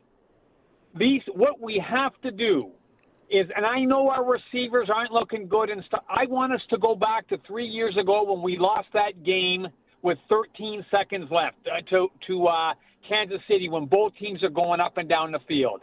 These last two games, I want it on tape. I want these playoff teams to say, we are coming out, and this is going to be a shootout. Don't look for a 10-7 game. You better beat us 45-42, and we got the best player in the league leading our charge. This is how I want it done. I want it on tape. Then once we get into the playoffs, maybe we can run the ball a little bit more because they're seeing something different. If this team goes toe-to-toe and just puts the ball in the air and says, we're going to crush you, enough of this garbage during the regular season, I told you this is going to happen. Once we get into the playoffs and it's mano-a-mano and we're going to beat you 45-40, we will win the Super Bowl. It's that simple, Sal. That's all I got. All right. I will say, though, that if they get into that type of game with teams right now that are playing the kind of offense like Jacksonville or maybe like the Chargers did yesterday, that's a pretty dangerous way to live. I get it. I understand what you're saying. That's a dangerous way to live. You want to play that kind of football because you make a mistake here or there, and they're going to put up those 35 to 40 points. Ryan in Lackawanna. Hi, Ryan. You're on WGR. Sal, how you doing? Good, thanks. Say we clinch our playoff berth tonight. What are your thoughts on sitting the starters for the next remainder a couple games to keep us all healthy? You think there's a chance Sean does that? I don't. I think as long as the division is alive, he will not do that. Okay. I don't think that is something that they would do unless they knew for sure that they could not get the division. As long as they are mathematically alive for the division, I think that they play. Now, next week, the Patriots play before the Bills. The Patriots play at 1 p.m., the Bills play at 4:25. Assuming the Patriots beat the Jets, the Bills still have to beat the Eagles to put more pressure on the Patriots to finish it out against the Dolphins the next week. If the Patriots were to lose against the Jets, then, man, all is on the table, and you go out there and win. So I don't see him doing that. I do understand the question and point. At some point, you might want to back off a little bit if you know, but that probably, to me, doesn't happen if the Bills do win next week. They still have to win now, remember. If the Bills and Patriots both win next week, okay? I think the only time the Bills back off on starters is during their game against the Jets in Week 18 when you see the scoreboard and know what the Patriots are doing. You have to be aware of that. That's how I think they would play it. Let's go to Mike in Colorado. Hi, Mike. Yes, good morning. Happy holidays to you. You too. I guess I just got a real blah feeling about this game.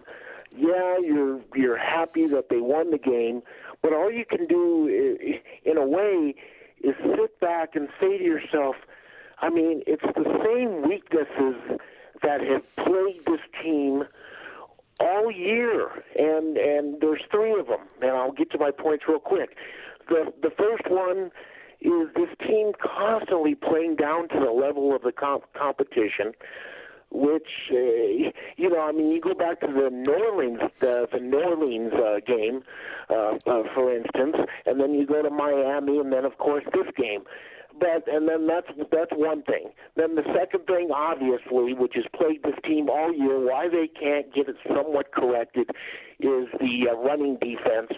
The run defense is just atrocious week in and week out against very average backs. And then thirdly, it would have to be the wide receiver play. And, these aren't things that are just one or two off. I mean, these are things that have plagued this team all year. And sooner or later, you got to think that it's going to catch up to this team. And that's all I have. Thank you, Sal. Okay, so you're not wrong in everything you say, but I just want to point out every team in every market, in every fan base is pointing to also flaws they have that could catch up to them. And this is where I say there is no perfect team.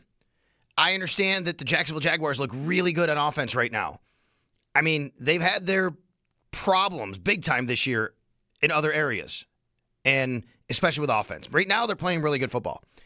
The New England Patriots, last week you saw some flaw. Last night, Drake Mace put some ball in harm's way. He turned the ball over, fumbled twice, turned the ball over a couple times.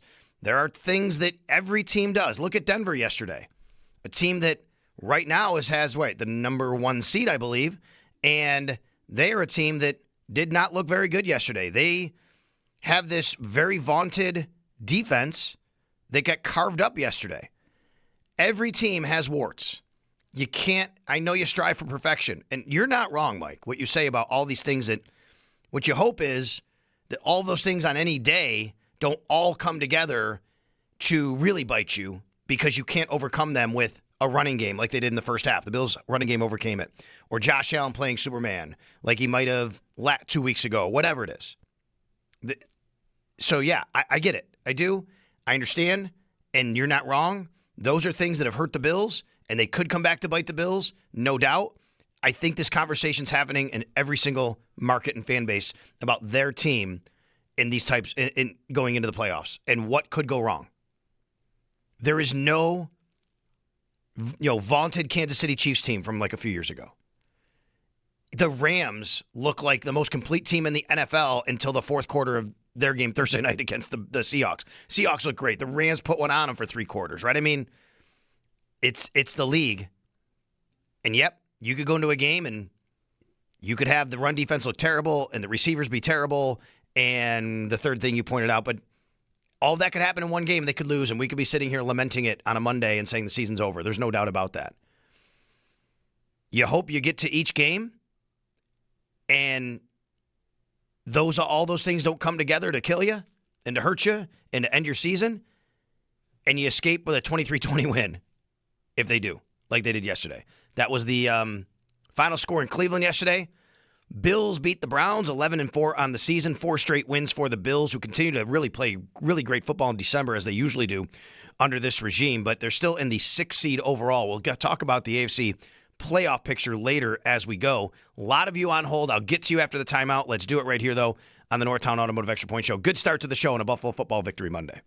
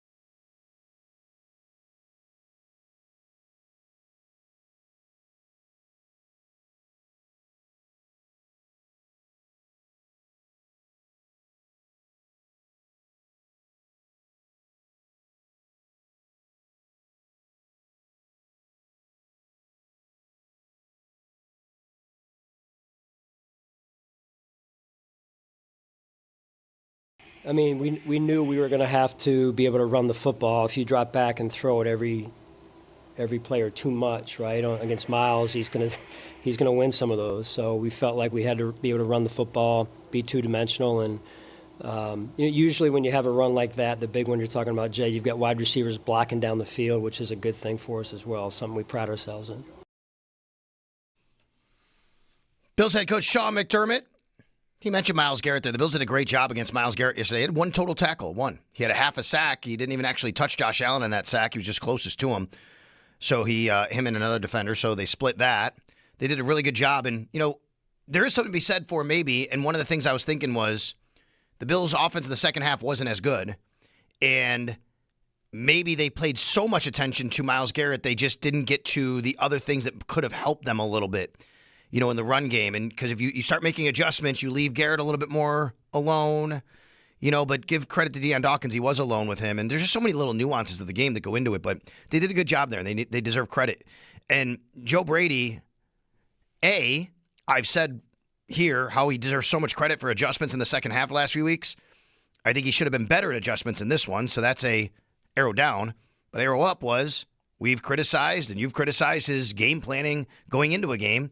Great game plan going into the game this time. And, give him credit for that. So the ups and the downs, right? Arrow up, arrow down. You can find it at WGR550.com. We also have to get to our Barnes Firm injury report.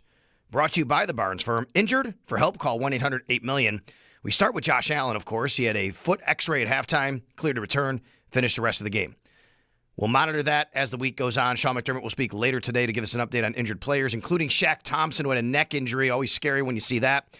He did not play the rest of the game. He was questionable after the first series. He did have his helmet on, didn't go back into the game. It was Terrell Bernard basically playing the rest of the way from there on out.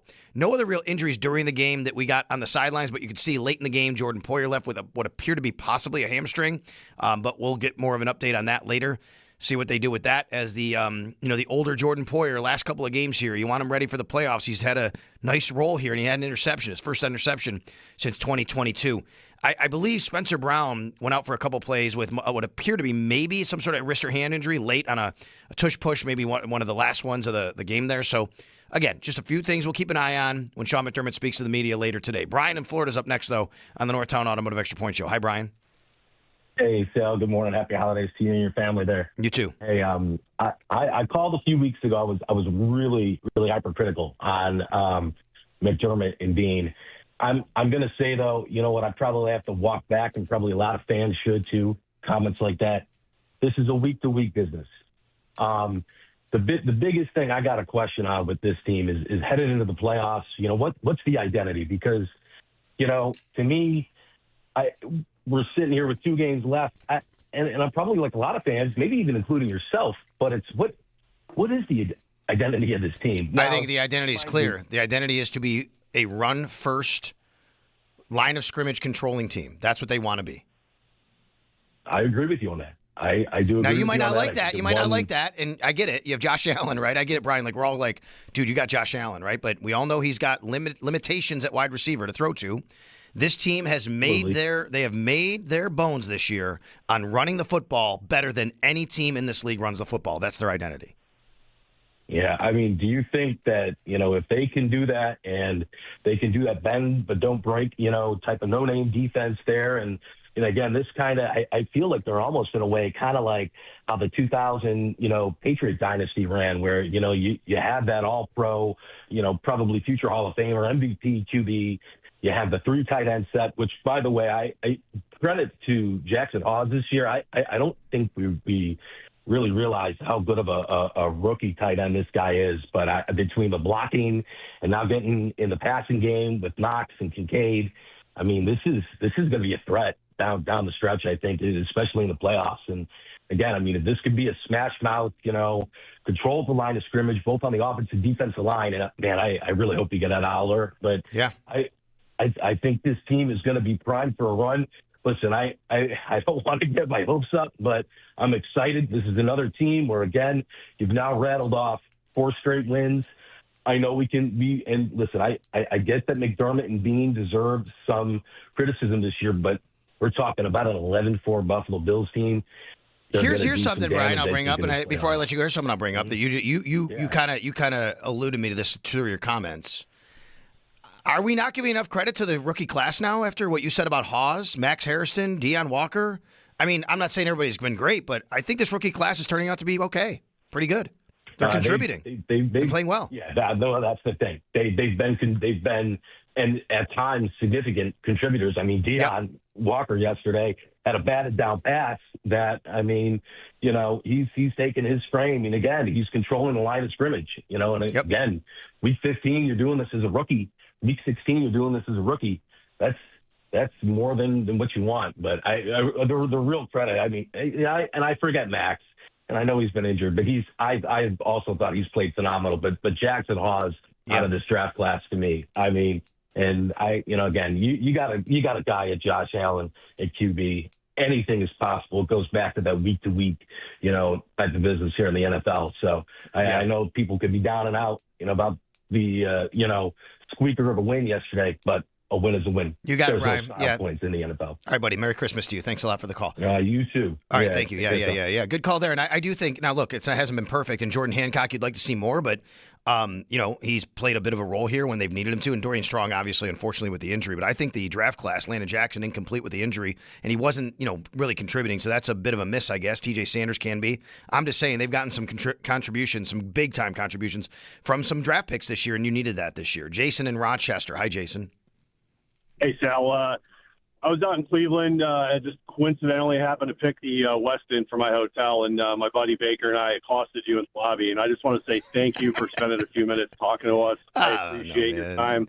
I don't have this job without people like you, so thank you very much. I appreciate it.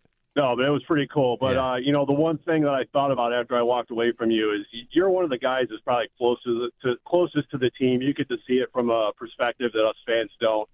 And I'm curious what your perspective is on, like, the mindset of the team. To me, they seem like a close-knit group. They got each other's backs. Do you see that they're like, are they frustrated with how things are going, even though they're 11-4? Are they optimistic? How are they feeling about things? I know this is going to sound really cliche to say this, okay, but it is truly how I've seen this team operate, not just this year, but on a yearly basis under this regime especially, but especially over the last few years. Jason, they just believe they can win every week, and that's all they worry about and focus on. Yes, they're very tight off the field. Obviously, they're very, very close. We know that. We hear that all the time. I've heard from guys that say who've played in other cities like Philly or New York or Chicago or L.A., and they're like, yeah, we don't hang out with our friends after or the teammates because you go home and everybody's at a place that's a half hour in a different direction, right? Not the case. A lot of the guys live in the South Towns, Orchard Park, Hamburg. It's a 5-minute walk or 10-minute drive to each other's house. They hang out. They do things together. You're not talking about a nightlife here in Buffalo that is exactly like those other cities. So that part, yes. But I think as far as the wins and losses, Jason, I know it sounds cliche. I get it. People hate hearing it. They really just believe every week their mission is to do as best they can every day to win that game on Sunday. I mean, that's awesome, and I love hearing you say that. And I feel like that's the foundation they need. I mean, you're gonna battle out these games week in, week out. They're only gonna get harder, but that's what a team needs, I think. The other question I have is, you're also close to everything else. We've seen Josh get dinged up all year long. How's he doing? He's got hands, elbows, the foot thing this weekend. He's one of the toughest dudes. He's one of the toughest dudes I've ever seen. Of course I worry. I was worried yesterday when I saw the foot and when they were talking to him on the sidelines with the trainers, I was getting a bit concerned because they were over there for longer than normal with Josh. You know what I mean? Like, a lot of times he's like, okay, I'm good. That wasn't the case, and they finally took him into the locker room. And I was very concerned the way he was hobbling. So believe me, I was waiting like everybody. And then I got word just before halftime, X-rays cleared to return, and that was a big sigh of relief. But at some point, you'd love him to, be able to, if they could back off, but you can't right now. You got to have foot. Here, I'll say this, Jason. This is why. And I've said for months and months, the Bills have basically had a philosophy all year, just keep our quarterback healthy. That is our ticket, and they've tried their best to do that. All right, well, have a Merry Christmas, Sal. We appreciate what you're doing. Thank you, Jason. Thanks for saying hi at the hotel in Cleveland. Listen, I've said for months and months, if you listen to the Bills talk, if you listen to their GM, you listen to the head coach, they have told you outright they have a mission to keep their quarterback as healthy as possible, which I think is why they have this identity, we go back to a caller earlier, of running the ball first, dominating the line of scrimmage. Now, Josh has taken more hits than you thought he would this year. He's taken more hits and sacks than usual. I get it. That is just that's not great to see. But their philosophy is let's not have him in that position that he has to throw 40 times, that he has to run the ball a lot. Let's run the ball well, let's protect him well, and have him healthy. And look what's happening. For right or for wrong, I don't like the whole talking point of it's now or never for Josh Allen, but why does it happen? Because look who's not in the playoffs. The quarterbacks that are considered on that top tier. Mahomes, Burrow, probably Lamar. And here comes Josh, and a healthy Josh Allen can beat anybody. And that's why that matters. Tanner in Niagara Falls. Hi, Tanner. Tanner, are you with me, buddy? I think I lost Tanner. That gives me a chance to take a timeout. Stay on hold if you're there. 803-0550 is the number to call here on the Northtown Automotive Extra Point Show on a Buffalo Football Victory Monday on WGR.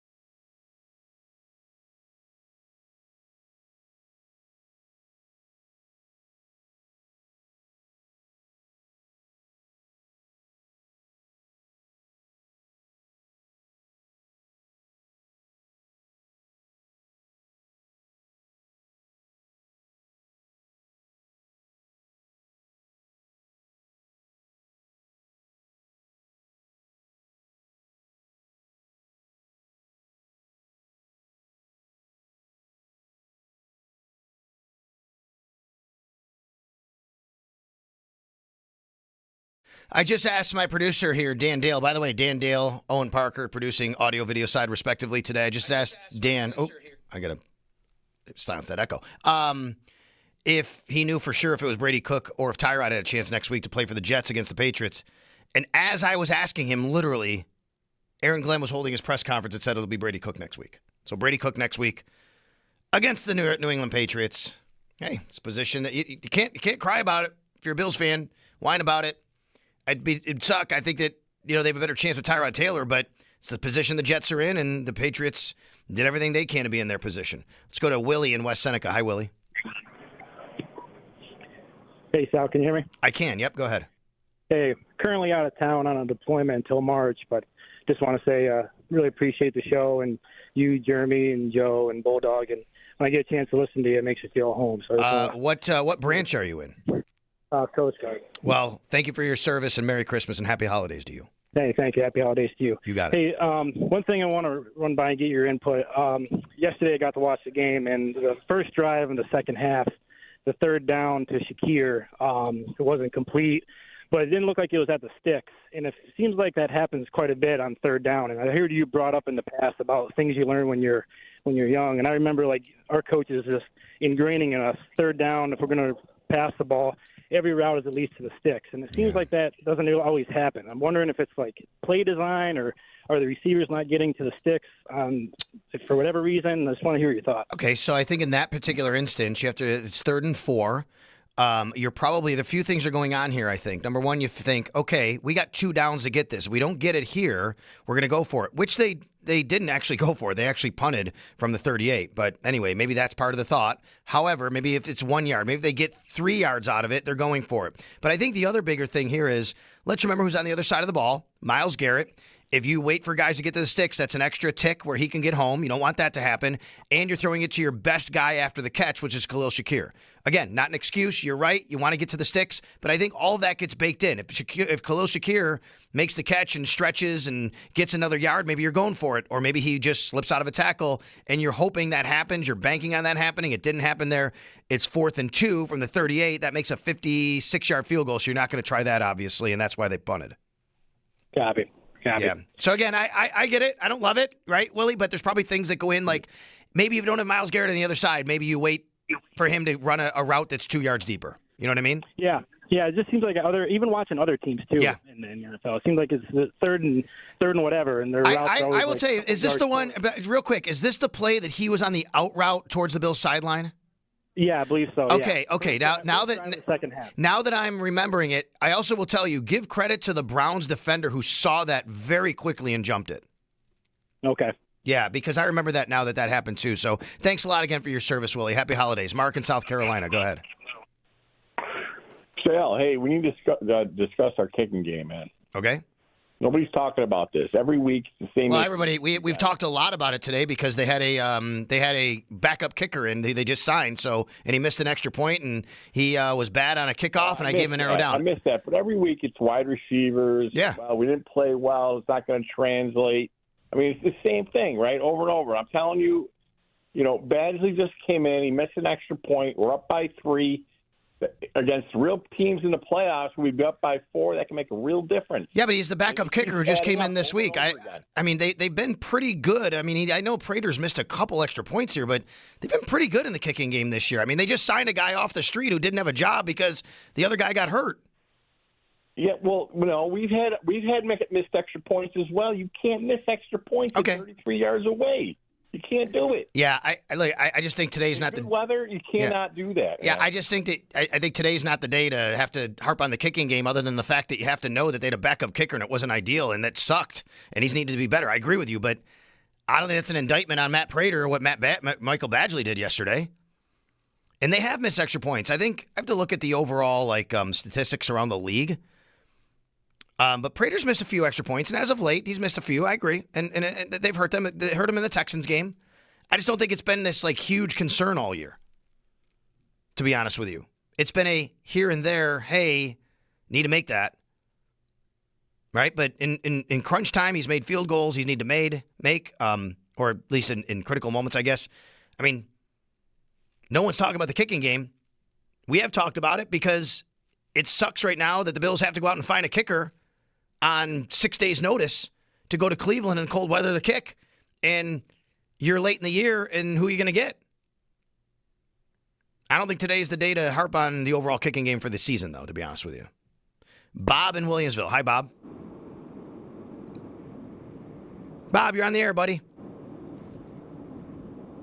Bob in Williamsville going once. Bob in Williamsville going twice. Bob is no longer on the air from Williamsville. Maybe he'll give a call back. I mean, am I wrong about the kicking? I don't know. Owen, am I wrong about the kicking game? Am I taking it too lightly? I mean, I think we all recognize the Bills had a kicking problem yesterday because their kicker was out and the guy they brought in wasn't good. Right. I mean, but what do you I don't know. What are you going to do? You want to go get a different guy next week now? Or I mean, they might have to if Prater's hurt, but if Prater's your kicker, I'm actually confident in Matt Prater as the Bills kicker heading into the playoffs, I guess. Right. That's the best way for me to say it. Would it be great to have a guy that could hit a 55-yarder? Probably. But I don't, if that's what it's coming down to, I think that you probably have bigger issues if you're counting on your kicker when you've got Josh Allen. I have a hard time having it be. He was, by the way, he didn't just miss the extra point and hit it off the upright. Then he had the kickoff that didn't make the landing zone. What are we doing? Pretty janky, yeah. That was really tough. I've seen guys miss kicks. I don't understand what happened on that. All right, let me see real quick on PATs. Okay, we got. Let's see. Okay, where does he's down here. He's 935. He's 43 of 46. Yeah. I mean, okay, so hold on. Let's see. He's missed 3 out of 46. Tyler Loop in Baltimore's missed 2 out of 38. Zane Gonzalez, he's 13 of 14. Koo is 11 of 12. Fitzgerald, a nice young kicker in Carolina, is 24 of 27. Harrison Butker, 30 of 34 this year. He's missed 4 out of 34. It's not. Now, listen, there's a lot of guys who made most of theirs, right? But I just think it's kind of around normal this year. Yeah, I don't think I've definitely not noticed it be something that's hurt them. It hasn't cost them a game anywhere. It's hurt them a little once in a while, but it is not, adding a loss into your loss column. If you look at the top, there's about 10, 11 kickers in the league who are normal kickers who have not missed a PAT, and you'd love for your guy not to miss one. But it is Buffalo, by the way, and in the weather. Although he did miss one in Houston, which was not good. And that really hurt the Bills as the game went on. So, again, I'll just reiterate the point. I understand the call from South Carolina. I forgot. I'm sorry. Mike, maybe. I forget. I apologize. About the kicking game, I just think today is a day where I'm more concerned about Matt Prater's health than the kicking game itself, to be honest with you. We'll take a time out here on the Northtown Automotive Extra Point Show on WGR.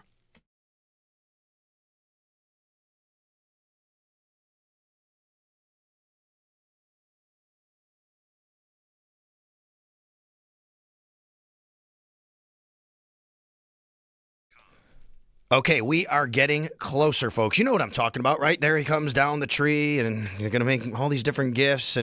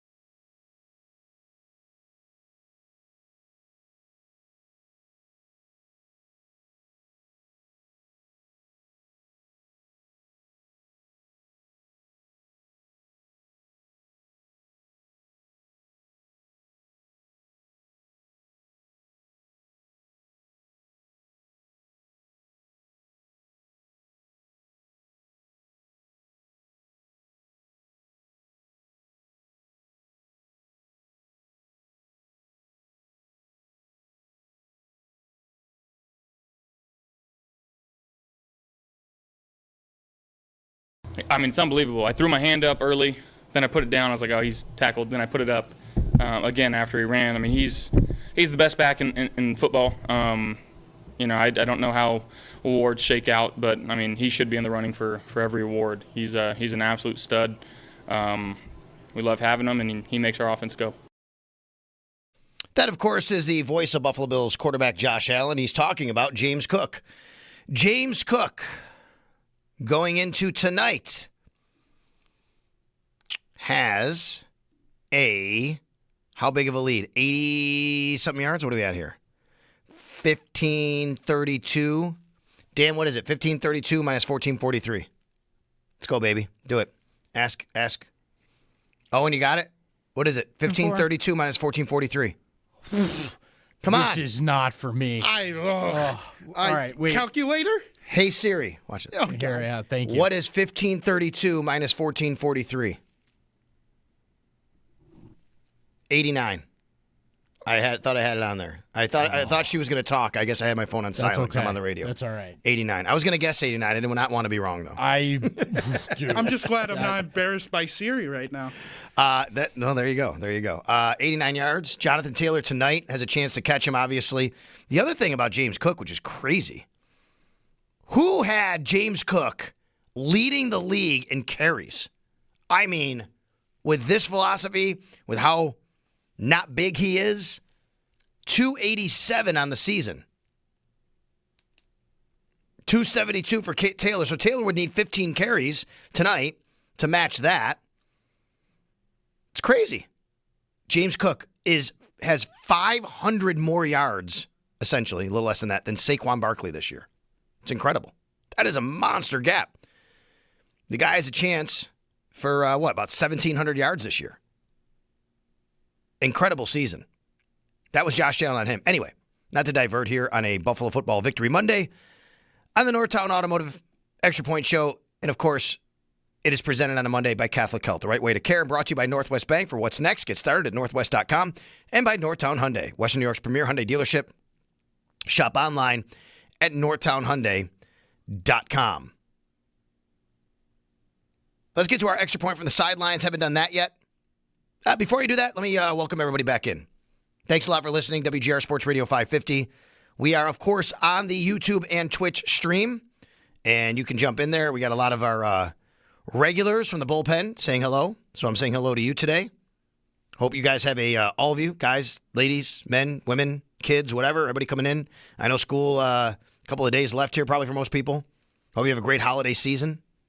It's nice to have a Victory Monday here as we roll on into the Christmas week. Got some football going on this week. We'll get to that a little bit later. But thanks a lot for coming aboard. Let's get to our extra point from the sidelines. It is brought to you by Catholic Health, the right way to care.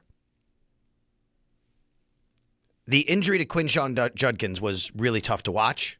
So tough that I actually haven't even seen it yet, guys. Did you see the actual play? Because I'll tell you why. I'm going to tell you this is the extra point from the sidelines. What I did see was the replay on the big board of Matt Milano's helmet hit Judkins in the hip really hard. Yeah. And apparently that caused Judkins' foot, I think, to get caught or something. But I didn't see the foot because the replay on the big board didn't show it. And I was standing next to Evan Washburn of CBS, and he said to me, we're not going to show it on TV. Yeah. And he had the monitor that they use on the sideline so he can see the replay. So I didn't see the replay of that. Did you see it, Dan? I saw it. I couldn't even tell where he got hurt. It was just kind of all he got his foot caught play. maybe after Milano hit him? Like kind of got caught underneath him as Milano kind of flew over top, and it was one of those leg sideways, dislocated, broken, real nasty. Cam Scatabo. And it was very ominous. As soon as he was down and everybody was gathered around. Yeah. You knew it was bad, but yeah, on the sidelines, it was literally like Evan Washburn said to me, we're not showing it on TV. And that was really I didn't search it out after that because I knew I didn't want to see it, but it came across my feed because of course it did. Yes. And I knew when they said that on the broadcast, oh man. Yeah. That's not good. Because like you said, it was as soon as he was down, they kind of cut away from the clip of Milano blowing him up, and he was down punching the ground, and you're like, oh. That's not good. Oh yeah. And I didn't realize until they said that it was that gruesome of a situation. So it super was sad, 'cause he's a very great he really good player. And even without him though, one of the things that came up yesterday obviously was the Bills' inability to stop the run once they brought in the other other Sanders, Raheem Sanders. I mean, he didn't have a high yards per carry, but man, he was moving the pile. And after contact, Bills tackling again yesterday was not very good. I cover all of this in my arrow up, arrow down column at WGR550.com. So check it out there. We'll get back to your phone calls here. We do have open phone lines and plenty of time to take your calls before we get to the bottom of the hour. And then in the next half hour, we'll do sit up, stand down, and hey, buddy, here on a Buffalo Football Victory Monday. JD in Hamburg. Good morning, JD. Hey, Sal, good morning. Yeah, first of all, you mentioned James Cook. I think that the the best thing the Bills did this year, and you can credit the coaches and the GM and whoever decided this, was James Cook had to be the focus and to be a real elite number one back with way more carries than he ever had. And I didn't hear a lot of people on the air saying that would be a good idea. It has been a great idea. And the best thing you want for Josh Allen is to not have to throw the ball more than 30 times. That's been working out great. So I'm just going to say this. The road is clear now. The Kansas City Chiefs are out. The Ravens are in a shambles. So here's my point. The Bills been good enough to win for at least 5 years now, for the most part. And there's really only a couple teams, 3-4 teams, that are in their league in the NFL. So my point is this. I basically obsess about McDermott and Bean all day long. And in the last few weeks, I've started to think, it really is time for the Bills players to decide that they're going to do it and they're going to push it over the finish line. And it's up to them. McDermott and Bean, there's deficiencies on the team, but they've put them in a position to win. And there's something that the Bills have been doing on the positive side is they've been getting things done at the right time. And I'm a big believer that timing, the right mentality leads to great timing. And if you look at the Kansas City Chiefs, no matter where they were in the standings, somehow those guys who lead that team are always on the money at the right time. And they can win games in the playoffs that they don't deserve to win, including against the Buffalo Bills. Something I've always admired about that club. And I'll finish with this. I just firmly believe right now that the Buffalo Bills, never mind McDermott, never mind Bean, never mind the deficiencies, there's only a couple teams in this league as good as they are. It is time for them to win it. And they've been exhibiting some great mentality. Benford, Rousseau came up big at the right time yesterday. Bosa jumping up at the right time again yesterday. It's about the mentality. It's time to win. And we can complain about the coach and the GM all day, but I want to get your thoughts because I truly think this team, there's no excuse. This team can do it all and win it all. Yeah, they certainly have a good enough roster, good overall, because they have the quarterback. And there are certainly deficiencies on the roster. No one's going to deny that. I'll go back to what I always say. Every team has deficiencies on its roster. I mean, look at what happened with the Broncos yesterday, right? And they're at home against the Jags. They give up 34 points, that vaunted Broncos defense. And it's very, very good. They give up 346 yards. They actually had 445 yards of their own, only scored 20 points out of it. I say only because, you would think by looking at the numbers, that's not the way the game went. Every game is different. And you play that game, you play that team. I say it all the time that you can't play against the Patriots in the playoffs today when you're playing against the Browns in a regular season game.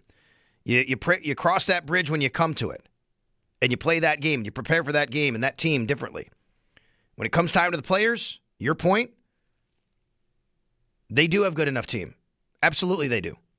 They do have a good enough quarterback. I think going on the road for 3 straight games is a challenge for any team, regardless of quarterback, regardless of coach. That's a challenge for any team. It's not an excuse. It's going to be tough to do. But despite having the deficiencies we've talked about, here are the Buffalo Bills still at 11-4 on the season. I mean, it's a really good year by most standards, right? But we know that here in Buffalo, because of what's happened in the past, because of the quarterback you have, you still got to get to the end. Otherwise, it's not a really good year. And that's tough. But it's the expectation you have. And it's the standard that's been set here. Let's go to Steve in Hamburg. Hi, Steve. You're on WGR. Hey, guys. Thanks for taking my call. I was pretty disappointed yesterday. Okay. We have Sanders that was holding the clipboard as a third-string quarterback about 28 days ago.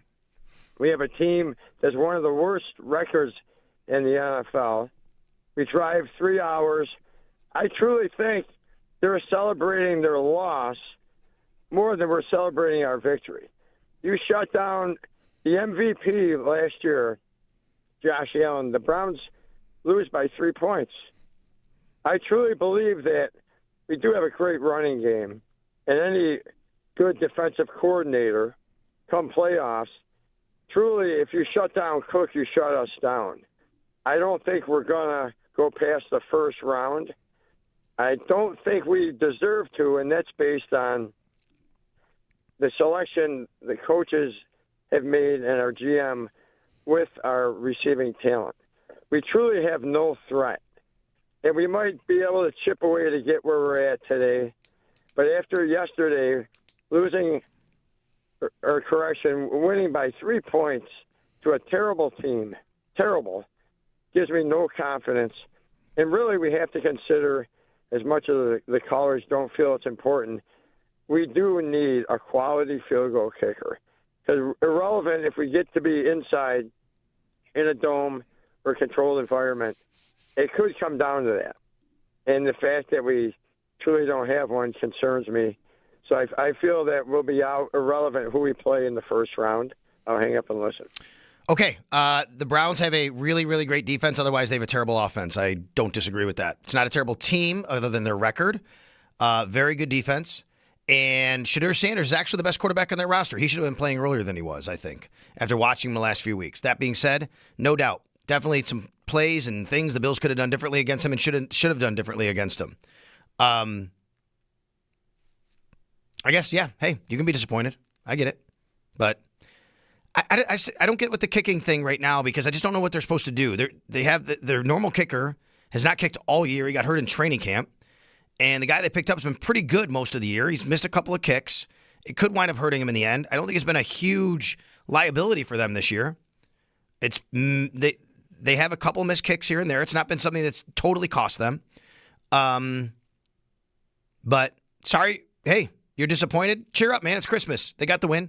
It's all good. I get where you're coming from, though. Let's go to John in Detroit. Hi, John. Hey, Sal. Thanks for taking my call again. Yep. I only had a shorter trip this week, 2.5 hours instead of 5.5, but a little disappointed. Again, we had a lot of talk about the receiving corps, but I like your analysis to the earlier caller that this is just something we have to accept now. With the identity as a running team, and ironically, we may win the Super Bowl with a running team, and that's just the way it's going to have to play out. I mean, we had all those years, with DeAndre Reed and, all those good receivers we had back in the day when we went to 4 Super Bowls. But it's time, I guess, to accept it. But watching the Patriots last night with Diggs and Hollins, it was like rubbing salt in the wound every time they caught a ball. Mm-hmm. And those two guys were spectacular last night. So let's just go on and win it with the running team. I agree with you. Nothing we can do. We've tried many other receivers, and none of them have worked out. So stay the course, and let's hope we'll be celebrating in February. Yeah, you got it, John. It would be a definitely different way to do it over the last few years, what we've seen from the NFL with how teams throw the ball. And I'm not saying the Bills can't throw the ball. They could still have a 300-yard passing game from Josh Allen. Of course he's capable of that. But to have the limitations they have in the passing game, to still be winning 11 games and still be scoring close to 30 points a game. Kind of crazy, actually, when you think about it. Thanks for the call. Let's go to Shane in New Jersey. Hi, Shane. Hey, Sal. Thanks for taking my call. Yep. A win's a win. We seem to play better. The stats, we've beaten some great quarterbacks this year, so I'm not too worried about the Browns win or struggles. But my question is, with the Patriots, the Jets and the Dolphins kind of looking, like they're just, trying to get to Cancun already. Playing JV teams. Do you think the Bills are going to rest some guys down the stretch? Make sure we're healthy. I know we still have a very outside chance of the division, but it seems unlikely. And, getting Milano and Josh healthy. No, I was just going to say, we've been so injured this year. Having a a team fully healthy and ready to go for the playoffs, like a Bosa, Milano, even Josh, seems like it's more important than the 5, 6, 7. Here's what I would say, Shane, and someone else called on this earlier, so I'll reiterate what I said to that caller. I don't think the Bills will do that until they're in the game Week 18 and are scoreboard watching. If the Bills beat the Eagles, now look, if the Bills lose the Eagles next week, there's no chance. They're probably going to, I would say they'd rest guys the following week, right? But if the Bills beat the Eagles, they do have a chance to win the division, and as you say, it's unlikely, but they'll be playing most likely at the same time as the Patriots in Week 18, and I don't think the Bills do that unless they know the Patriots have things in hand. Does that make sense? No, 100%. I mean, that's the way McDermott runs it. So I wasn't sure. I figured that'd be the case. I think that's what you're looking at, but I understand the argument, and I get where anybody's coming from because that could be very valuable to back off. And here's the other part about it, Shane. It looks like the Steelers are going to get the 4, and they're going to be able to rest players because they're not going to have anything to play for in Week 18. Correct. Yep. And if you're going to go to Pittsburgh, which we don't know yet, but if the Bills are going to go to Pittsburgh for that first round game, you could have a well-rested Steelers team, and are you coming off a game where you're putting pedal to the metal and you come up short anyway in the division in Week 18 against the Jets? Yeah, I mean, I don't know. Let's go to Ron in Williamsville. Hi, Ron. You're on WGR. Ron, you there? This is the same person we had earlier that called in that we couldn't get on? Say, hey, Ron, you got me, buddy. I think you had me on mute or something. You had yourself on mute. There you go. Yeah, no, something happened there. All right. But anyway, thanks for taking the call. Yeah. I had a couple things. One is, I don't know what the percentage of success overall in the league for going for 2, but over the past several games, I've noticed that teams seem to be more successful at 2-point conversions than the Bills in general. But that was my second point. My first point was McDermott, I think, has been really doing a great job in regards to going forward on 4th down. And even some of the challenges, even though he didn't win yesterday, I thought were worthwhile challenges. So I think he's gotten better there in regards to how he's managing the game.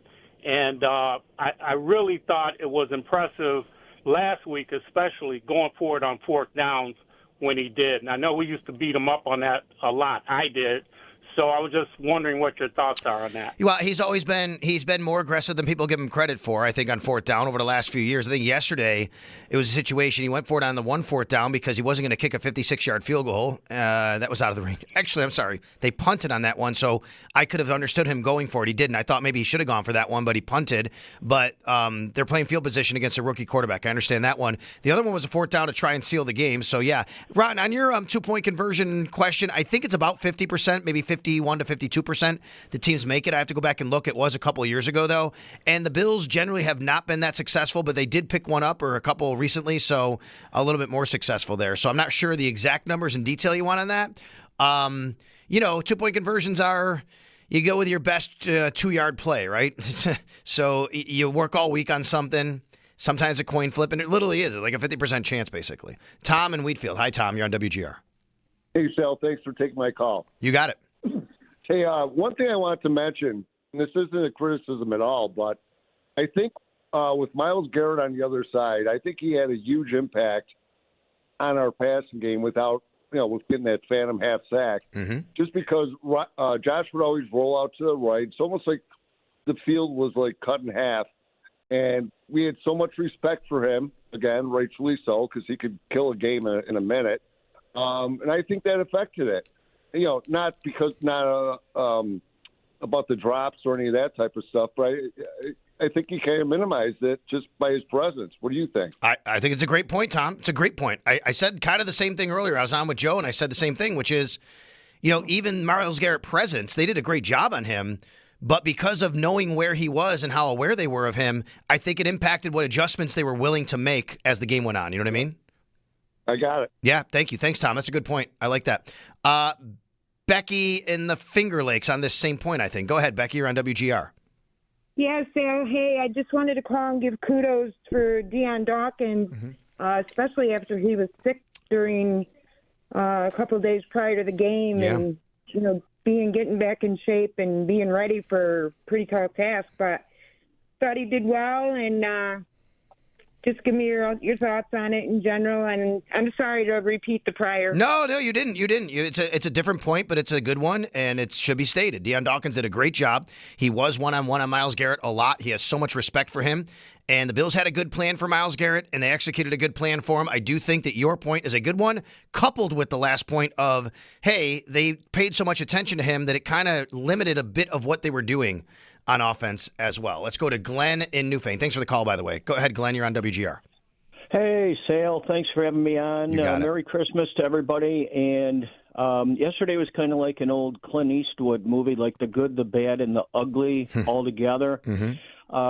The good, I would say, to come out of it without any major injuries, to be able to have another week of guys that are dinged up this time of year, to heal up. But especially the win, to get a win. The other thing I wanted to say, downstate, we got a guy from Johnson City, New York, wherever the heck that is, DeQuan Jones. Congratulations. Never a pick in high school. That's right. Not in college, is he a Penn State guy, I think? I think he is, yeah. And then here you get to the big level to get an interception for a big guy like that. I was so happy for him. The only bad thing I can see is, it's Victory Monday. Everybody enjoy it. It's holiday time. I hate seeing this sloppy tackling crap. They're like, I've seen better wrap up on a pickpocket. I mean, my God, it's angles. The angles don't look right. So maybe it's because it's so cold.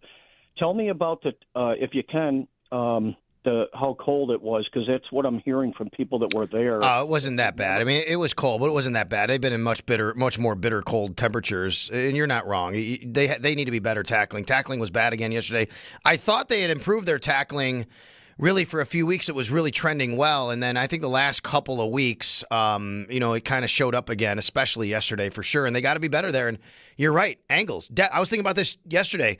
It's one thing to say load the box. You can't just load the box because then you have bad angles you're taking. You got to have a certain depth, and you got to take a good angle, and you got to wrap up, and you got to tackle. And it hasn't been up to par this year overall, and you hope that it doesn't hurt them when they're facing a team in the playoffs. You know what I mean? Yes, thank you, guys, and Merry Christmas to everybody. Appreciate it. All right, you got it. You got it. Thanks a lot. Let's take John from Elmo before the break. Hi, John. Hey, thank you. This is John. Thanks for having me, but I only got two comments, one on the defense and one on the Super Bowl.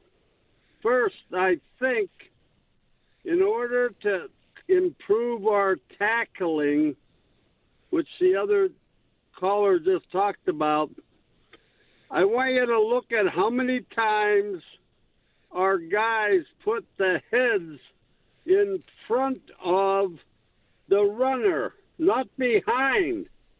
Most of the times, I used to play for UB, University of Buffalo, middle linebacker, and you had to stick your head in front of a guy in order to tackle him, or at least try to knock him down.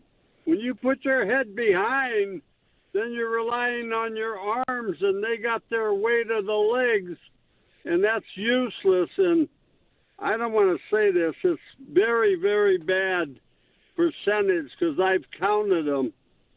But secondly, on the Super Bowl, the way we win Super Bowls is going through the tough times and coming out at the best time. Now, we are at the bad time with our defense, but hopefully if they got some guys that can tackle, we might be able to win with Josh Allen, and I think we can. I think we got to win this Super Bowl coming up, and I don't care who says what, but we have the best chance to win the Super Bowl. I'd like to hear your comments. I think you said it all, John. Merry Christmas, and thanks for the phone call, buddy. I don't know if you heard me. Good job, John. You're right. John giving us some proper tackling technique on the radio today. The only thing I would have loved more about that phone call is if he was on video and he could show us because that would be a great clinic to put your head in front of the runner and not behind. And he's not wrong. What I will say, though, John, is they work on that. They know that. That is something that gets drilled and worked on. And as you know, as a football guy, you played middle linebacker at UB, and going back, I don't care what it is, in the 50s, 60s, 70s, 80s, 90s, 2000s. That's the way to tackle. You can't arm tackle. You put the ball behind the runner, you're arm tackling. Put the ball in front of the runner, gives you a better chance, no doubt about that. That's what you want to do. Would have loved to have seen you demonstrate that, though. That would have been cool. We'll take a timeout. Merry Christmas to everybody. 1.5 hour left. Couple segments left. Sit up, stand down. Hey, buddy, still left here on the Northtown Automotive Extra Point Show on WGR.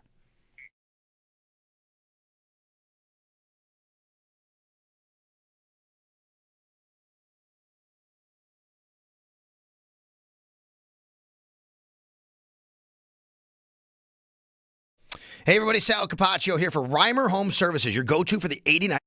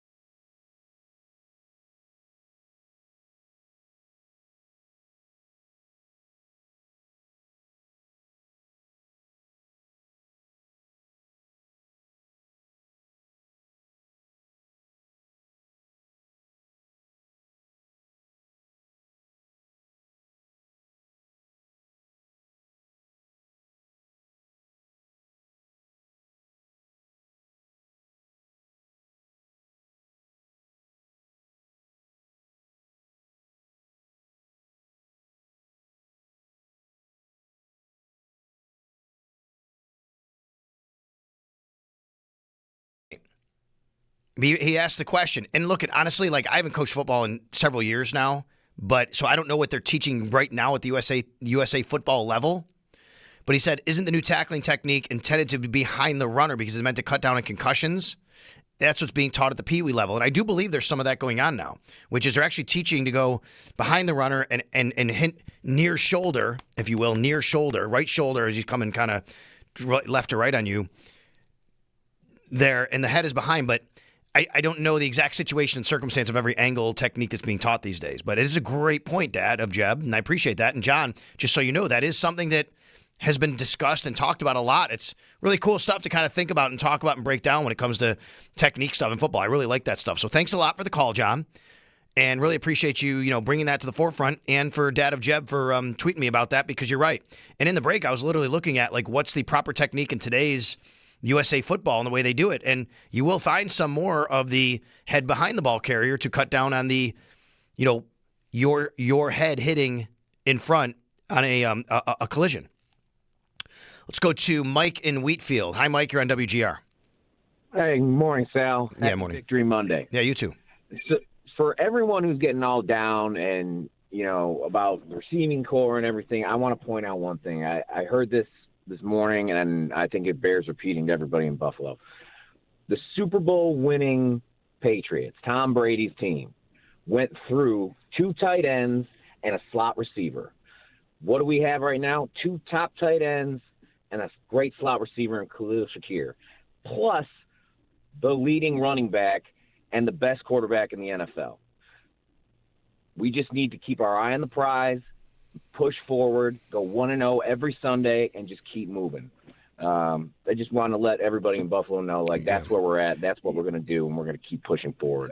Yeah. Love you, Sal. Thanks, Mike. Yeah, thanks for the phone call. Listen, I mean, yes, your second part of that is totally right. You play every game, you keep moving forward, you go 1-0. I have a tough time comparing anything that happened 20 years ago, 15 years ago, to today. Talking about this tackling technique we just were a little while ago and how things have changed. The game has changed. It's way different.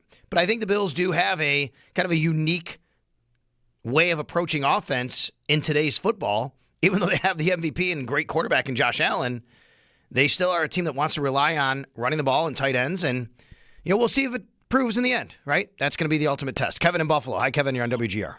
Wow, what's going on, baby? How are you, Kevin? Merry Christmas. Hey, listen, everybody's yapping about the low-scoring game yesterday. Listen, man, we're not going to put up 30, 35 points every week. Forget about that. But my take on this is I think Buffalo is preparing for their playoff offense and not tipping their hands, showing everybody what kind of plays they could possibly be running in some of these playoff games. Number 2, that defense, man, we got to figure out a way. Babbitt's got to figure out a way to shore that thing up, man. Because yesterday their B runner gassed us a couple of times. I mean, yeah, we clamped down in the end when we were supposed to, but come on, man, we can't do that against a good running team. Hey, by the way, Sal, do me a favor. Tell my daughter Monique happy birthday. Appreciate you, man. I think you just did on the radio. Merry Christmas to you too. I don't know if the Bills are holding anything back. I think there's always things that you have saved maybe for later. I don't think they're holding anything back right now. Is anybody really complaining about a low-scoring game yesterday? I think people are. Maybe what he means is that the offense in particular, I get it. Kevin, they didn't score 30-something points. If Dawson Knox catches the pass, the Bills are at 30, right? Say 23 when that happened. If he catches the pass, their Bills are at 30. Their average on the year, by the way, is 28.9, which is 4th in the NFL. Bills are averaging 4th most points in the league, which is wild to think about, actually. Let's go to Rick in Denver. Hi, Rick. You're on WGR. Hey, Sal. Merry Christmas, buddy. You too. So one of the things I want to talk about is Terrell Bernard. I haven't heard anybody talk about it. Something's way off with him. I don't care if they told him that he's clear to play. He seems to be a half step off of, his reads. He's missing tackles. His pursuit angles are off. And Shaq Thompson's out for any period of time, that middle linebacker position is going to be a huge issue. And I don't know if maybe all the years with him being undersized, playing Mike, if he's finally, been beat up so bad that he's just not able to do it anymore. just like to hear what your thoughts are on that. Yeah, I do think he's been hampered by both the ankle injury, which he's not in the injury report anymore for that. He was earlier in the year, and now the elbow. And I do think that offenses have changed. He is definitely even smaller now than when he was, comparatively when he came in the league, and he already was an undersized linebacker. So I agree with that part of it. I agree that it's been a bit off this year for him. There's no doubt about that. And I'm not sure exactly the reason. And Shaq Thompson has solidified that spot. My feeling on Bernard going forward, though, Rick, is I do think he fits more as a will linebacker in the grand scheme of things, the way offenses are played now. You know what I mean? The way defenses are played. But right now you can't make that switch because obviously you're not taking Matt Milano out the way he's playing either. You know what I mean? No, I totally agree. I mean, I think Will is probably a better position for him. Yeah. But, once again, everybody's trying to be optimistic. I appreciate it, but there are some glaring holes with this team. I know every team has them. Yeah. But, after watching the Jags yesterday, it's going to be an uphill battle. Yeah, well, listen, I mean, they're on a roll right now, and teams can find their rhythm. Right now they're playing good football. They've had their moments this year, too, where they've looked like very, very pedestrian at best. And the Bills looked very pedestrian yesterday in the second half. Let's go to who's up next. Yogesh in Michigan. What's up, buddy? Hey, Sal, how you doing? I'm calling from Madison, Wisconsin here. I wanted to bring up I'm sorry. Points. First, Merry Christmas. Yeah, you got it. Sorry, it said Michigan on my screen. I know Wisconsin and Michigan are rivals, in sports world, so I don't want to get that wrong. Sorry. I'm a New York guy. I'm a Buffalo Bills You got guy. it. But Go ahead, buddy. I want to talk a little bit about the chemistry with the defense in the second half. I saw Bosa and Rousseau seem to be coordinating their pass rushes together. I saw, you see Milano, Poyer, they were firing in the flats like they were young men.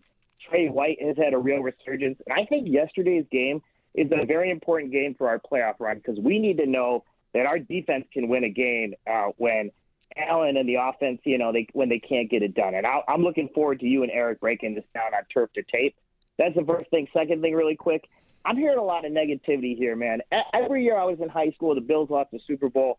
I had to live through the Green Bay Packers in Wisconsin winning Super Bowls while we were in a drought. It's Christmas. It's the holidays. Be grateful. Our guys are going out there. They're all hurt. They're putting their bodies out there. All we had to do was win in Cleveland. We did that. That's not a game where we have to show out. So I just want Bills fans to remember, hey, we're there with the team. You don't have to have fun right now. This is the greatest time to be a Bills fan. It's December. We're peaking.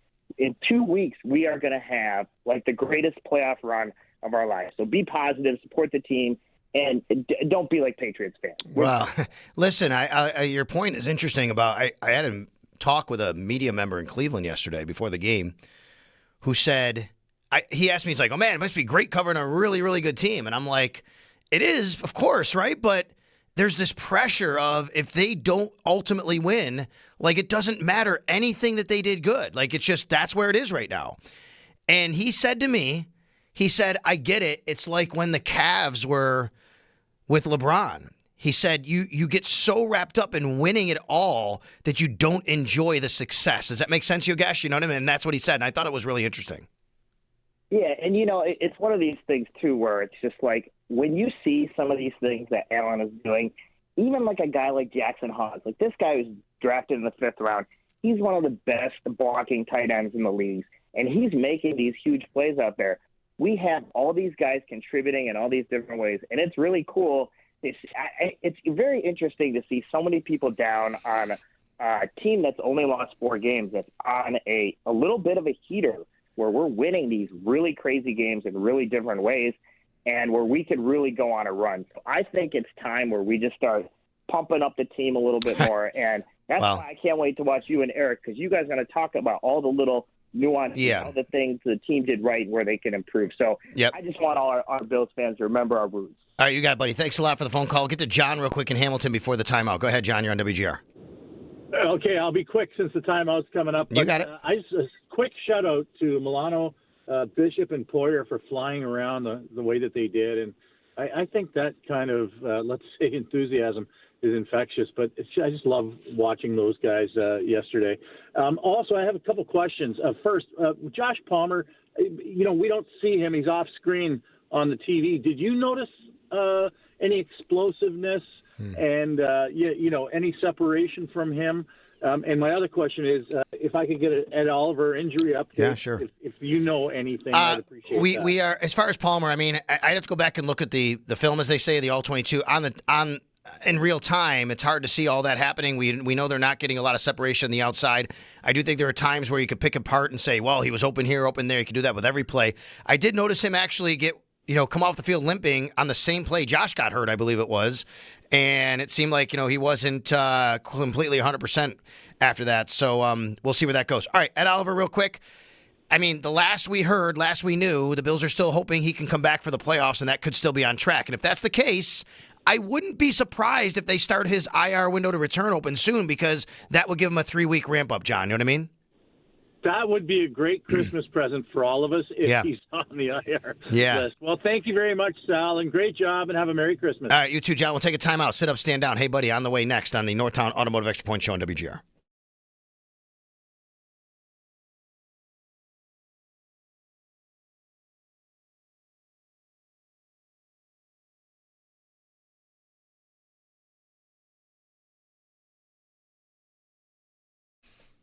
Hey everybody, Sal Kapacio here from my friends at USA Insulation. I've been telling you about them for a long time, and for good reason, obviously.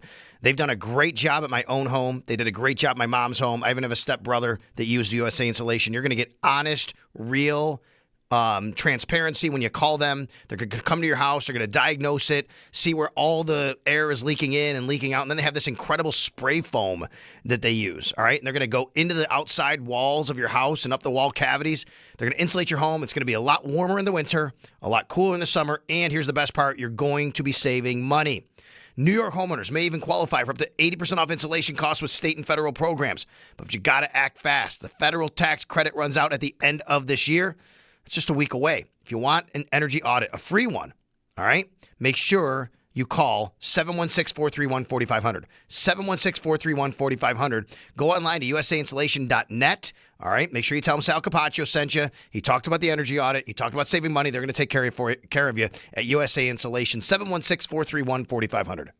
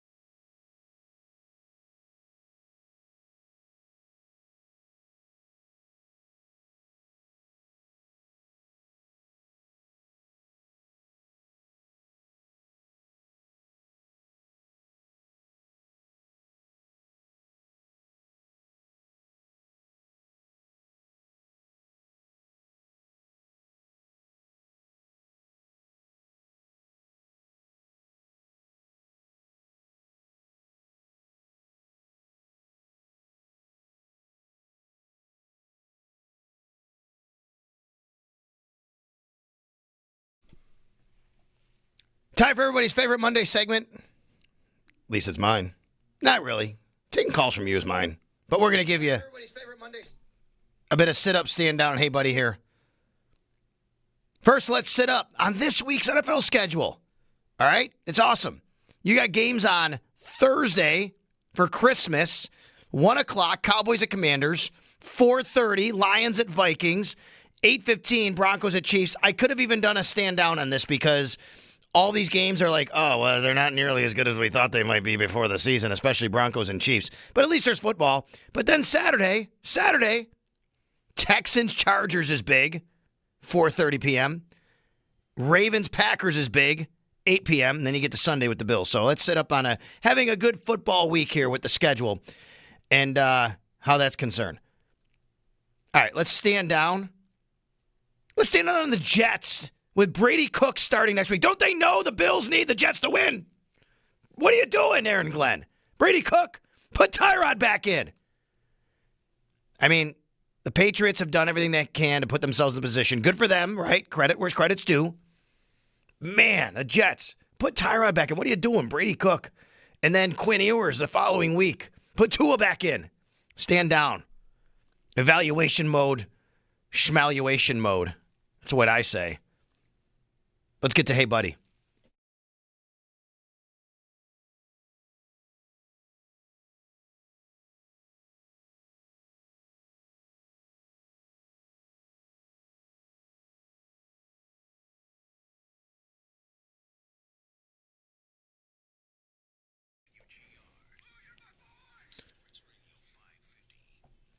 In case you haven't noticed, and I don't know how you haven't in Buffalo, New York, your hockey team is surging, ladies and gentlemen.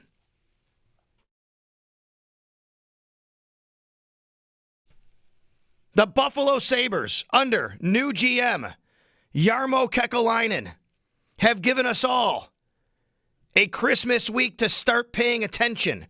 By the way, I do my yearly 'Twas the Night Before Christmas poem. I have to figure out how to rhyme Kekalainen somehow this year. That's my challenge over the next couple of days. Ladies and gentlemen, the Sabres have won 6 in a row. They are just a few points back. What are we, 5 points back now of a playoff spot? I believe it's 3 points back. 3 points back. 3. So they are right in it. I know, that's right. 5 before last night. Big win against the Devils last night. 3 points back. Hockey is alive in Buffalo. Jarmo Kekalainen, he's hiring associate GMs. He's hiring assistant GMs. I don't know what the hell the difference is between the two, but I don't care because he's hiring hockey people. That's what matters. Get excited about your Buffalo Sabres. They're all my buddies today. All right, what they're doing on the hockey side of things. Keep it rolling into the new year. Owen Parker, great seeing you at your house the other day.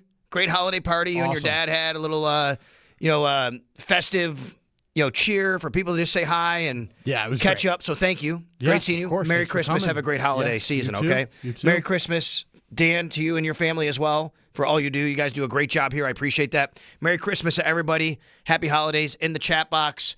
Thanks a lot for coming in today. We got One Bills Live up next. You got Christmas Eve on Wednesday, Christmas on Thursday. The Bills, they got a week coming up here with the Eagles coming up later on this week. And you have 'Twas the Night Before Christmas, my annual holiday poem coming up later this week, too, so pay attention.